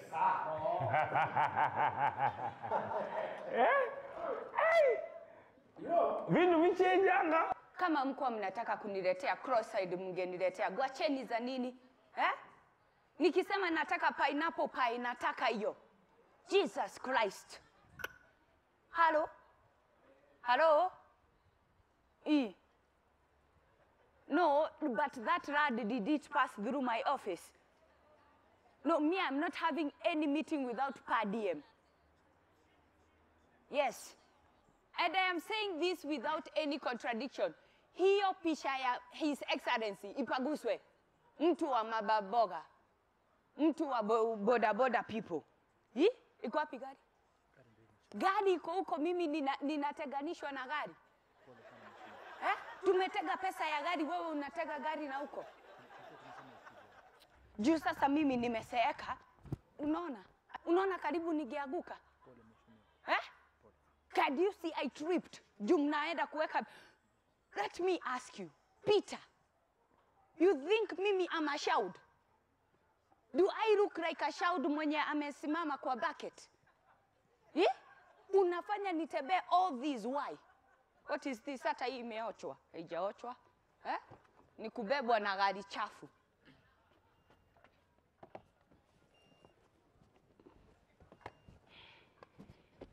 Na niwekewe radio. Niwekewe radio. Nani huyo anapumua na nguvu? Ni wewe Peter. Tell those people that it's mandatory that they pay for the housing. We are not, no more excuses. Na nini AC imekuwa juu? You want to kill me? Unataka nipate homa? Na hiyo kona usipige sana. Sections 12 of the Office of the Attorney General's Act decided to dismiss with immediate effect all the cabinet secretaries and Attorney General of the Republic of Kenya, of the Cabinet of Kenya, and Cabinet Secretary for Foreign Affairs. Hello? And Affairs. Mr. Rodman. Umesikia? Hata mimi nimesikia kwa radio nikajiuliza kwani nimesikia nini? Ni kila mtu. Nabona boss anafanya hivyo? Nilimwambia mambo ya housing nitatengeneza. Nikiraje kwa mani. Hey, Aisha. Nasikia unaishia. Hata mimi nakwambia. Jameni. Ni kila mtu nasikia. Kai, kamai. Tafadhali, Peter, my lovely son. Peter. Unaweza ni drop jameni kwa ofisi nikashukue something. Haki, Kai. Imagine sasa mtu anafutanisha mtu aje kasi kwa radio. Kai, Jehova.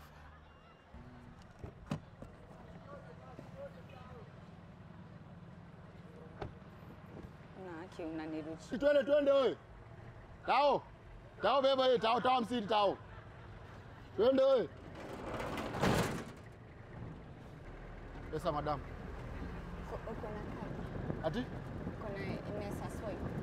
Vitu kama hizo haziko hapa madam. Nataka cash. Mimi sina cash, mimi sibebagi cash. Si mimi nimekwambia mimi nilikuwa CS.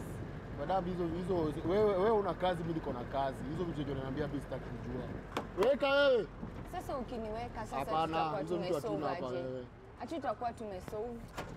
Shuka madam. Tunataka kwenda. Oya madam, shuka tu. Umefunga njia bana, wewe shuka wewe. Sasa mnaniacha. Oya, shuka bana. Wewe utafute kazi kwanza. Tunaongea tunasema nini? Sina esa swipe kama uko na kitu ya kuswipe. Mimi una swipe nini?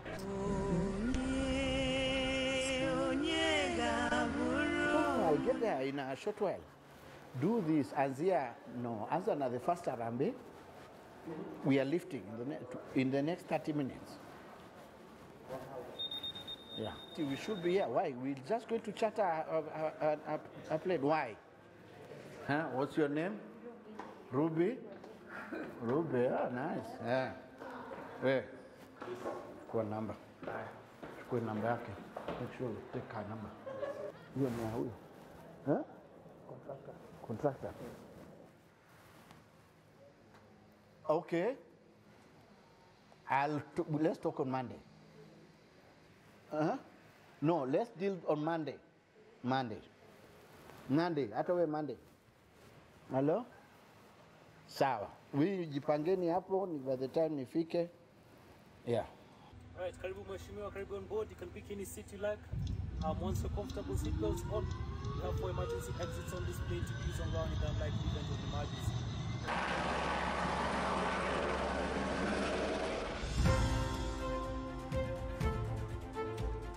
I have today decided to dismiss with immediate effect all the cabinet secretaries and attorney general of the Republic of Kenya, of the cabinet of Kenya. You can't do that to the Captain Well. But not just as yes. This is what serious. I have also a family. I have a family. But you can't do that to me. So please, please, please, what am I going to do?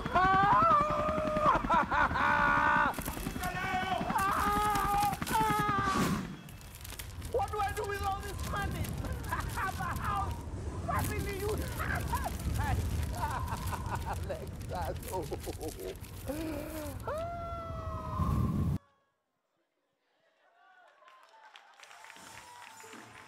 Hey!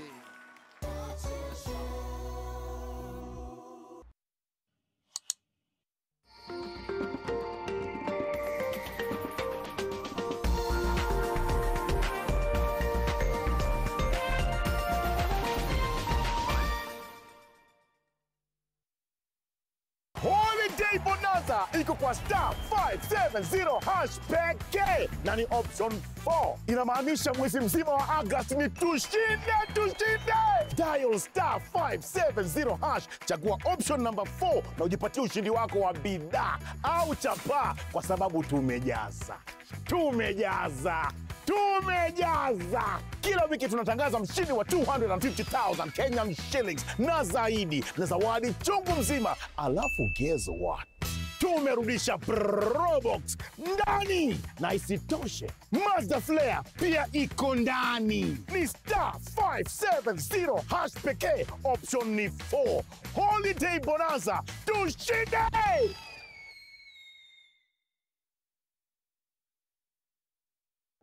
My skin is my identity and deserves care made specially for me. New Nivea Radiant and Beauty Advanced Care with 5 oils and 5 vitamins helps reduce appearance of stretch marks in just 2 weeks. For your shade of beautiful. For all your sporty news updates, this is the first time I'm actually holding a sword. It's fun conversations. Tell me something, why jersey 14? There was Thierry Henry, this jersey 14 where my mom bought me his jersey. Great entertainment, rib-cracking laughter, yeah, that's our director. And insightful banter. Tell us about that rivalry with the Kani Simbine. When you get to track, there's no friendship. Eliud, what's your favorite food? Favorite food is yes. ugali. Join us every Monday at 10 p.m. with NTV sports gurus Bernard Ndong and James Wakabi. Sport On NTV, your home of sports. Sport On, brought to you by DSTV.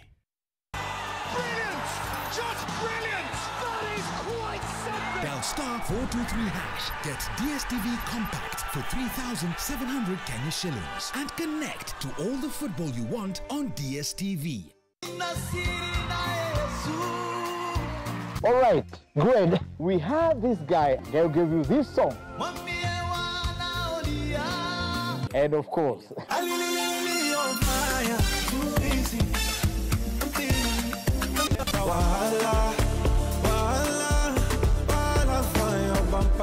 the whole brand new song. I want to invite you for the live recording at the Carnival Grounds. Sio Simba Salon Grounds.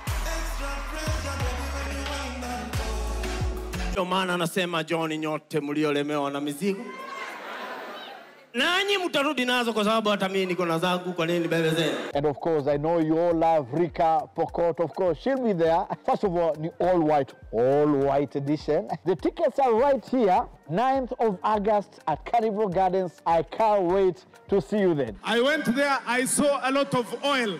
I didn't know the oil is here. Mashallah. Churchill Show, brought to you by Mivida Homes. You are watching Churchill Show, brought to you by Mivida Homes.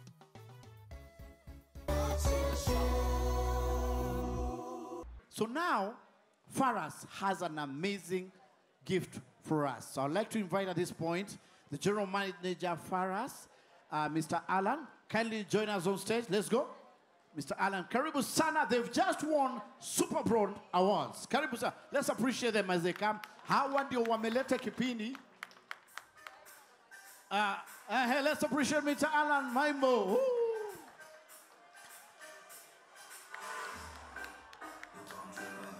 Karibu Sana, Karibu Sana. Let's start. Let's appreciate our sponsor for us for today. Ebu, let's start with, hizi ni gani hizi? Hizi ni award gani hii? Mr. Alan. Good morning, everyone.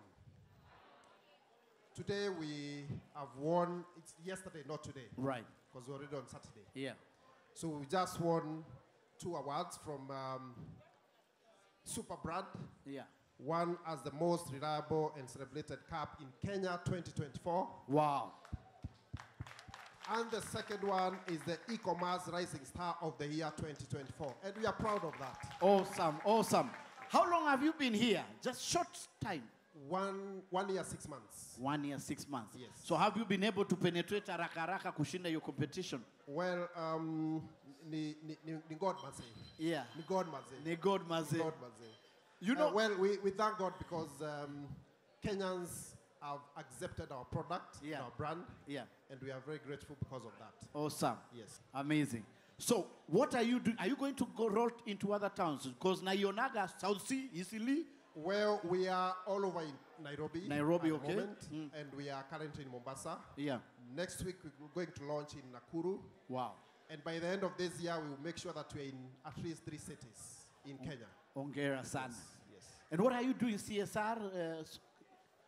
Well, recently we have helped people who are affected by the floods. Right. And we are currently on a program where we want to pay school fees for people who are in need. Awesome. And also we want to clear hospital bills for people who are stuck in hospitals because of bills. Awesome. Let's appreciate that's something big. That's going mad, going to make a difference. Awesome. So now today is special. You had a gift. Yes. What is that? Well, before I go to the gift, one thing I want you to know about Faras is that every time you take Faras, you get to earn Faras miles, which you can redeem in form of money directly to your M-Pesa, and 1 point is 1 shilling. So if you have 4,000 points in your phone, that means you have 4,000 Kenya shillings. Wow. You can actually queue in a supermarket and pay using Faras miles.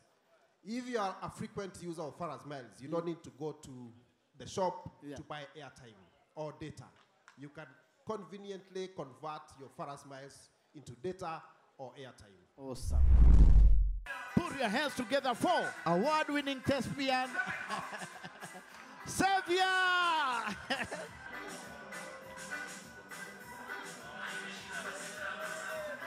Watcha. On second thought, twende tena. Oh! Watcha. On third thought, oh, watcha. How are you guys? Come on, guys. That is not the energy I was expecting, eh? I know you may not like the face, but please appreciate the suit. Come on! Watcha. How are you guys? We're not there yet, so I'm going to hit you with a quick one. Are you ready? Quick one. Why did the guy celebrate after just winning one soda? He was also the breadwinner. Oh!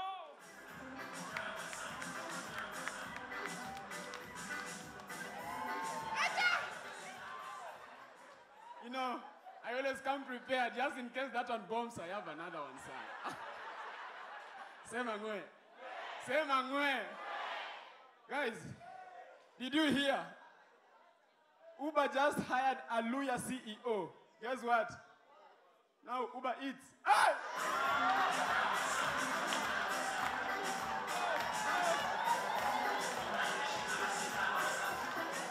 Watcha. Let me tell you guys, I always come prepared. Just in case that one bombs. I have another one. Sema ngwe, sir. Sema ngwe. How do you call a journalist who likes cooking? Chef Koinange. Acha. How are you guys? That is the energy now. Before we start, I'd like to clarify a few things. The intro is a bit exaggerated. I'm just a handsome guy from Taita Taveta.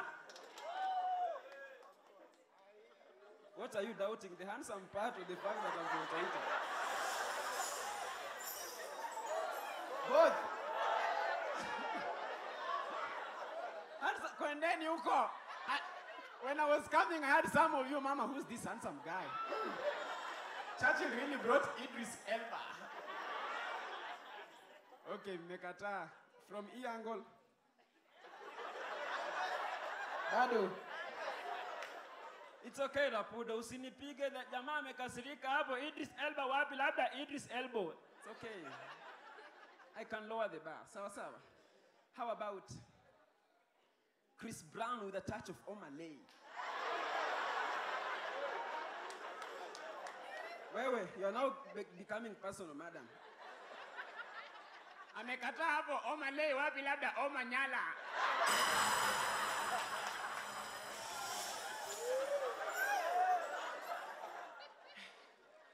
Anyway, tell me you believe the Taita part.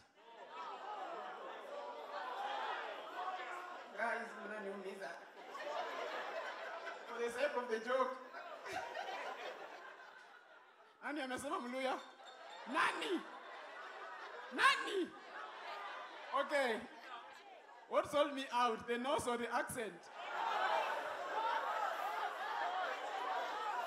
The nose. You know, let me tell you something.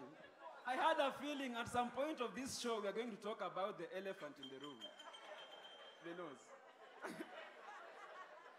I know, it's the first thing you notice when you look at my face, isn't it? We can even try it practically.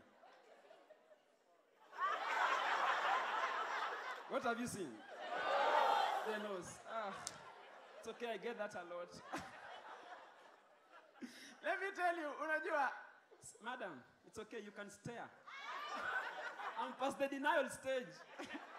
Nimeibeba, imapua nitaubeba. You guys are out there, mnaandamana or reject finance bill. I'm in my house accepting my nose. Oh, this nose. Let me tell you, madam, usicheke mapua hivyo. Let me tell you the pros and cons of having a nose like this. Number one, people think that I'm always hurt. Jamaa anatokea kwa street randomly. Sir, smart. Umejigonga mali mapua imefura vibaya. Au si wabaya. The worst is some guy, it's the audacity for me. Anakuja straight to my face, sir. Ati, Savior, ni mapua kwa sura ama sura kwa mapua?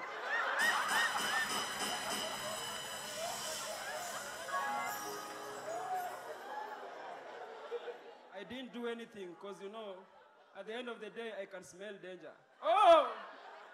Watcha. Let me tell you the pros and cons of having a nose that knows no boundaries. You know, let me tell you, in our whole family setting, I have the second largest nose. The leading one, is my mother. The leading one is my mother. You thought it was my father? No, my father is just the head.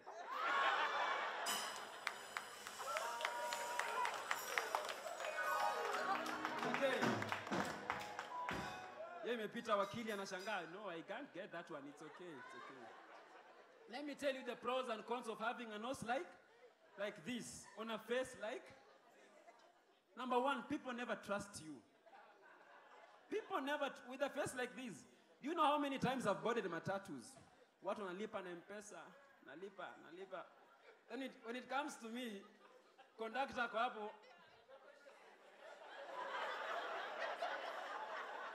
boss, kama ni wewe lipa na pochi,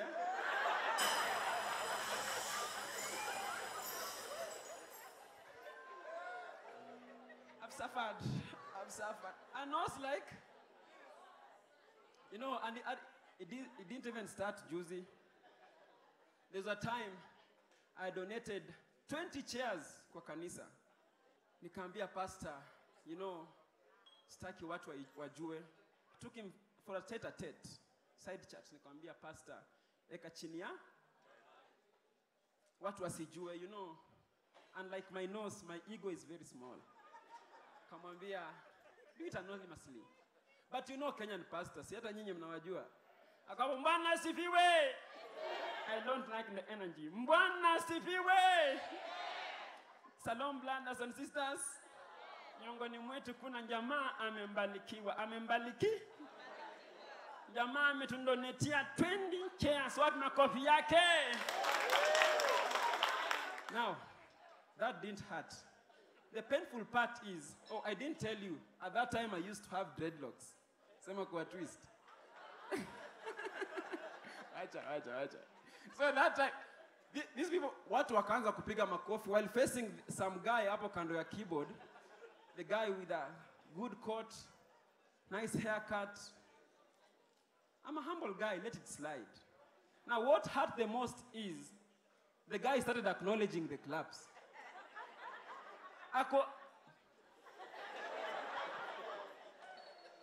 Ni God. I had to do something. I had to do what? I didn't let this one slide. Guess what? Nikamuka. Bwana asifiwe. Come on, Bwana asifiwe. Mchungaji, kwa zile viti 20 nitaongeza meza 2. It was not a wise decision, guys. Because they still wananidai. Jameni. Before I leave, I want to leave you on a quick one. Are you ready? Yes.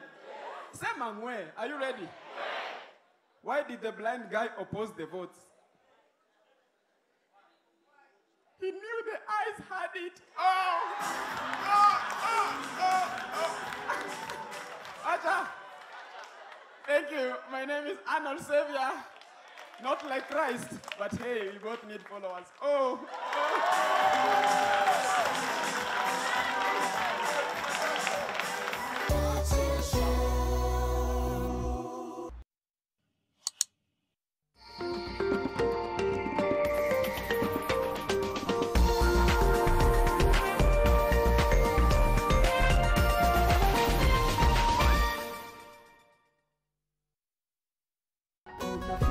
Can we understand an unspoken language? Itaweza sema habari ya asubuhi. Can it be a way to savor each moment? Sisi tunajua it can start lifelong stories. Be the center of celebrations and so much more. The more the milk, the better the chai. Chai kweli ina Brookside Dairy Best. Manukato mapya kutoka Downy. Nahitaji manukato ya kunituliza katika shughuli nyingi, au manukato mepesi ili niwe fresh kwenye joto, au manukato ambayo hunifanya niwe maridadi siku nzima, inayodumu kwa nguo zaidi ya manukato ya gharama. Downy mpya, Lavender Calm, Sunrise Fresh, Sweet Elegance, freshness inayochangia kujiamini. Lulu tatu. Ndoto zako zimetimia. Jaribu collection mpya iliyo tayari kutumia kwa shilingi 20 tu. Wateja who prefer stock zangu juu ziko tayari kubaliwa pap lakini vile hii ekonomi imetufinya, ilinibidi kubadilisha sabuni nikatumia ingine rahisi. Bala, ilibidi nioshe kila kitu mara 2. Sikuwa na otherwise, nikarudia Ariel. Mi hupata clean and fresh results kwa mwosho mmoja tu. Ariel ndio siri yangu. Sasa stoli yangu iko popular sana. Ariel, usafi bora kwa mwosho mmoja tu. Kenya's sporting heroes will be chasing glory in the city of love. Or is it lights? They are bingwas, superstars who've put the country on the world map. From Wednesday, 24th July, join the sports guru, Elias Makori, who's covering his 8th Summer Games, and Bernard Ndong, who's making his debut in France. Catch the unique show, Bonjour, every weekday from 12:45 p.m. to 1 p.m. on NTV, as the dynamic duo provides you with a Kenyan perspective of the biggest sporting event. Bonjour, brought to you by Safaricom, a proud sponsor of Team Kenya at the Olympics.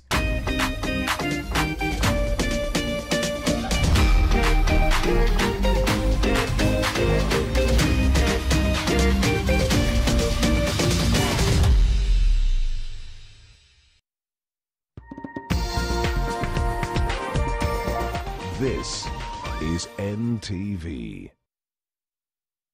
NTV News Headlines, brought to you by NCBA Bank. Tonight. Na hii changamoto ya moto tumechoka nayo. 2007 tukachomewa. 2016 tukachomewa. Dawn Inferno kills 4 in toy market.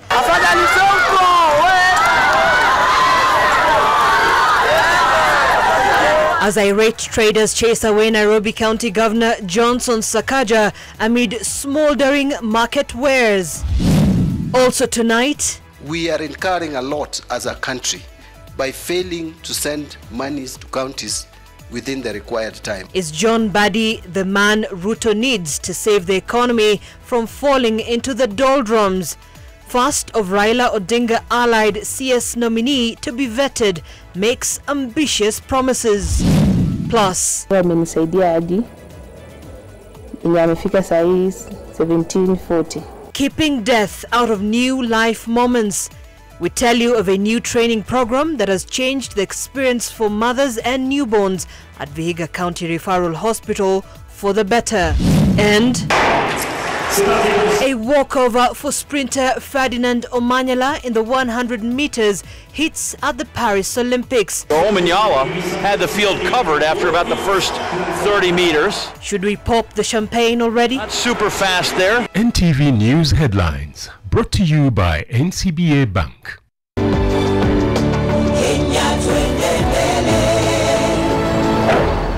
Kenya, twende mbele. NCBA, go for it.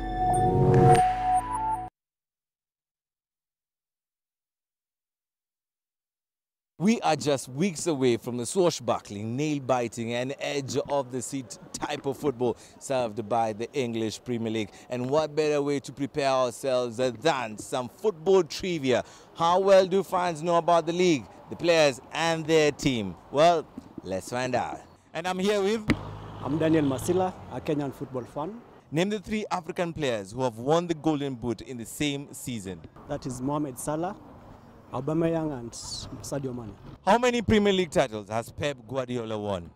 6 titles. How many football leagues does DSTV air? It's the English Premier League, of course. The Spanish La Liga. For that, I'm going to give you a jazzy. You've really tried. You've really tried. Congratulations. Catch all the 380 games of the English Premier League of Football live on DSTV from the 16th of August. And all you have to do is dial *423#. Choose DSTV Compact for only 3,700 Kenya shillings to stay connected to all the football that you want. Dial *423#. Get DSTV Compact for 3,700 Kenya shillings and connect to all the football you want on DSTV. Tired of endless scrolling? Say goodbye to the chaos. Introducing the all-new Business Daily website. Experience seamless navigation. Immerse yourself in a world of more videos and more podcasts. Discover more with our enhanced home pages. Engage like never before with our interactive tools. Join us and elevate your reading experience today. Business Daily. More possibilities.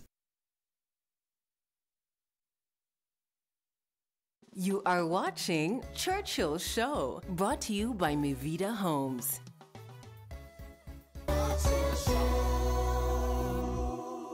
Allow me to introduce to you the one person who is so famous in Australia, we have to take her for a tour peke yake next year. All the way from Che Barbar. I know you love her so much. Show your love for one and only Jemutai. Jemutai.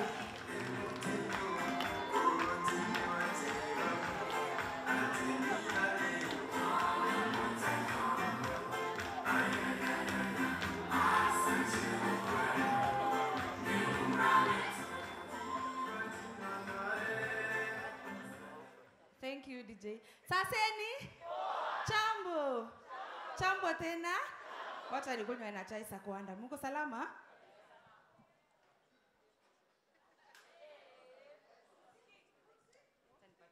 Wacha nipatie chairman. Chibambe. Huyu ni mtu wako na pesa, hiyo kitu si rahisi. Saseni? Mimi kitu nimejifundisha hapa nyuma hii wiki imepita. Mukalenjin na luxury. Luxury iko hapa, Mukalenjin ako hapa, imetukataa. Watu wa Nyanza wamekuwa kinunua Mercedes na Range Rover. Kuna mtu ameongea? Watu wa Western, Atuoli alichukua simu yake live kwa TV, akarusha. Kuna mtu aliongea? Sonko amechaza mabling bling, kwanza toilet yake inakwanga ya gold. Kuna mtu amayeongea? Chusi tu Mukalenjin alinunua saa. Karibu turudie elections. Mume kasirika, akaongeza na mshipi. Mpaka wasichana wakaingia street. Ati wanaiba watatuua. Lakini Murkomen hata kusema tu kweli. Unajua na huko kwetu, acha nimwambie ukweli. Saa ya millions kweli. Saa ya millions. Unajua Murkomen alisikia time is money. Akasema akajiambia lazima ninunue expensive ndio nikuwe na enough time. Kwani Murkomen anajui siku iko na 24 hours? Hajui, si ndio? Sasa kitu nataka mtu atuangalilie ni hiyo saa inafanya. Unajua anaweza kuwa alifutwa kazi kama hajanunua battery. So anatembea huku town na saa asifanyi kama wengine wetu, si ndio? Basi ikafika siku ya maandamano. Kama ulienda maandamano club once, kama ulikula tear gas club once, hata wewe Ambare utakaa kwa ndoa. Huyo, unaona venye sasa hivi mnakaa supu, unaona huyo? Huyo atakulilisha utoe balloon kwa mapua. Sini Mjaluo?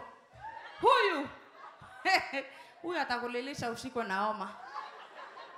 Sasa ikafika siku ya maandamano. Unajua where I come from, sisi kama Wakalenjin, this is our first maandamano. Hatujawahi andamana. Sasa sisi tumeingia kwa town, hata hatujui mawe na rushwa aje jameni. Hatujui tunachukua mawe, tunagonga nani jameni. Tumefika huko tukaanza reject. Advantage ya kwenda maandamano, ukiwa kanono na mguu fupi, ni ngumu kupanda lori ya polisi. Kama mimi sasa polisi anajaribu kukuinua, anashindwa anakuambia ukimaliza recheck chakula please. Please. Sasa tumesimama huko town. Hey. Unajua sasa mimi ni mkubwa hivi, machinsi wanateka advantage.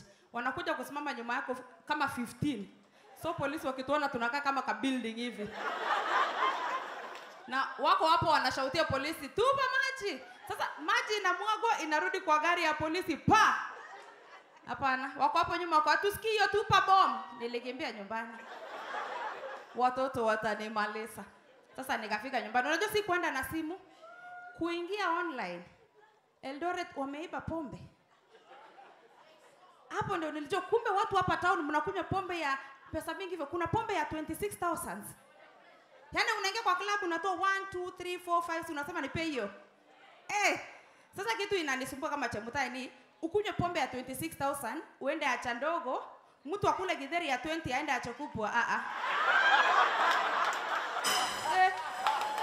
Makosa. Somebody explain to me like I'm Karen Nyamu. Oh. Sorry. Unajua anakuanga lawyer. Anakuanga lawyer? Huyu alisikia you've been admitted to the bar, akaichukua serious. Akaichukua serious kabisa. Iko wapi kamera ya mheshimiwa? Please. Mheshimiwa sina ubaya, mheshimiwa Karen. Nilikuwa tunaambia watu, iko watu wanakunywa pombe ya 26,000, alafu iko Samido anakunywa senator. Ladies and gentlemen, the guys that brought you Anguka Nayo. Show your love for the Wadaglies! Wadaglies!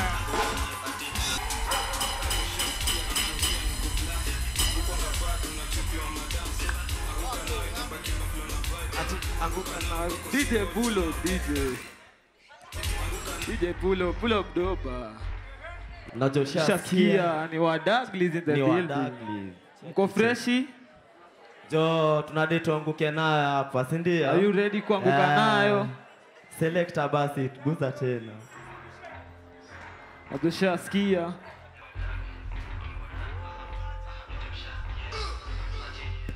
Shaskia.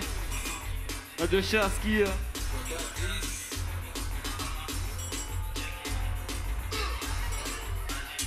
Check. Shaskia tukiingia ni kublast. Huko ngabado unachukuliwa madam, so anguka nayo tabaki meflow na vibe. Anguka nao Kongo single for now. Mdagi stage patikani hadi late night saa 6 ndo taniwai. Nikupin location na kufana na hii sukate call niko chomba ya ji. Mimi najua utakuwa it is what it is. Acha nikushow kwanza form ya Didon nishashika poa na twende chini kwa chini akiwa hadi na mini. Sasa unasikiza Shin City tuna feel free. Take a video na boss pale NGC. Jina ni Cantel Kurapsi ni talent. Anguka nayo. Anguka nayo.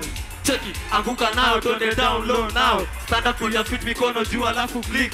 Tuliza pesa alafu one leg. Anguka nayo, one leg anguka nayo. Anguka nayo, anguka nayo.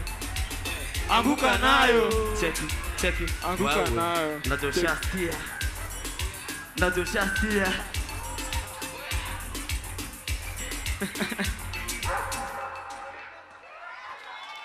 Alo. So ni saa ngapi tunainuka nayo? Mazeni noma. So hiyo ngoma ni ya settle down. Show your love for Wadaglies. Maze kwanza jina Wadaglies imetoka wapi? Nani alikama up nayo ama Wadaglies ni Wadagala tu. Fresh people, Wadaglies inamaanisha fresh people. Wadagla ni fresh. Mavijana fresh. Wadagla. So nikitaka kusema kijana ni fresh nasema mdagala. Hata wewe ni mdagala. Mimi ni kijana mdagala. Mimi ni kijana mdagala. Hello. Maze, so team ni nyinyi wawili tu. Maze noma. Mlikuwa mnajua ngoma itakuja kuwa hit, maze ishikanishe wa Kenya. Coincidence tu, ilikuwa coincidence tu. Ulitoa ngoma lini? Ngoma ilikuanga tu, ilikuwa tu ya kubanju. Yeah. Lakini vile tukaidrop, ikapata na finance bill. Tukaanguka nayo yote. Baya. Venye inafaa. Na wazee wanapenda. Si mnapenda hiyo ngoma anguka nayo? Mazi mmeinspire generation ya Gen Z. Mliingia maandamano ama ilikuwaje tu mlikuwa msha represent na ngoma? Sisi tulitoa tu doba. Noma sana. So hizo ngoma new come up aje nazo? Ni vibes tu. Tukiwa tu studio. Vibes tu. Mistari na kam. Venye tu na kam tu. Unaanguka nayo tu hivyo. Noma. Muna ngoma ingine wacha hii? Hello. Dunga. Dupe. Chorus. Cheki. Bantuka solo kwa dance floor untouch. Kingo wa iflani kikoroke crack. Kina ni nice dela niki kipas. Doba ni bash. Ala. So mimi nataka kuuliza mko na ngoma yenye hatuendi chini. Ngoma next ni ya party. Yenye hatuendi chini. Hatuendi chini. Tutakaa hivi. Mtatuonyesha hata hiyo dance. Gani hiyo? Hiyo dance ni kujiachilia tu. Kuzitoka tu kujiachilia tu venye unajiachilia tu. Kuzitoka. Na twende party, after party. Hamtu party, lesi ndo serikali. Afande, sorry sinihande. Jileo ni kujinice, wacha tujibambe. Ni kujinice, lete tujibambe. Leo ni kujinice, lete tujibambe. Na twende party, after party. Na twende party, after party. Na twende party, after party. Hamtu party. Na twende party kwa dance floor untouch. Kingo wa iflani kikoroke crack. Kina ni nice dela nikikipaf. Pass doba ni bash. Cheki zika mbili za kan. Msupa cheki ama uneza tan. Ka ni joto guzisha fan. Radidoko stage mali na lagal. Kadulali mchocha kasetoka nagan. Kuban bukla manjeso sharam. Uka stuka wa daglizo wamekam. Uka buruka wa daglizo wamengam. Alo. So album tugoje lini? Kwa sahi kwanza tu ni single. Lakini kuna EP fulani iko ready. Munajua kuna wase wanatakanga kukua kama nyinyi. Mavijana, Gen Z, munajua hivi? Tunajua. So mnaweza waambia aje in relation to vile nyinyi mko? Anaweza ambia tu ajitume tu. Kila mtu ajitume. So vibes ni kujituma na ngoma itajipa. Kujituma na unaekelea kazi. Mulianza kuimba when? Kitambo ama juzi? Tumekuanga tu, lakini sasa tumeekelea kazi 2 years. Tumepiga professionally 2 years. Mimi naweza wish all the best and I know the star is just about to shine brighter and brighter for you guys. Au vipi? So kuna ile mnataka tufanyia noma sana tukifunga. Tunaweza wapigia hapo kuzitoka. Cheki. Cheki. Majoshaskia tukiingia ni kublast. Huko angabado nachukuliwa madanso. Anguka nayo tabaki umeflow na vibe. Anguka nayo koko single for now. Mdagi stage patikani. Hadi late night saa 6 ndo tani wai. Nikupin location and kofana na hii. Sukate call niko chomba ya G. Mimi najua utakuwa irizo. Hata ni kushow kwanza form ya Didon. Nishashika poa na twende chini kwa chini akiwa hadi na mimi. Sasa unasikiza Sin City tuna feel free. Take a video na post pale NGC. Jina ni content kurap ni talent. Anguka nayo. Cheki. Anguka nayo. Cheki. Anguka nayo twende down low now. Stand up on your feet mikono juu alafu click. Tuliza pesa alafu one leg in.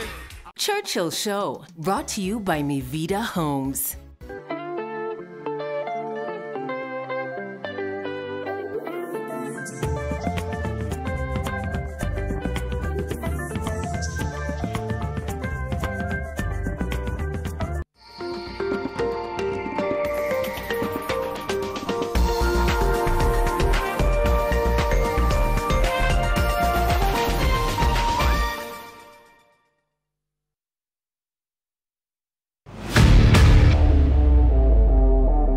Kenya's sporting heroes will be chasing glory in the city of love.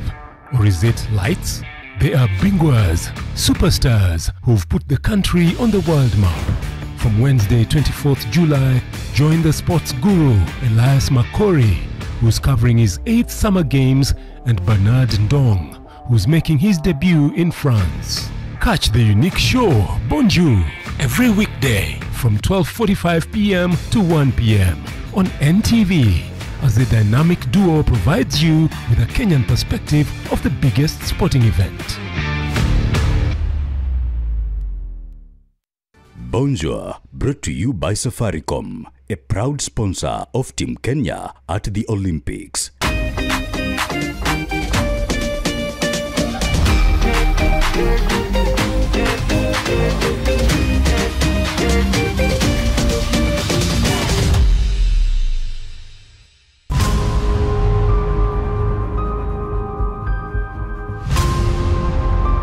The planning was actually done at a house that belonged apparently to Hezekiah Ochuka in Umoja Estate. Our armed forces have headed the People's Call. He told me, hawa vijana wanasema, ati radio inasema, serikali imepinduliwa ni majeshi. So I told him, kwenda leta hiyo radio. A young individual came from behind us and he told these guys, whatever you are doing will not work. And that's when I witnessed automatic fire onto the individual's forehead here. Wachira goes lower, circles, identifies Air Force Operations Command and says, going hot, going for the kill.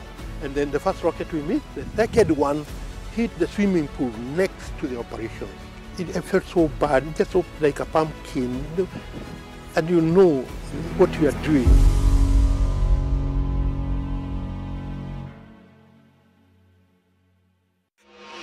This Sunday on NTV. This is the season finale. You're scared, you're curious, and you don't even know what's going to happen next. I got terribly, terribly sunburned, and I also really, really hurt my feet. Those who like sleeping, it was terrible. You're in the middle of the road. What are you filming? Kwa hii show ambayo inafanywa na Smiliti, sisi hatuogopi kwenda mahali.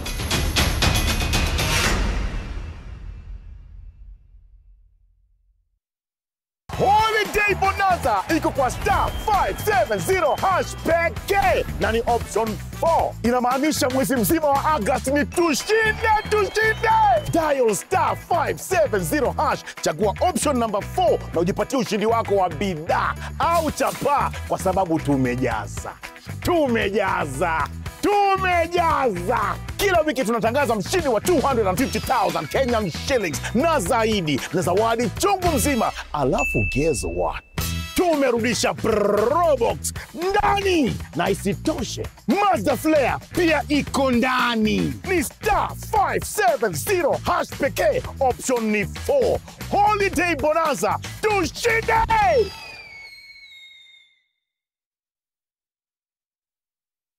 Every year, over 100,000 individuals are tested in more than 700 accredited trade testing centers nationwide. The National Industrial Training Authority, NITA, is mandated to administer the assessment, testing and certification of occupational skills, including the government trade tests, which are offered in 3 series: April Grade 1, 2 and 3, August Grade 1, 2 and 3, and December Grade 1, 2 and 3. Master Craftsman certification is also part of the grades. This year's August Trade Test Series kicks off on 12th August to 23rd August 2024 nationwide. Usiachwe nyuma kijana, kuwa certified. For more information about the upcoming December series, log on to www.nita.go.ke.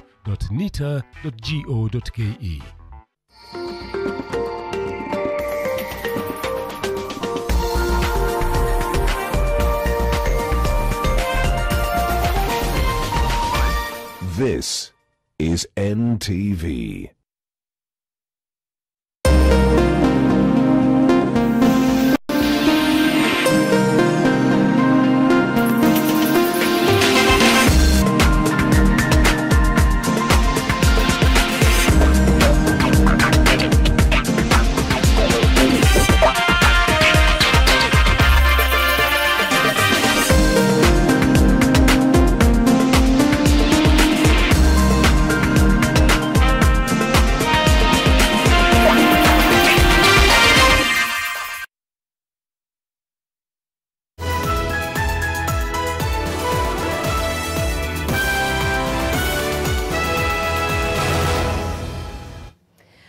Well, hello there. Very good evening to you. Thank you so much for joining us. You're watching NTV Weekend Edition. Here are the highlights tonight. Na hii changamoto ya moto tumechoka nayo. 2007 tukachomewa. 2016 tukachomewa. Dawn Inferno kills 4 in toy market.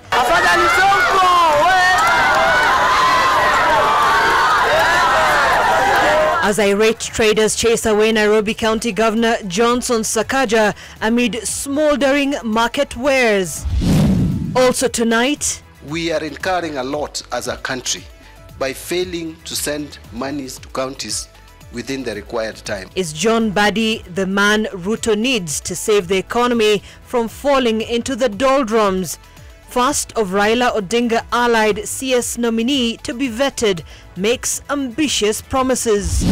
Plus, wamenisaidia hadi yenye amefika saa hii 1740.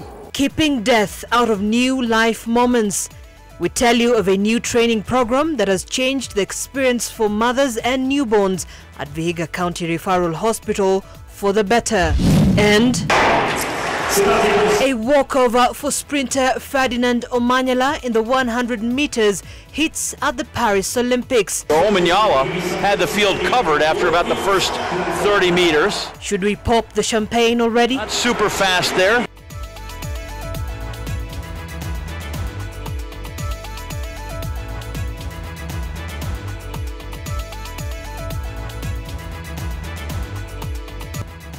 Live from Nation Center, this is Weekend Edition with Zainab Ismail. And Flora Tieno on the sign language interpretation beat. Now 4 people, including a child, were burnt beyond recognition following a fire that razed down Toy Market in Kibra in Nairobi on Saturday morning. They died while trying to save property in the blaze that affected over 2,000 traders. Preliminary investigations indicate an electric fault as the cause of the fire. And as NTV's Rose Wangoi reports, Nairobi Governor Johnson Sakaja had to be evacuated from the market as irate residents pelted him with stones. Traders at the famous toy market in Nairobi's Kibra area are counting losses after a fire raised down stalls in an early morning incident. The blaze, believed to have started around 4 a.m. on Saturday, is suspected to have been caused by an electrical fault. Mimi wamenipigia saa 12 wakisema moto soko imechomeka. After all mimi kukuja kufika karibu hapa tayari imeshashika hii mali yetu yote. Moto ilishika soko. Nilianza kwa kibanda moja karibu na msikiti wa soko, mahali watu wetu wanauza mbao. Hii moto ilisambaa na imeshika karibu section kama 6. Hii moto inatokanga wapi? Nani huwa anachoma hii soko? Asubuhi anatoka kwa nyumba yake anakuja kufanya nini? Kuchoma soko. Anaharibia watu maisha, anaharibia watu mipango yao. Watu wakuna loan mingi, zimeenda yote. According to police, 4 people were burnt beyond recognition following the incident.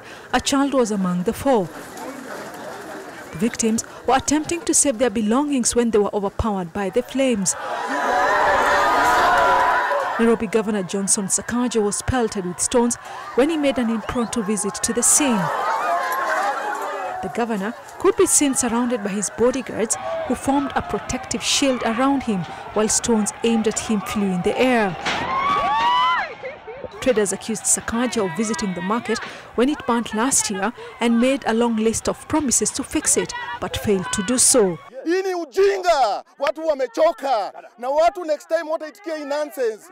Huwa wanakuja kudanganya watu kwa hii soko asubuhi na jioni, ati wananunulia watu mabati mbili badala wafanye project. Watu wanataka tangible project hapa yenye itaguza hizi vibanda zisichomeke tena. Tumengoja city county government ikuje tujengee soko ikuwe modern market. Last year tuliahidiwa 100 million ambayo ilikuwa ijenge perimeter wall. Mpaka dakika hii ahadi hatujaiona. last year limechomeka, tukapromisiwa ya kwamba kuna uchunguzi unaenda kufanyika. Tunataka kujua uchunguzi ambao DCI ilienda kufanya ilifika wapi. Saa hii pia tunataka saa hii, sababu hii ni kitu naumiza sana. Later on this evening, Governor Sakaja said nothing will stop the county leadership from supporting its people. In a statement, Sakaja said he would support their families and help rebuild Toy Market.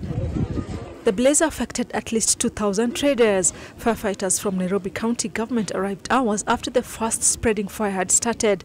Lack of access roads has also been faulted for the slow response by fire services. The market is popular with, among others, foodstuffs and second-hand clothes. Toy Market has had 8 fire incidents since 2018, some suspected to have been started deliberately. Rozongoi, NTV. And our National Treasury and Planning Cabinet Secretary nominee John Mbadi has promised to publish and make public the national debt registered annually. Appearing before the National Assembly Committee on Appointments for vetting this morning, Mbadi decried the lack of transparency with the national debt that has a huge bearing on the national budget. Bridget Sangana has more on that. Banking on his 2-decade-plus accounting career and 15 years service as a member of the Parliamentary Budget and Appropriations Committee, John Mbadi faced the National Assembly Appointments Committee for vetting in his quest to be the Treasury Cabinet Secretary in President William Ruto's new cabinet lineup. Mbadi saying that Kenyans deserved to know who the national creditors are. One of the things that I think we need to do is to make a debt register a statutory document, which should be published every year. For Mbadi, Kenya's revenue problem is with the current state of the Kenya Revenue Authority that needs a revamp. KRA is like a cow which we milk without feeding. Look at the system that KRA is using at the moment. It needs re-engineering. Custom duties, we are losing a lot through smuggling, through counterfeit products. There was a time when KRA had a very good policy of graduate recruitment, and they were properly trained. The way we are recruiting staff at KRA at the moment and deploying them needs to be relooked into. Under his tenure, Mbadi is promising to resolve the pending bills stalemate that has since risen to the tune of more than 600 billion shillings. We should criminalize failure to pay pending bills. I will make sure that we have a system in place which locks anyone who attempts to pay a new bill and ignoring an old one. The system can lock you out. If approved, counties will have a smooth running, since Mbadi has promised to ensure that the monies disbursed to the devolved units will arrive on time and will never be reviewed downwards. We are incurring a lot as a country by failing to send monies to counties within the required time. Why? Because counties end up borrowing money from commercial banks and pay huge interests. Having public-private partnerships on large and small government projects will be a priority for Mbadi as he seeks to ease government investments in short and long-term projects. Under his leadership, Mbadi says Treasury will only borrow to finance investments that will yield returns to the country. Bridget, Ghana, NTV. Thank you. Meanwhile, Energy Cabinet Secretary nominee Opiyo Wandayi has defended his position on being a fierce critic of President William Ruto's administration and policies during his tenure as National Assembly Minority Leader. In a session before the Parliament's Committee on Appointments for his ministerial vetting, the Ugunja MP, who relinquished his Minority Leader role upon that nomination, argued that his past criticisms were a legitimate exercise of his duties as a legislator, emphasizing that such scrutiny was part of his role and did not diminish his commitment to his new position. Coming from as leader of minority party in the National Assembly, it has been your duty to hold government to account. On many occasions, you opposed government proposals. What shift in ideology will allow you to satisfactorily serve as cabinet secretary in government, and how will you demonstrate your commitment to the bottom-up economic transformation agenda? I was simply playing my role. It only follows that I happen to have come from the party to which the president and his executive do not belong. Therefore, I was simply playing my role first and foremost as a member of parliament under Article 95 of the Constitution. Okay? But above all, I was the leader of the minority, and therefore I was leading my troops in putting the government or the executive to check without any prejudice. Secondly, Honorable Speaker, there is no contradiction whatsoever in what I believed in then and what I believe in now. I simply believe that I've been called to perform a national duty. And as a patriotic Kenyan, I have responded positively to the call. And when questioned about the opposition leveraging the Gen Z demonstrations to negotiate for government positions, Wandai stated that his nomination to cabinet was far from a betrayal of the youth, rather an unexpected development that didn't undermine the spirit of the demonstrations. What can you tell those Kenyans that believe that you took advantage of the young Kenyan demonstrators, some of whom who died while they were demonstrating, so that you could negotiate your way into government? You know, Honorable Speaker, I am very clear in my mind. Extremely clear. Because I've been on this space for quite some time. The Gen Zs, or the youth, who are not raising any different issues from the issues you and I, Honorable Mbui, have raised over the years. They could have had a different style, okay? But the issues they were raising were pertinent issues, which you all agree must be dealt with, okay? And therefore, it is not proper to say that we have taken advantage of the Gen Z's clamor to get into government. First and foremost, Honorable Speaker, I never applied to join the executive, but I was pleasantly surprised and felt greatly honored that my name was recommended. And His Excellency the President went ahead to nominate me. You know the facts. Just answer the questions. So, Honorable Speaker, I still maintain the view that we are not in any way in betrayal of the cause. Don't allow Mbui to bully you. Of the youth, yes. And have no apologies. And on his role as Energy CS, if approved, this is what Wandai said he would do to deal with the issue of corruption in the Ministry of Energy, specifically the KPLC. We have had problems in procurement of both meters, actually of all items. Yes, but meters more so, and transformers. What has happened is that these cartels that Honorable Chunga talked about and Honorable Kwaech, I think, these cartels have become so pervasive, Honorable Speaker, that they can't allow a tendering process to proceed to conclusion and awards to be made without creating roadblocks.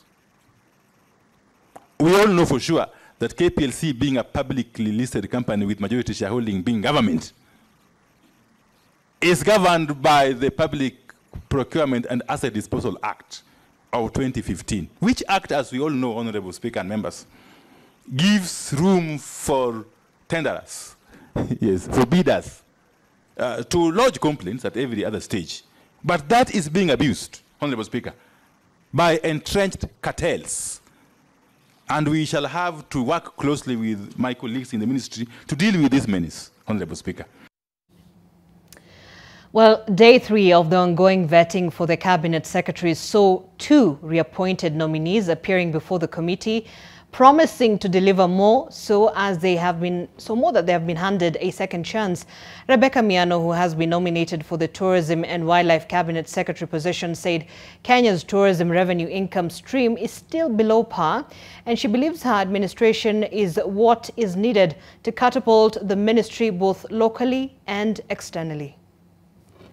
I, Rebecca Miano, do swear that the evidence I shall give before this... Rebecca Miano, the Cabinet Secretary nominee for Tourism and Wildlife, was the third to be vetted Saturday another of William Ruto's first cabinet. She was initially nominated for the post of Attorney General before the president amended the nominees list. But even at the tourism docket, the duties may not be as light. What are you going to do that will be different from those who have come before you to profile Kenya as a #1 tourist destination? People support what they believe in.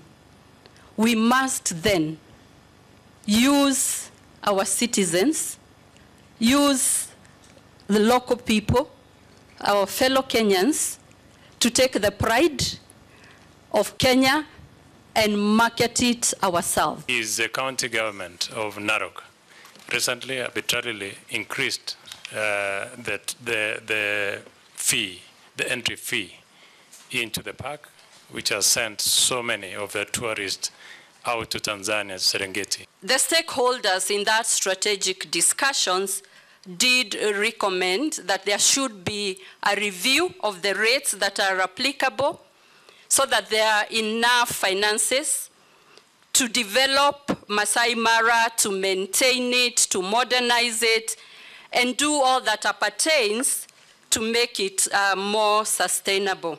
The data that I have seen is that Masai Mara in this high season has been up to 90% full.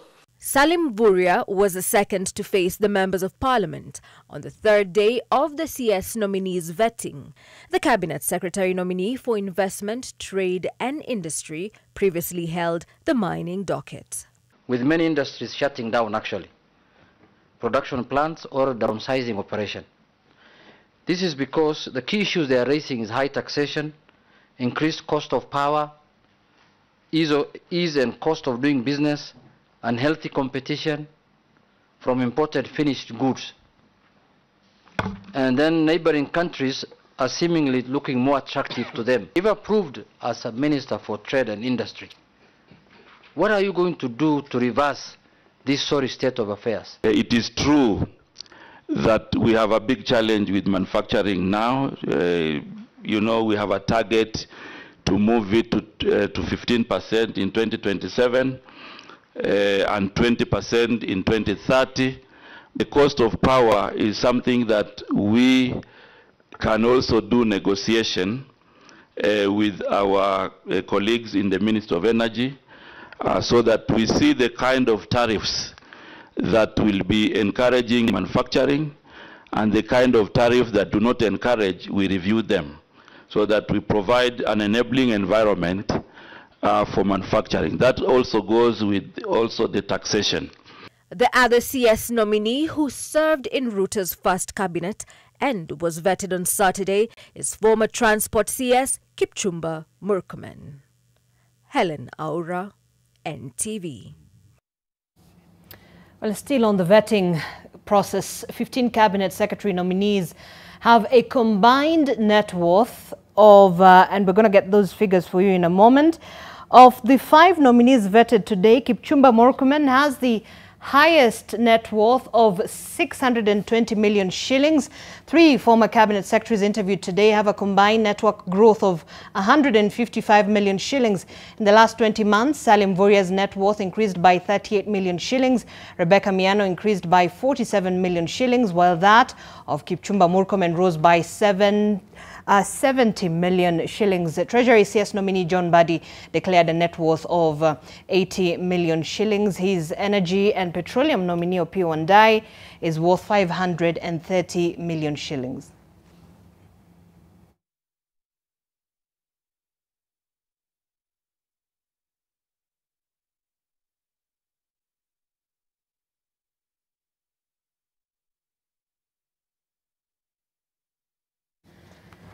Well, former Transport Cabinet Secretary Kipchumba Murkomen has denied that he ever gloated about his expensive possession at the expense of Kenyans. The CS nominee for Youth Affairs, Creative Economy and Sports also apologized for any misconceptions about his past remarks about the value of his clothes, watches and shoes. He was the last nominee to be vetted this evening. I do not know even what opulence means, Mr. Speaker. And let me say this. I take it to mean that people who are opulent are the ones that bask in wealth and modern things. You will see them exposing where they are with their families, where they live, going to showing which car they drive and all that. Mr. Speaker, I just became a victim, unfortunately, of a crossfire of a conversation. On things, Mr. Speaker, I did not go anywhere to announce to somebody that I wear this, I do that. It's just that some pictures take something you wear and this, that, Mr. Speaker. Ultimately... And you spoke carelessly somewhere. Ultimately, Mr. Speaker... In some radio show. It wasn't careless, Mr. Speaker. Ultimately, yes. I was asked in a radio show a direct question. What is the most expensive shoe, tie, watch you have ever worn? Mr. Speaker, I had two choices. You didn't know it was a trick? No, it's not a trick. Even if it was a trick, I had two choices. Either to lie or to say the truth. Or not to answer. Mr. Speaker, no, let me just come to that. That was the third Mr. Speaker, I would have refused to answer, but I also had the opportunity to say the truth. And by saying that truth, Mr. Speaker, having been put that question to me, Mr. Speaker, it was not by my own choice to go and say, and Mr. Speaker, you know, for me who has grown up as a son of a squatter in Embobut Forest, you know that even when we were growing up, if you get one shoe or one watch like the one I got when I was in primary school, that is your Sunday best. That is your Sunday best. It's that one expensive thing you have that sometimes you are happy with. But to say I'm opulent, Mr. Speaker, I must say this with utmost respect. I have never gloated anywhere about anything I wear, anything I have, Mr. Speaker. Even where I live, Mr. Speaker, I've never gone to announce to people that I have this kind of a house. Or, Mr. Speaker, I've never even bragged about the car I drive, even if all those things could be more expensive than the things that have been mentioned.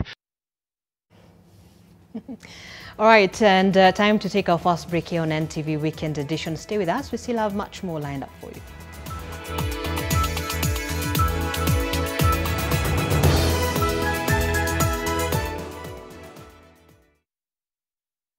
My skin is my identity and deserves care made specially for me. New Nivea Radiant and Beauty Advanced Care with 5 oils and 5 vitamins helps reduce appearance of stretch marks in just 2 weeks. For your shade of beautiful. Can we understand an unspoken language?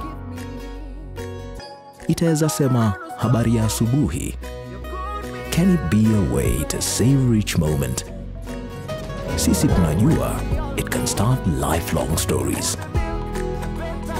Be the center of celebrations and so much more. The more the milk, the better the chai. Chai kweli ina Brookside Dairy Best. Ah, the thrilling world of businesses in the city. Mato, you on speed dial. Looking for help with his LPO, he needs to deliver laptops fast. Enter Stanbic Bank, the game changer in LPO financing. Ana get to expand his horizons. Huyu hapo ni Max, aki-import bills, lakini yuko in a tight fix, like his favorite pair of tight sweatpants. Working capital solution from Stanbic Bank in a come through, sasa and expand his fashion empire to the max, literally.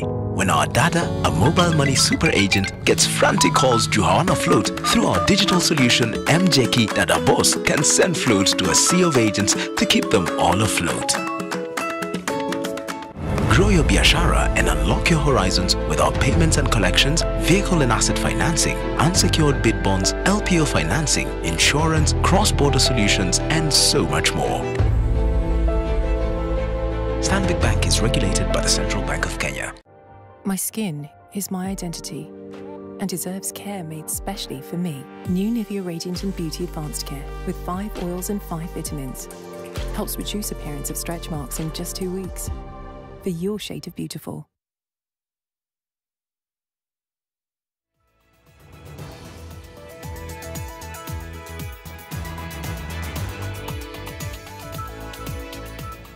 All right, welcome back to the broadcast. This is NTV Weekend Edition. Now, menfolk have been urged to forge partnerships with each other and seek help when in distress in order to avert mental breakdown due to pressures associated with life-work balance.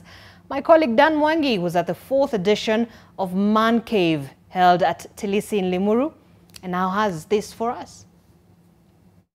A man there are various dynamics about being a man in this day and age.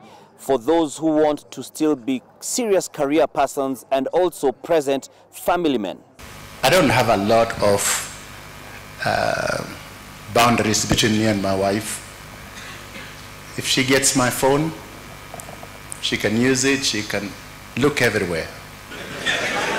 Her phone is her phone. Never spoken about it. We didn't sit and say, from now, because you are my wife, and mobile phones have come. You know, we have come from a time when there were no mobile phones, and maybe I'll tell you a little bit about that. And, but let's say, if her phone rings, I just tell her your phone is ringing. A man is a leader, and with being a leader, there comes a lot of responsibility, and men have been called upon to take up this huge challenge with the sensitivities of what is expected of them. When things are even worst, there come a time when we wear masks and reassure and mentor and inspire and give hope. Because again, I think it's time also for us to rise up as men and man up and to show the direction, regardless what the situation is. Just draw our wheel of life and begin to say, what is it? What are those components of my life and how are they important for me? And how much time am I dedicating to each element of it? How much focus am I giving to each element of this wheel? So how much focus am I giving to my health and staying healthy, whether it's mental health or physical health or other components of health? How much time am I giving to my career and my growth? How much time am I giving to spirituality? How much time am I giving to friends? And how do I balance between these 5, 10, 15, maybe 20 elements within my wheel of life? These are some of the issues that have come up at the 4th edition of Man Cave, an event put together by the Nation Media Group alongside various partners. This event and experience seeks to empower men and create community. Various individuals and corporates graced the event and got the platform to network and engage as they sought to build each other up, one man at a time, brother for brother. As Safaricom, we have been excited to be a part of this journey, able to enable our men not only to have an opportunity to come together, but also to ensure that even as they live out their lives beyond this day, that they're able to be transformative in the various societies that they're a part of. As Safaricom, we are aware that our purpose is to transform lives, and today we have said that we have to live our lives elevated, and hence our partnership with the Nation Media Group to be able to use our various platforms to bring people together, people to engage with each other and to find opportunities to be able to soar and to be bigger and better and greater than they currently are. We must learn to consistently sharpen the saw. I say sharpen the saw because Dr. Caesar Mwangi quoted Steve Covey, 7 habits of highly effective people. The 7th habit is sharpen the saw. The business that we came to do here, gentlemen, was to sharpen the saw. While I can't divulge exactly what has transpired inside the Man Cave in further detail, this I will tell you. Men have been called upon to embrace vulnerability more, as it is good for them, for society, as they do this thing called life. Dan Mwangi, NTV, in the county of Kiambu, for equality. All right, thank you, Dan Mwangi. And from a sister to the rest of the brothers, there's always this quote I like: strength is not just in the body, it's in the mind. Well, away from that, Deputy President Rigathi Gachagua has appealed to local and foreign investors to infuse their money in the tourism sector as stakeholders project an increase in the number of international visitors to 3 million this year. Speaking during the reopening of the historic Treetops Lodge in Aberdare National Park in Nyeri, Gachagua pleaded with politicians to tone down the political temperatures in order for the country to continue attracting and enhancing investors' confidence. Treetops Lodge has a significant historical link with the British monarch, as the late Queen Elizabeth II ascended to the throne while at the lodge in 1952. According to the Kenya Tourism Board Chairman Francis Gishamba, reopening of the facility is a huge milestone to the mountain tourism circuit and the hospitality sector. Nyeri was a very important part of the Mount Kenya circuit previously, and with the closure of the hotels during the COVID pandemic and reducing accommodation in Nyeri caused pretty much the collapse of this Mount Kenya circuit. For the first time since 2019, we have reached and actually superseded the 2 million mark that this country achieved. Many jobs were lost when this facility was shut down. And we started having a conversation. And I started talking to many people, Governor talked to many people, interesting them to think of how they can have these facilities reopened so that we can spur tourism, we can create employment. A new training program for pediatricians, neonatal nurses is already registering positive outcomes in efforts to reduce maternal deaths. Data from the Kenya Health Information System indicates that over 70% of neonatal deaths is as a result of prematurity, death, sepsis, as well as birth asphyxia. And as NTV's Judith Cherono Rao reports, the program, dubbed Essential Newborn Care Program, has seen mothers and their newborns at the Vihiga County Referral Hospital evade the risks associated with preterm deliveries. Statistics from the Kenya Health Information System, KIS, indicates that premature newborn deaths rose from 32.7% in 2021 to 37% in 2023. This is a representation of 20 babies dying out of every 1,000 live births. In a bid to address this concern, the Ministry of Health has come up with a comprehensive newborn training package targeting pediatricians, neonatal nurses, as well as midwives across all the county referral hospitals in the 47 counties. Wamenisaidia hadi penye amefika saa hii 1740. Pokea vizuri. Wametufunza, KMC imetusaidia. Imetunufaisha sana. Yani kuweka watoto kangaroo inawapea joto. At the Vihiga County Referral Hospital, these two mothers are the latest beneficiaries of the Early Essential Newborn Care Program. Mildred Asiji gave birth to a preterm baby at 32 weeks. The little one had to be transferred to this facility for specialized care, and the mother now acknowledges that with the knowledge she has gained while at the facility, she is ready to go and handle her little bundle of joy once she gets home. Walikuwa na kilo zenye zinatosha. Mmoja alikuwa na 1.2, mwingine alikuwa na 1340. Lakini bila walinileta hapa, walinipokea vizuri sana. Kangaroo imenisaidia sana. Watoto wangu wameweza kufika 18.40. Tena kuweka mtoto, kunyonyesha mtoto maziwa na kuchange tubes.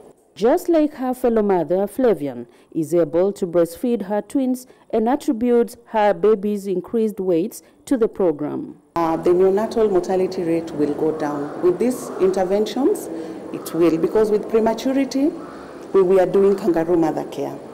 After the baby is born, there are those interventions that we do. We instill the tetracycline eye drops on the eyes.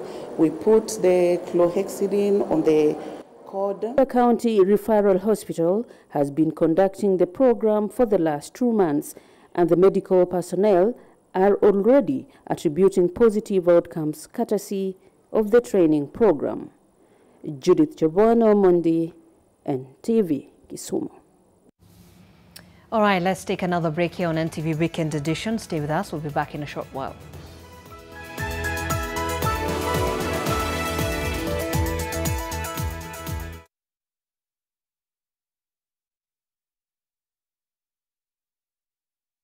Ever dreamt of owning a piece of Diani? Introducing Bustani Gardens by Pazarina Holiday Homes. Located 1.5 kilometers off Lunga Lunga Road, grab yourself a prime parcel from as low as 850,000 Kenya shillings with available water, electricity, graded roads, ready title deeds and Site visit at your convenience. Contact us today on 0712 110 110 or visit our offices at Morningside along Gong Road.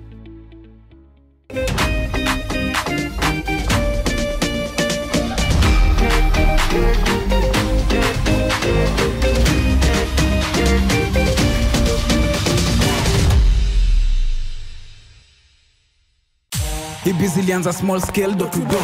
Likuwa na kinda opens hadi so depending on vile tutabonga. If you know you know, side delivery nafanya kwote juu busily grow. Yeah, big up yourself. Kama lini safit na zikinda kwa shelf. Sherehe after kazi nyama kima kitesa. Ini ki hand of the cash check milio cash. Wiki is over, kila mtu anauliza form iko wapi. Ni sasa kwenye decks wanajua it's a party. Friday hadi Sunday jama fans wa hati. Lakini cheki bank statements ziko safi. Safi. Yo, ukipiga hiyo mboka get that money alafu sema yeah. Better save that money alafu yeah. Lazima tutafute tukafunge yeah. Life ijipe na sio kesho. Yeah. Lazima tutafute tukafunge yeah. Make it happen right now, right here.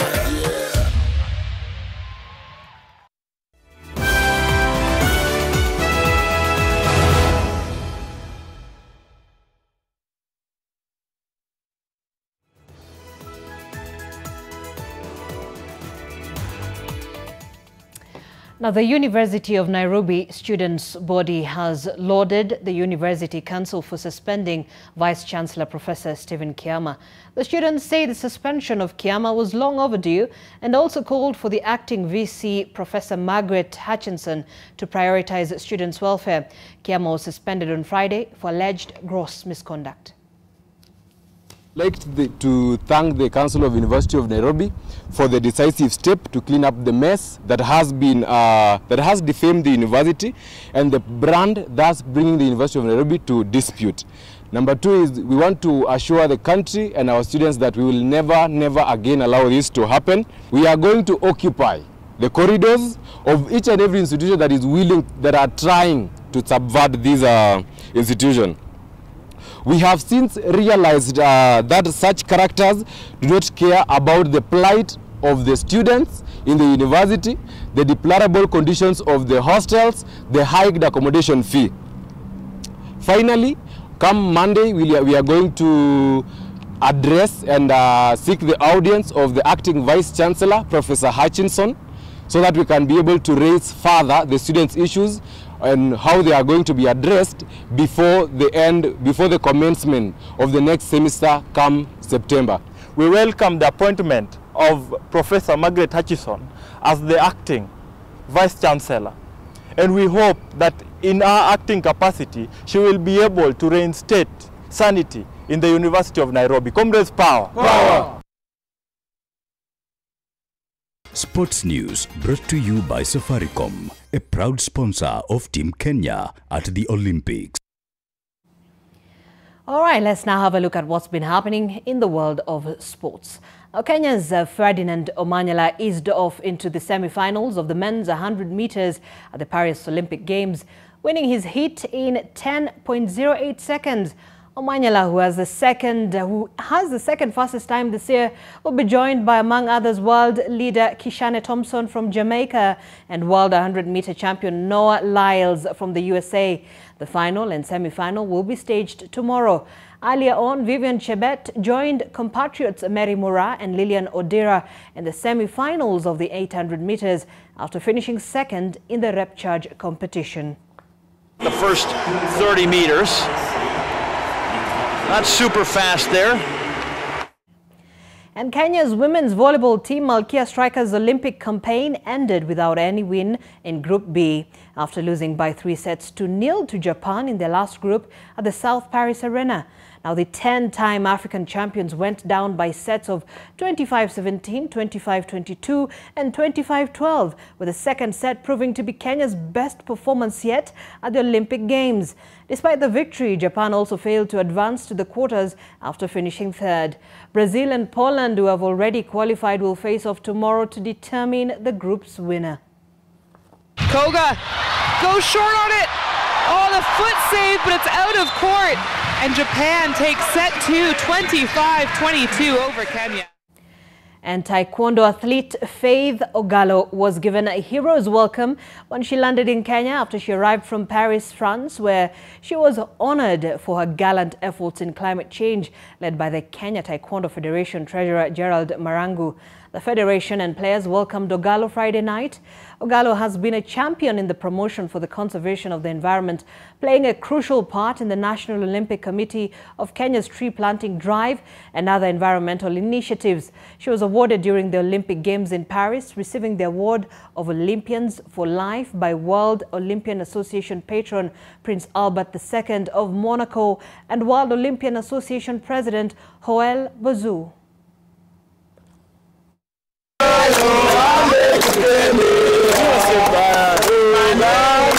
I attribute it to the whole world. I would say it's climate action.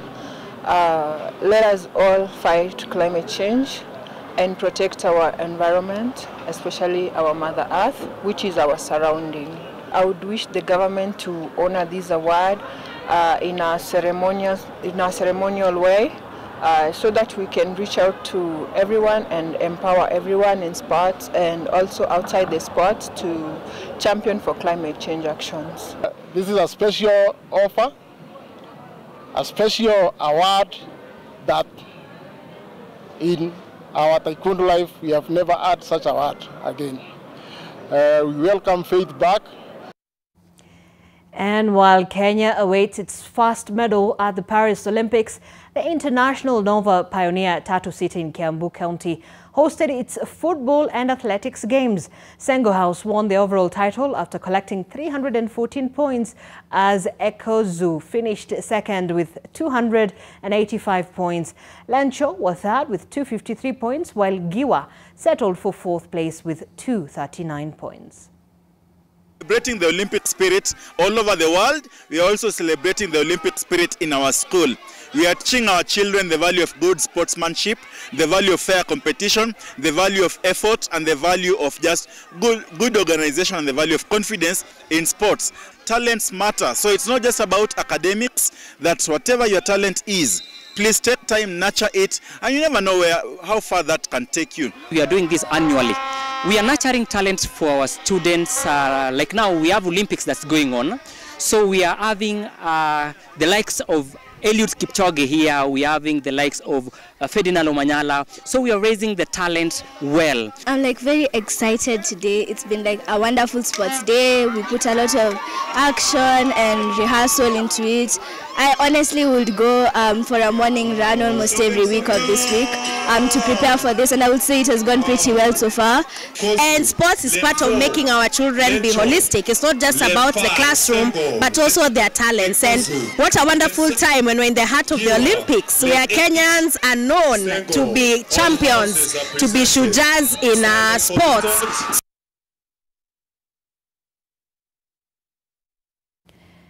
Meanwhile, Michael Karanga of Kiambu Golf Club remains in the lead after the third round of the Kenya Amateur Stroke Play Championship, currently underway at the Nyali Golf and Country Club. Karanga, who has showcased impressive skill throughout the tournament, carded a 3 over par for today's round, bringing his total to 5 over par.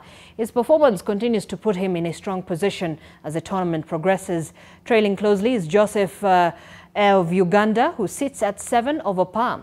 The 2024 Kenya Amateur Stroke Play Championship final will be played tomorrow, and the champion will walk away with 115,000 Kenya shillings and will secure an automatic entry into the prestigious Magical Kenya Open 2025. We played very good competitive golf when we started the round, but I don't know if it's becoming too hot for us.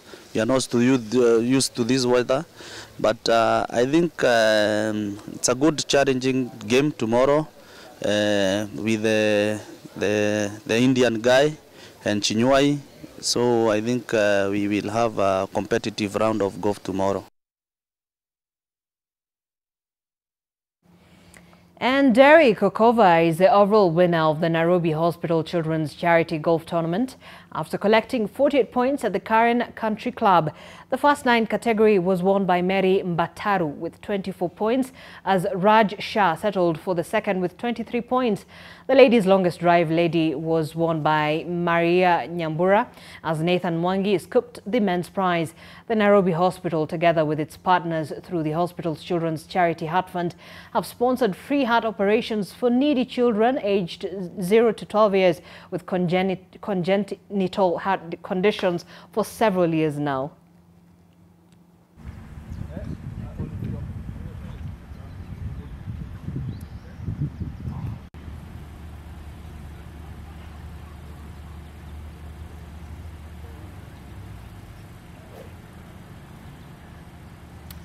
All right, and time to wrap up our sports news. Let's take a break, but we're going to be back with 12 minutes. Sports News brought to you by Safaricom, a proud sponsor of Team Kenya at the Olympics.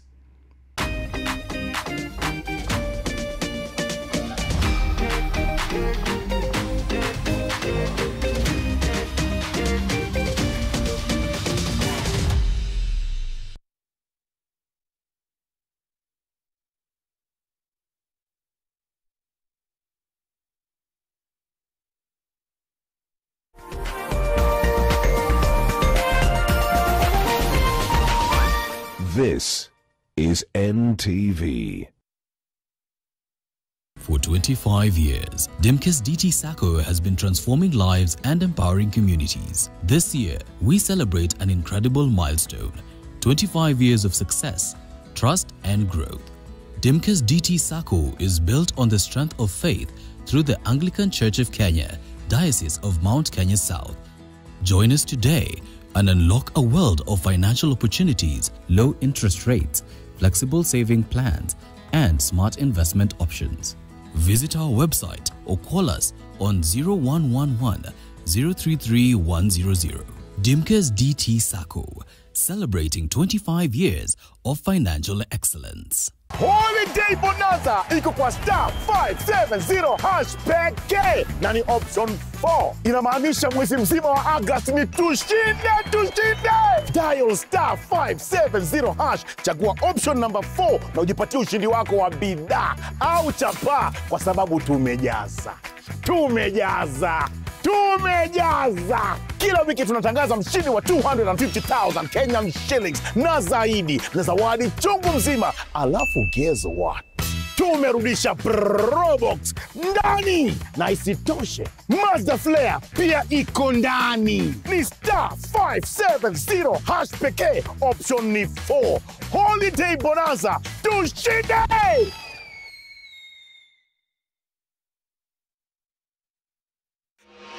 This Sunday on NTV. This is the season finale. You're scared, you're curious, and you don't even know what's going to happen next. I got terribly sunburned, and I also really hurt my feet. Tulitafuta hizo kudu. Those who like sleeping, it was terrible. You're in the middle of the road. What are you filming? Kwa hii show ambayo inafanywa na Simulate, sisi hatuogopi kwenda mahali.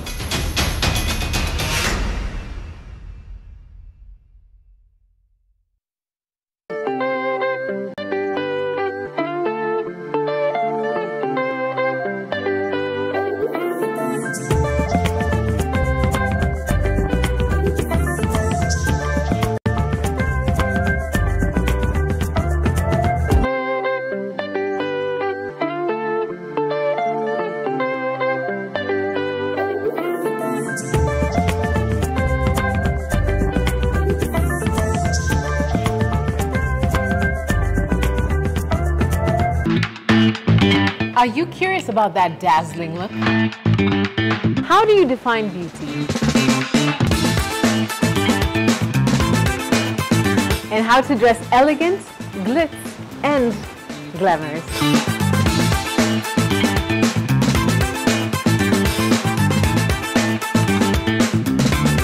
The Glam Show is here to answer all those questions and show you what's popping and what's the latest in the beauty and lifestyle world, because you need it.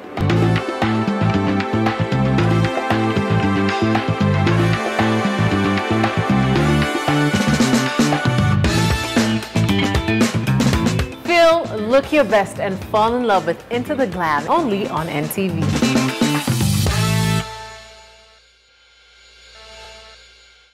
The Glam, brought to you by new Nivea Radiant and Beauty Advanced Care Body Lotion.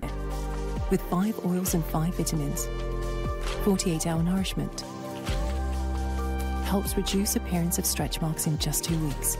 New Nivea Radiant and Beauty Advanced Care, for your shade of beautiful. Holiday Bonanza iko kwa *570 hash pekee na ni option 4. Inamaanisha mwezi mzima wa August ni tushinde. Dial *570 hash, chagua option number 4 na ujipatie ushindi wako wa bidhaa au chapaa, kwa sababu tumejaza. Kila wiki tunatangaza mshindi wa 250,000 Kenyan shillings na zaidi, na zawadi chungu mzima. Alafu guess what? Tumerudisha Probox ndani, na isitoshe Mazda Flare pia iko ndani. Ni *570 hash pekee, option ni 4.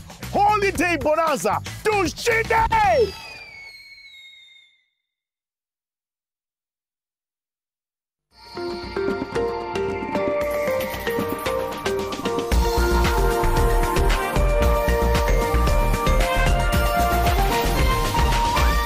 This is NTV.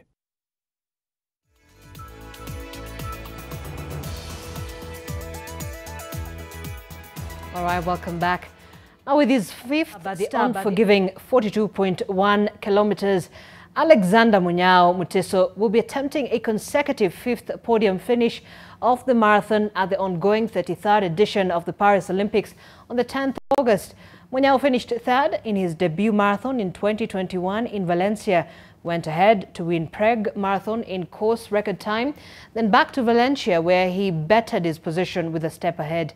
In the 2024 London Marathon, he won his first major marathon, which earned him a spot in the Kenyan Olympic marathon team. He will be in the company of defending Eliud Kipchoge and 2024 Tokyo Marathon champion Benson Kipruto. Here's NTV's Victor Wafula with the full story.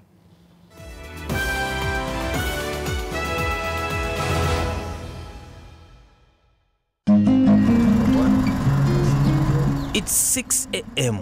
and these athletes are about to start their daily 20 kilometers morning run. Good luck, guys.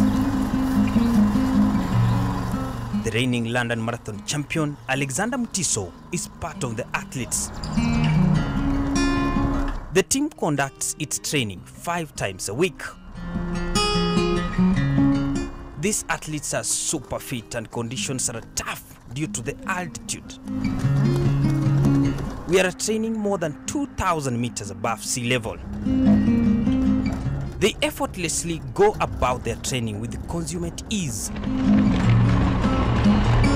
A good number of long-distance runners who live in and around the capital Nairobi conduct their training here at Ngong Hills, Kajiado County. As a recreational runner, I decided why not test my fitness with the elite. And so I gathered all the courage I could summon and joined them. At the 10-kilometer mark, I was out of breath and I threw in the towel. But somehow, at 17 kilometers, I gained my feet again and I gained ground gradually. I eventually reunited with the pack when it mattered most, at the climax of the training. I slowly start to ponder whether it's me who moved quicker or they slowed down to wait for me. And your guess is as good as mine. We stopped the clock at 1 hour 20 minutes. For Mutiso, the 2024 London Marathon victory earned him a spot at the biggest stage of world athletics, the Olympics. The 27-year-old is going to go head-to-head with the greatest of all time in marathon running, Eliud Kipchoge, and Benson Kipruto, the 2024 Tokyo Marathon champion. Safari yako ndio ujue unaweza kimbia marathon ilianzia wapi? Safari yangu naweza sema ilianzia kitambo nikiwa primary school. Yani nilikuwa na ile morali ya kukimbia tu. Nikienda shule nilikuwa napenda tu nikienda nikikimbia. Nikitumwa niende mahali nilikuwa napenda tu nikienda nikikimbia sana, kwa sababu hata wazazi wangu walikuwa wanataka kunituma sana, kwa sababu naenda haraka nakimbia narudi. Nikiwa standard 6, 7, 8 hapo nilikuwa napenda football sana, ndio nilikuwa nacheza zaidi.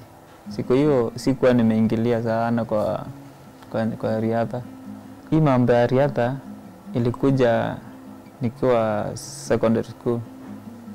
Nakumbuka shule yenye nilikuwa nasomea, kuna mwalimu wa games alituambia tukimbie kama in the school houses competition. Sasa hapo walikuwa wanachagua timu ya zonos. Ndio nilikimbia for the first time, nikaselektiwa kwa timu ya kwenda ku represent zonal level hiyo time. Sasa hapo ndio nilianzia kukimbia hivi. Nikaenda nikakimbia zonos, nikafika division, nikachunjiwa hapo, nikarudi tena. Kasikia sasa moral ile ya kukimbia imeanza sasa kuingia hivi. Kaendelea hivi form 2, form 3 nilikuwa na represent shule yangu mpaka provincial level. Kitambo ifike form 4 2013 nili represent my school and to national level.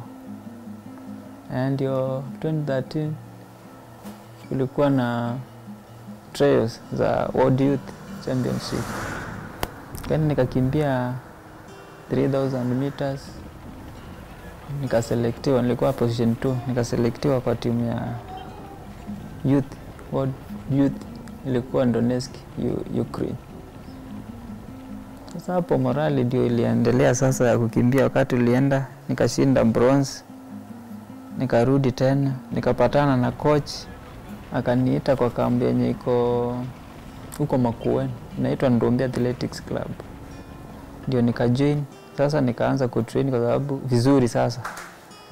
Nikakuja nikajua nilikuwa nimelaka tactics za kutrain sana. Kwa sababu before nilikuwa nakimbia tu long runs. Sikuwa najua kuna mambo kuna wakati unapaswa kuchapa speed work, hill work, build up, hizo vitu sikuwa najua.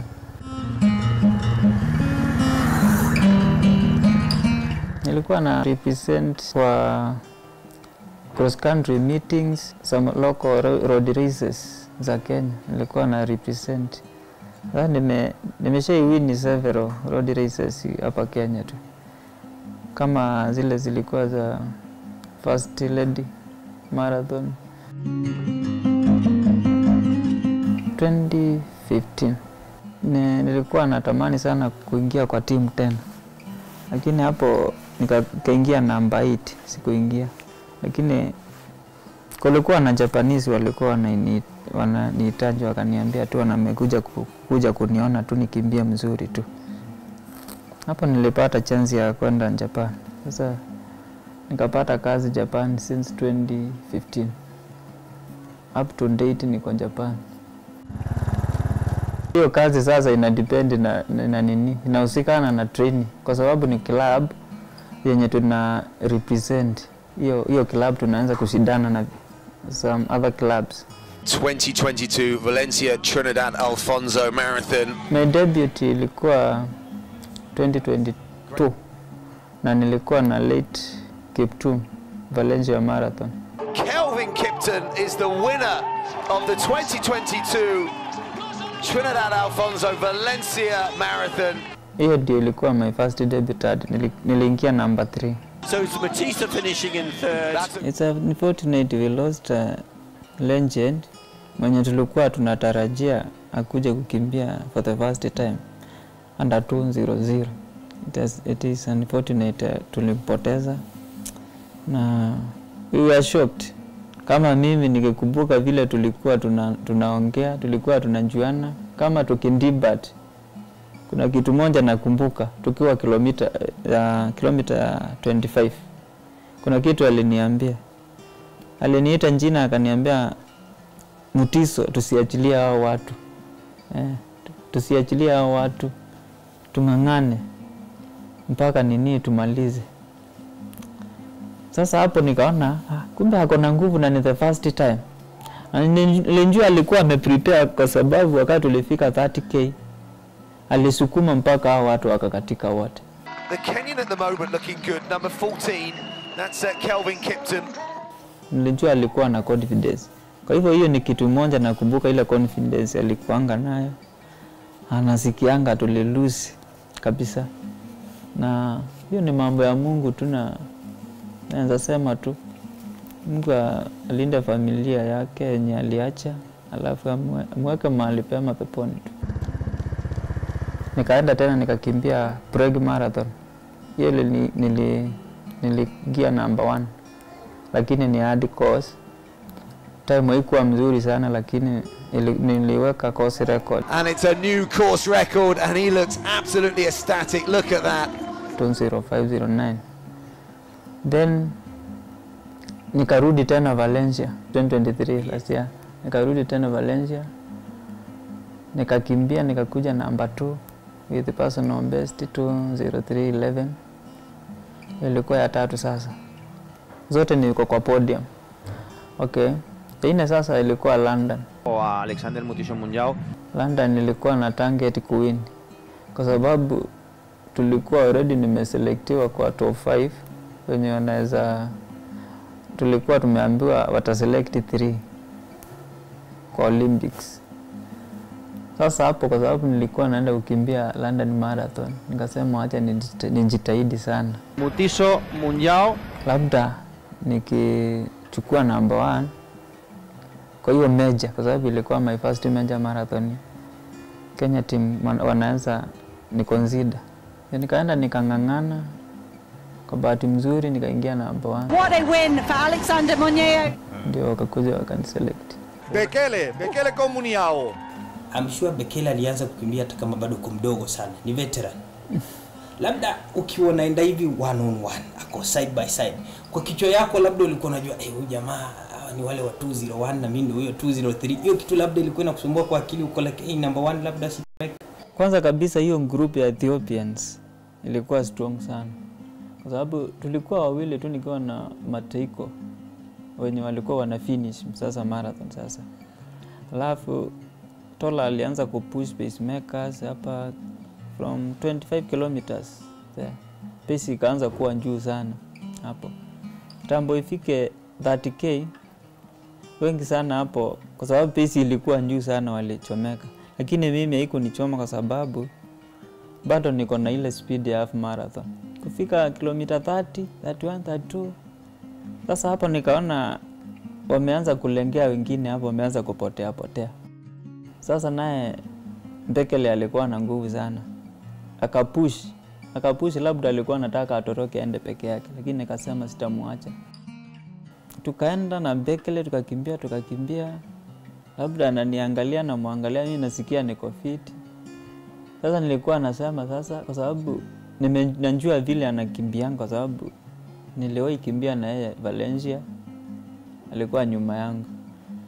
Nilimpace kwanza before nianze kudibati marathon, nilimpace Berlin around 39 kilometers. Nikasikia ameanza kukatika sasa. 40 kilometers nikichukua maji ya mwisho nilikuwa peke yangu. Nikaona amekatika sasa, ndio nikasema acha ni maintain pace tu nimalize na nguvu tu. Kwa sababu most important ilikuwa win. Niko katika team na kina Eliud na Benson. Sijawahi kimbia kwa race moja na Eliud, pia Benson sijawahi kimbia nao, lakini they are great athletes. Na maombi yetu ni tulete mendo kwa Kenya. Hawa Ethiopia tumekimbia nao, najua vile wanakimbia, na nimewatch several races. Kama sisi Lema niliona alikuwa number 1 Boston na ni hard course. Kwa hivyo anaweza kuwa nini, labda anataka kufanya kama vile alifanya Boston. Na challenges mnapitia kama wanariadha, na vitu labda ungependa wa improve as much as labda umewatengea kitu fulani, lakini kuna kitu labda ungeomba ingewezekana kwa namna hivi, then tutakuwa better kuliko venye tuko. Kenya we lack some facilities kama kama uwanja ya kuchezea. Tuseme kama sasa nikiwa hapa Gong yenye iko mzuri, sasa uwanja naweza kwenda kutrain mpaka nifike Ulinzi Complex ama Nyayo ama Kasarani zenye ziko karibu na mimi. Sasa kama ningekuwa na ingine hapa mzuri hapa hii area ya Gong, sasa ingetusaidia sana hiyo facilities, na camps zikiwa mingi zaidi, na wenye wako na talent wajumuishwe kwa hizo camps, na wakuwe na coaches ambao wametrainiwa vizuri. Familia yangu wananisupport sana, kwa sababu kama bibi yangu na watoto, wakati niko na race wanakuanga kwa screen, wananiangalia, wananichia. Bibi yangu ananisupport sana, kama ni mazoezi niko na yeye, diet, kukula, anazingatia hiyo mambo, ananipatia ample time ya kutrain. Talent ni mzuri kwa sababu inakupatia tu kitu ya kukinga wazazi wako, familia yako, una invest, maisha inakuwa poa. Kwa sababu kwa hivyo ukiwa na talent na ukiwa na ile discipline, ni vizuri, unaweza enda far sana. Alexander Mutiso is now back home after doing a 20-kilometer morning run. He's here together with his family and he's about to get breakfast. He'll be traversing the streets of Paris, carrying the Kenyan flag in the Olympics. Victor Wafula for 12 minutes. Brother, yes. Good luck, man. Thank you. Asante. Yes. What a win for Alexander Monyeau. He joins the likes of Kelvin Kipton, Amos Kiprutu, Cisse Lema.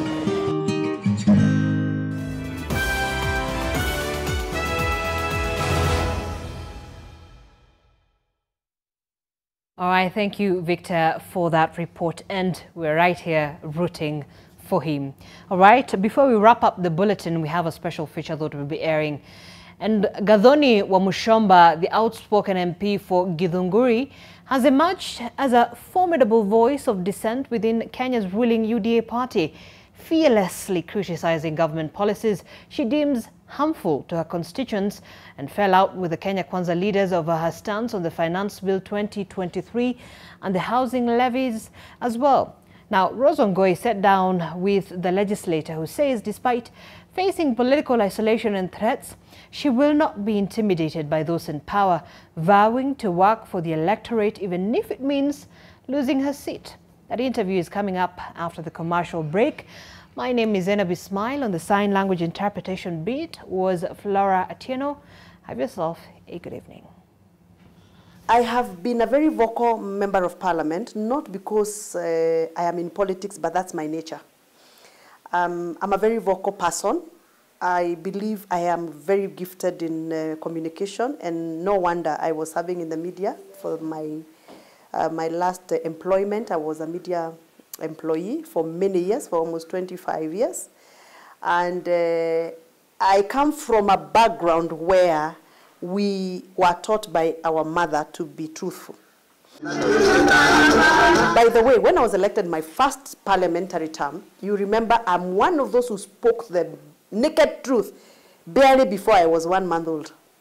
When I was interviewed by the same channel, I think, and I said, it is my humble opinion that members of parliament should be paid, and should be paid well so that they can be respectable. Because if you don't pay somebody well, that person will be tempted to steal, that person will be tempted to loot, to represent an image that you want him to carry, yet his pocket cannot afford it. And I was bashed. I was bashed. People said, oh, Wamushomba says she wants a salary increment and da-da-da-da-da-da. And by the way, whatever I was speaking then was the naked truth. And the truth is here with us. Look at what members of parliament are doing. You don't pay them the much money. Of course, now members are paid very well. But even if you pay them very well, whatever they are presenting as image out there is looted money. Where on earth would I get 20 million cash to go and give in a Harambee? Not even 20, even 2. For me to raise 1 million shillings for a Harambee, I need to save for about a year. Every month at least 200,000, so that by 1 year I can at least have 1 million. So a member of parliament donating every weekend 5 million, 10 million, 20 million, hiyo ni pesa ya wizi. And that was the truth, and it's still the truth. I've spoken truths, not now. I remember when Uhuru Kenyatta was greeting Raila Odinga, what we popularly call handshake. I had spoken about it. And I had said, if Raila comes into government, things are going to change. And I actually even told my president then, Uhuru Kenyatta, if you greet Raila, you bring Raila into government, there will be revolt. And there was political revolt. His own Jubilee members ran away from him, including some of us who had to leave him because we needed to rescue our political careers. I stood with Uhuru Kenyatta in that parliament for 4 years against the people, against the popularity that was there.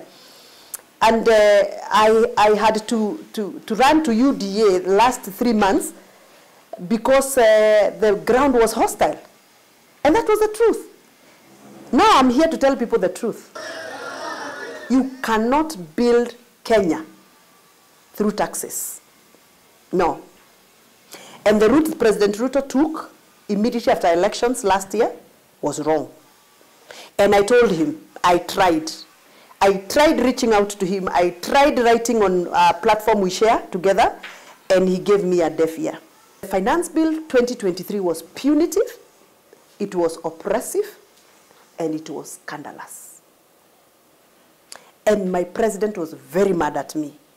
And I think even to date he's still mad at me, which is okay. My advisory was, give people a window of 2 years, remove some of the taxes at the down part of the pyramid so that you can spur growth.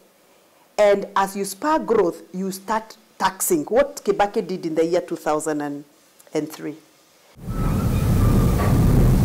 Affordable housing was a very good concept. But the way he presented it and the way he started implementing it, to me it was scandalous. Because it was blatant theft of public land. The aspect of trying to sell houses that are built on public land, to me, and you have already taxed me the same money, that is scandalous. The political class have a lot of interest in those houses because they believe they can use their political opportunity to amend the law, affordable housing law, so that they can allow themselves to sell the houses they have been holding. When I fought the finance bill last year, the Deputy President Rigathi Gachagua and the President himself came to my ground. They came for an event and they had an opportunity to bash me. And they said, this woman, and I hate it when they call me woman. Oops, it really makes me sick. They said, oh, did you send her to say no to finance bill? My people said, yes, we sent her. And they said, okay, now, mujue. Hapa hamutapata maendeleo kwa sababu mjumbe wenyu ameangusha hii finance bill. That is what they said. And I speak the truth because it is there. You can get from the clips. I went back to my ground and I told people, tell me, are roads allocation constitutional? Yes. I will fight for what is constitutional. Your tokens, you can keep them. Whatever favors you want to do for me, you can keep them. But what is supposed to be mine, it must come. The fact that I fight the government, I don't fight them because I hate them. I fight them to correct them. I fight them for them to be accountable and provide integrity in their procedures. So my roads have been done. There is no single road that has not been done. Although I complained because there was some skewedness in the allocation of some tarmacs. And all the money went to Kikuyu, I'm sure you remember. Yeah. And I thank the president because when I spoke about it and I gave data, they cancelled those tenders. They did not cancel because they didn't want Kikuyu to benefit, but they also realized that there was some tokenism that was happening, that some constituencies, not only Githunguri, but all other constituencies were suffering because of one constituency. I'm part of Kenya Kwanza. And when they were appointing board members, I expected them to also pick a few people from Githunguri. The majority leader was blatantly saying, your MP is fighting Ruto. Where did I fight Ruto? I didn't fight Ruto. I fought his finance bill. And finance bill was not his, by the way. It was for parliament. That was a parliamentary procedure. And that is why I keep on saying, these people don't understand that we have the presidency and we have parliament. When I oppose a finance bill as a member of parliament, I am 100% doing my job. And the president cannot fight me because that is my democratic role and my democratic right. I refused to be intimidated is when I came out publicly and I said the cabinet secretaries that have been elected by President Ruto, some of them did not qualify to become cabinet secretaries. And I went to one of your channels, I think it was your channel, and I said, if I was the one electing, I would not have passed 2 characters. Yeah. I said, anybody who has had a rape case in courts and now becomes the cabinet secretary to handle women in his ministry, I said, I have no trust. I was ejected out of one of the WhatsApp group. One of the WhatsApp group. The same night when I said that, I was ejected. Total letdown, completely let down. So Mr. President goofed this first day when he appointed the cabinet. That was his first goof. Zile score tulikuwa tumempatia za credibility zikaenda chini. Because we didn't expect him to clear some characters, appoint them into cabinet ministers, only for him to appear 1 year down the line to tell us that they don't know what they are doing in offices. He also lost marks there. I hate being called Sibajike. I hate being called the lioness. I hate those Iron Ladies titles. Because I believe I'm a delegate of the people of Githunguri. I am a delegate representative. I am not a trustee. I don't speak because I belong to this political party. I don't speak because I am speaking so that I can please anybody, but this is my duty. And for those who don't know me very well, I don't have a very good history of being a good girl. I don't want to say I'm a bad girl like Millie did,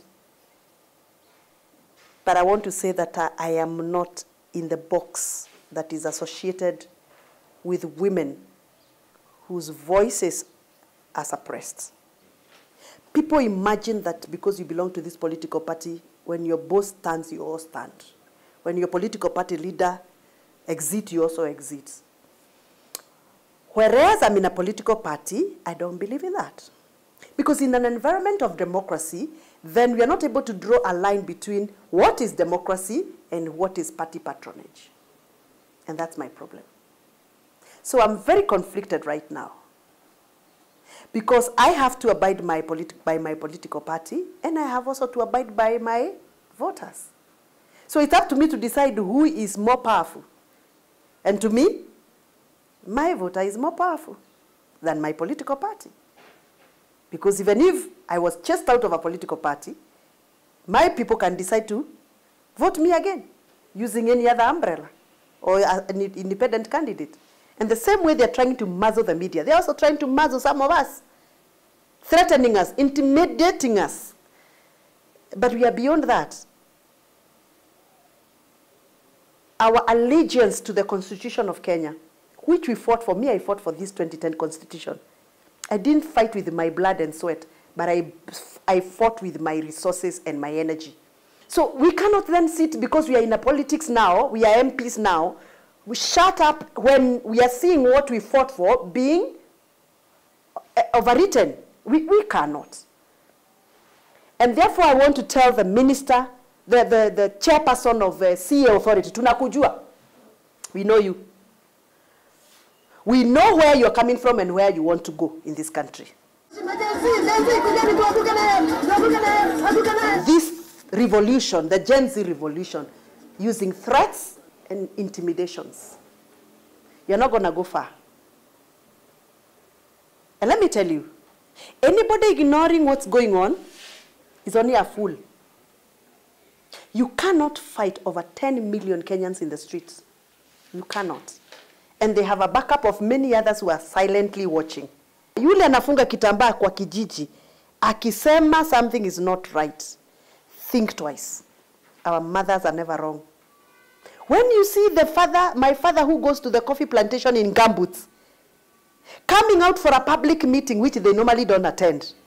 Hao wazee wa gumboot wale wa majani chai, hawaendangi mikutano ya siasa. Ukimwona huyu mzee amefika kwa mkutano ya siasa na ako na courage ya kusema si kuzuri, be careful. And we must stop calling our young people subua. Wanatusumbua kwa sababu tumewaonyesha ya kwamba tumelemewa, that is why wanatusumbua. There is no justification you can give to any boy or any girl who has gone through university education in Kenya, went even for attachment in a company, and then you can't provide a job for that person. There is no justification. There we have failed flat. That person has a reason to get very annoyed with the government.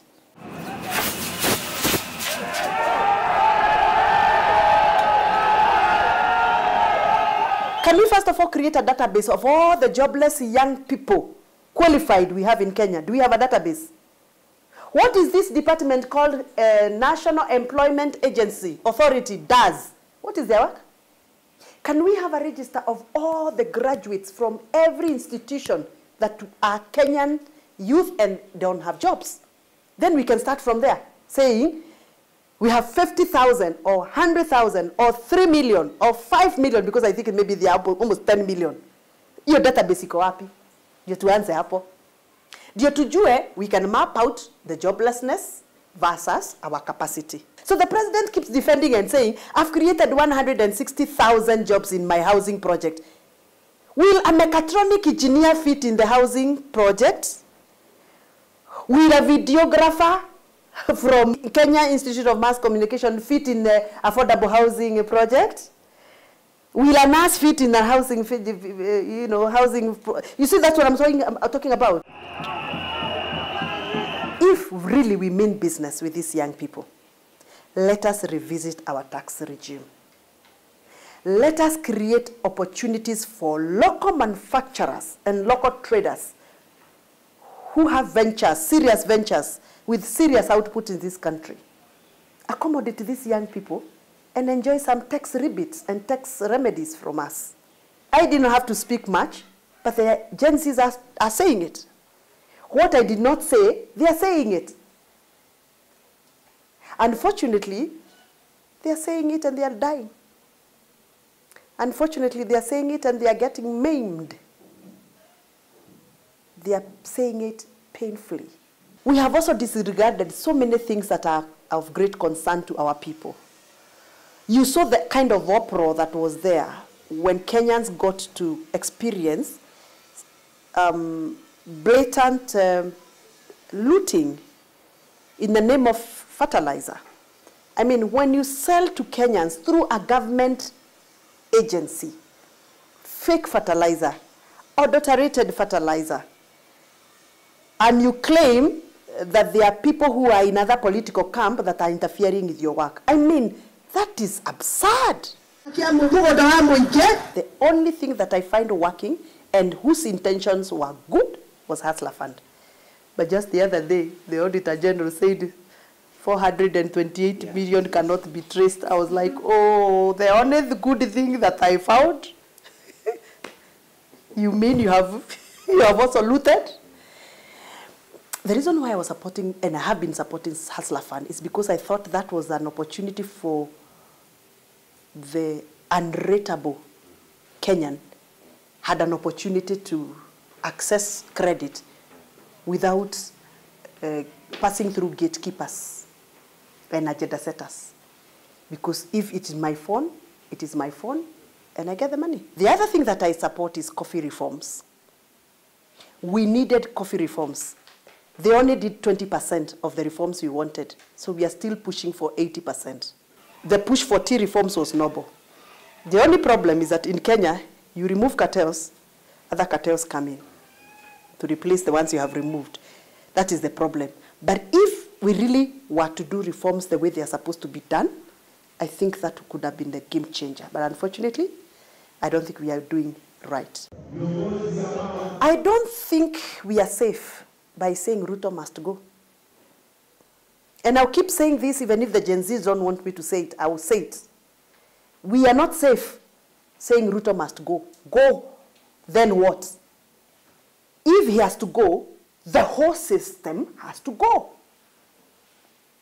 Who made the bad law that made Gen Zs go to the street? Is it the president? It is Parliament. Who passed the privatization bad law? Is it the president? It is Parliament. Who is giving county land for scandalous affordable housing? It is the governors. It is not the president. Do we have a law that can manage elections in this country right now? No. Do we have IEBC commissioners that can oversee elections? No. Do we have budgets to fund a by-election or by-elections? No. But right now, if you do it, this is a gateway to anarchy. I know very well for you and me, nobody would celebrate in anarchy. President Ruto is a good man.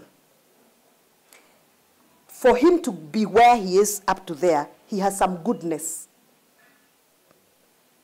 But for him to survive up to 2027, if he has to, he just needs to get serious. And if possible,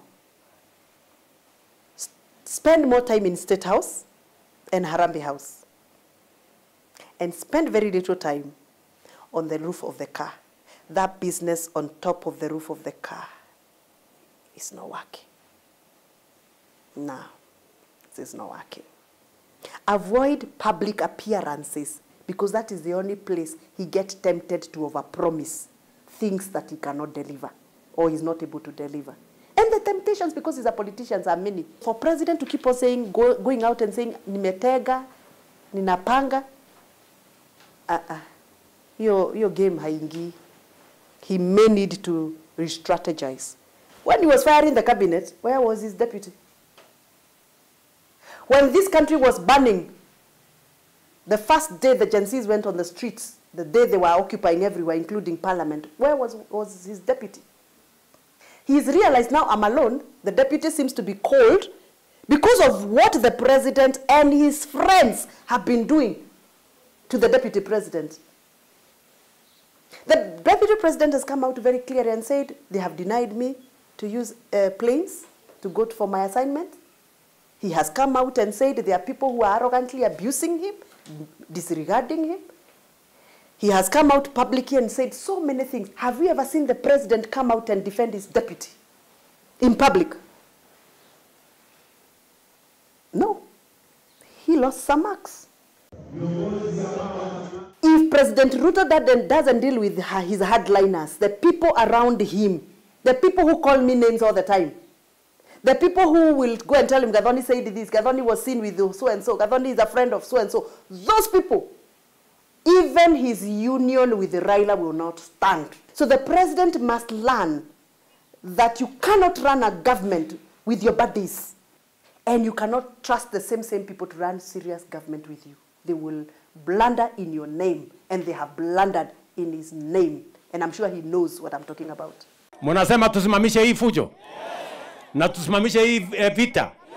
The people who handle him must up their game. President Ruto must brand himself. A new brand. A brand that can be trusted with what he says. A brand that is consistent with what he says. And a brand that looks accommodative to every Kenyan. He must stop mixing presidential events with parliamentary events. President must realize that Parliament has its boss called the Speaker. And the ultimate decision of the Speaker is final when it comes to matters legislation and matters Parliament. Until that mission is accomplished, I will speak and I will do it. When I was campaigning in Githunguri, people thought, she's just another woman. But because I was the first woman to campaign in Githunguri and win, I had people say, we are not ready for a woman MP. They kept saying that. Mama hawezi ezana. Waroyo had tried. Mrs. Waroyo had tried in Githunguri, but she didn't succeed. So I'm the first woman MP for Githunguri. We have been in office for 18 months.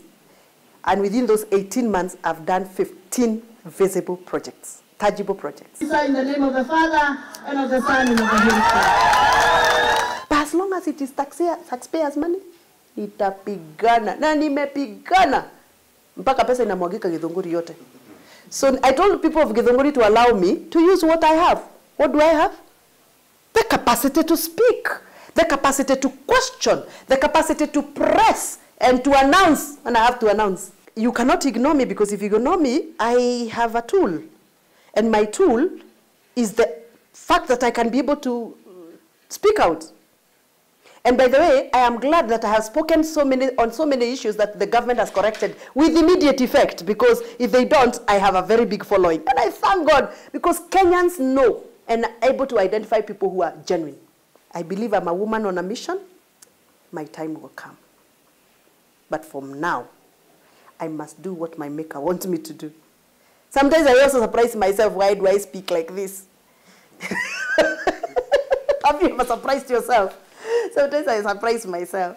People think I'm mad. There's somebody who told me, by the way, you have bipolar. I'm like, are you serious? Just because I speak the truth, I have bipolar? I am not bipolar. Because people expect you to be the girl who is in the cage and to behave just like the girl next door. Unfortunately, if I've never behaved like the girl next door, please forgive me. But I'm a girl of my own. Even when I'm intimidated and threatened, I speak to myself every morning, Gathoni, you must do it for the women of Kenya. Gathoni, you must do it for those girls in secondary school who aspire to become politicians. When I saw those girls, the Gen Z, speak on TV, I was like, wow, this is the kind of women we need in politics. Young, vibrant, intelligent, courageous, and bold. Where do you think those women get inspirations from if some of us don't speak? So I must speak. So if my mission will end up becoming a true leader in this country, let it be. If this is the end of me, let it be. I know the struggle. I am halfway the struggle. I know the commitment. I have dedicated to that commitment. But I must do it for the women of Kenya. Prepare for a woman president in this country. One day, one time, we are going to be there.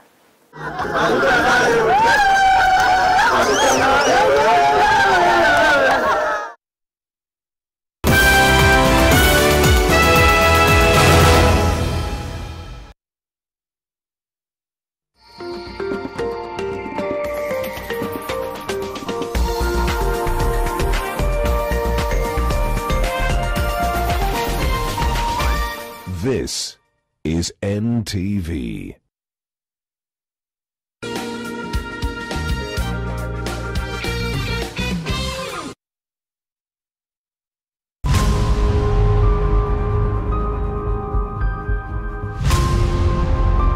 The planning was actually done at a house that belonged apparently to Hezekiah Ochuka in Umoja Estate. Our armed forces have headed the People's Call. He told me, hawa vijana wanasema, ati radio inasema, serikali imepinduliwa ni majeshi. So I told him, kwenda leta hiyo radio. A young individual came from behind us and he told these guys, whatever you are doing will not work.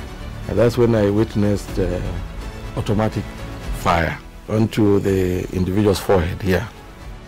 Wachira goes lower circles, identifies Air Force Operations Command and says, going hot, going for the kill. And then the first rocket we missed, the second one hit the swimming pool next to the operation. It felt so bad, it just looked like a pumpkin, and you know what you are doing.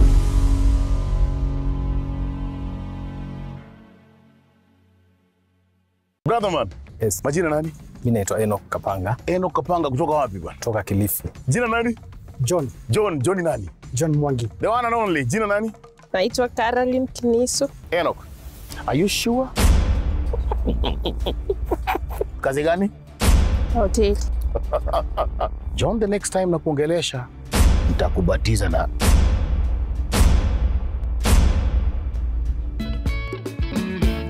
Cheza Loto Moto. Shinda pesa moto moto. Are you curious about that dazzling look? How do you define beauty? And how to dress elegant, glitz, and glamorous.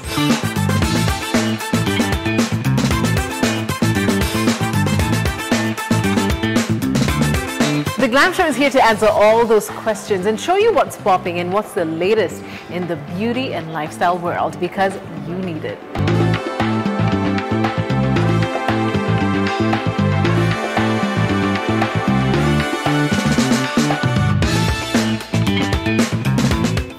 Look your best and fall in love with Into the Glam, only on NTV.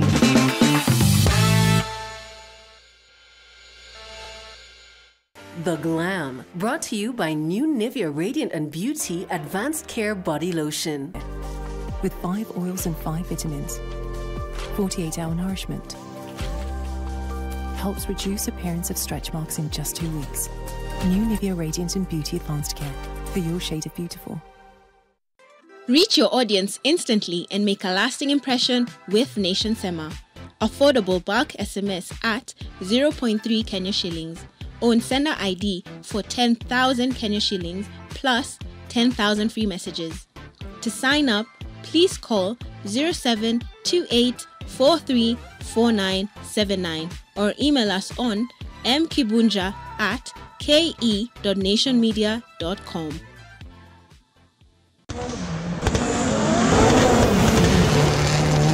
For all your sporty news updates, This is the first time I'm actually holding a sword. it's fun conversations. Tell me something, why jersey 14? There was Thierry Henry, this jersey 14 where my mom bought me his jersey. Great entertainment, rib-cracking laughter, Yeah, that's our director. and insightful banter. Tell us about that rivalry with the Kani Simbine. When you get to track, there's no friendship. Eliud, what's your favorite food? Favorite food is Yes. Ukali. Join us every Monday at 10 p.m. with NTV sports gurus Bernard Ndong and James Wakabi. Sport on NTV, your home of sports. Sport On, brought to you by DSTV.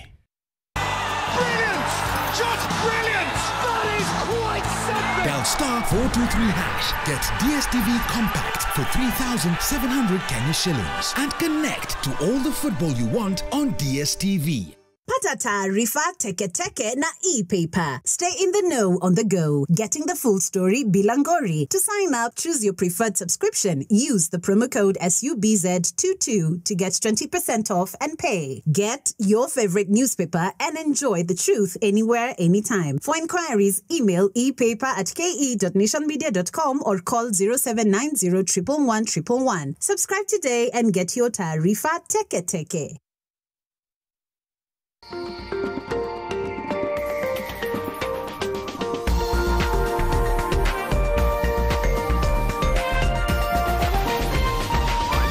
NTV, turning on your world. The following program has been rated PG. It may contain scenes unsuitable for children under the age of 10.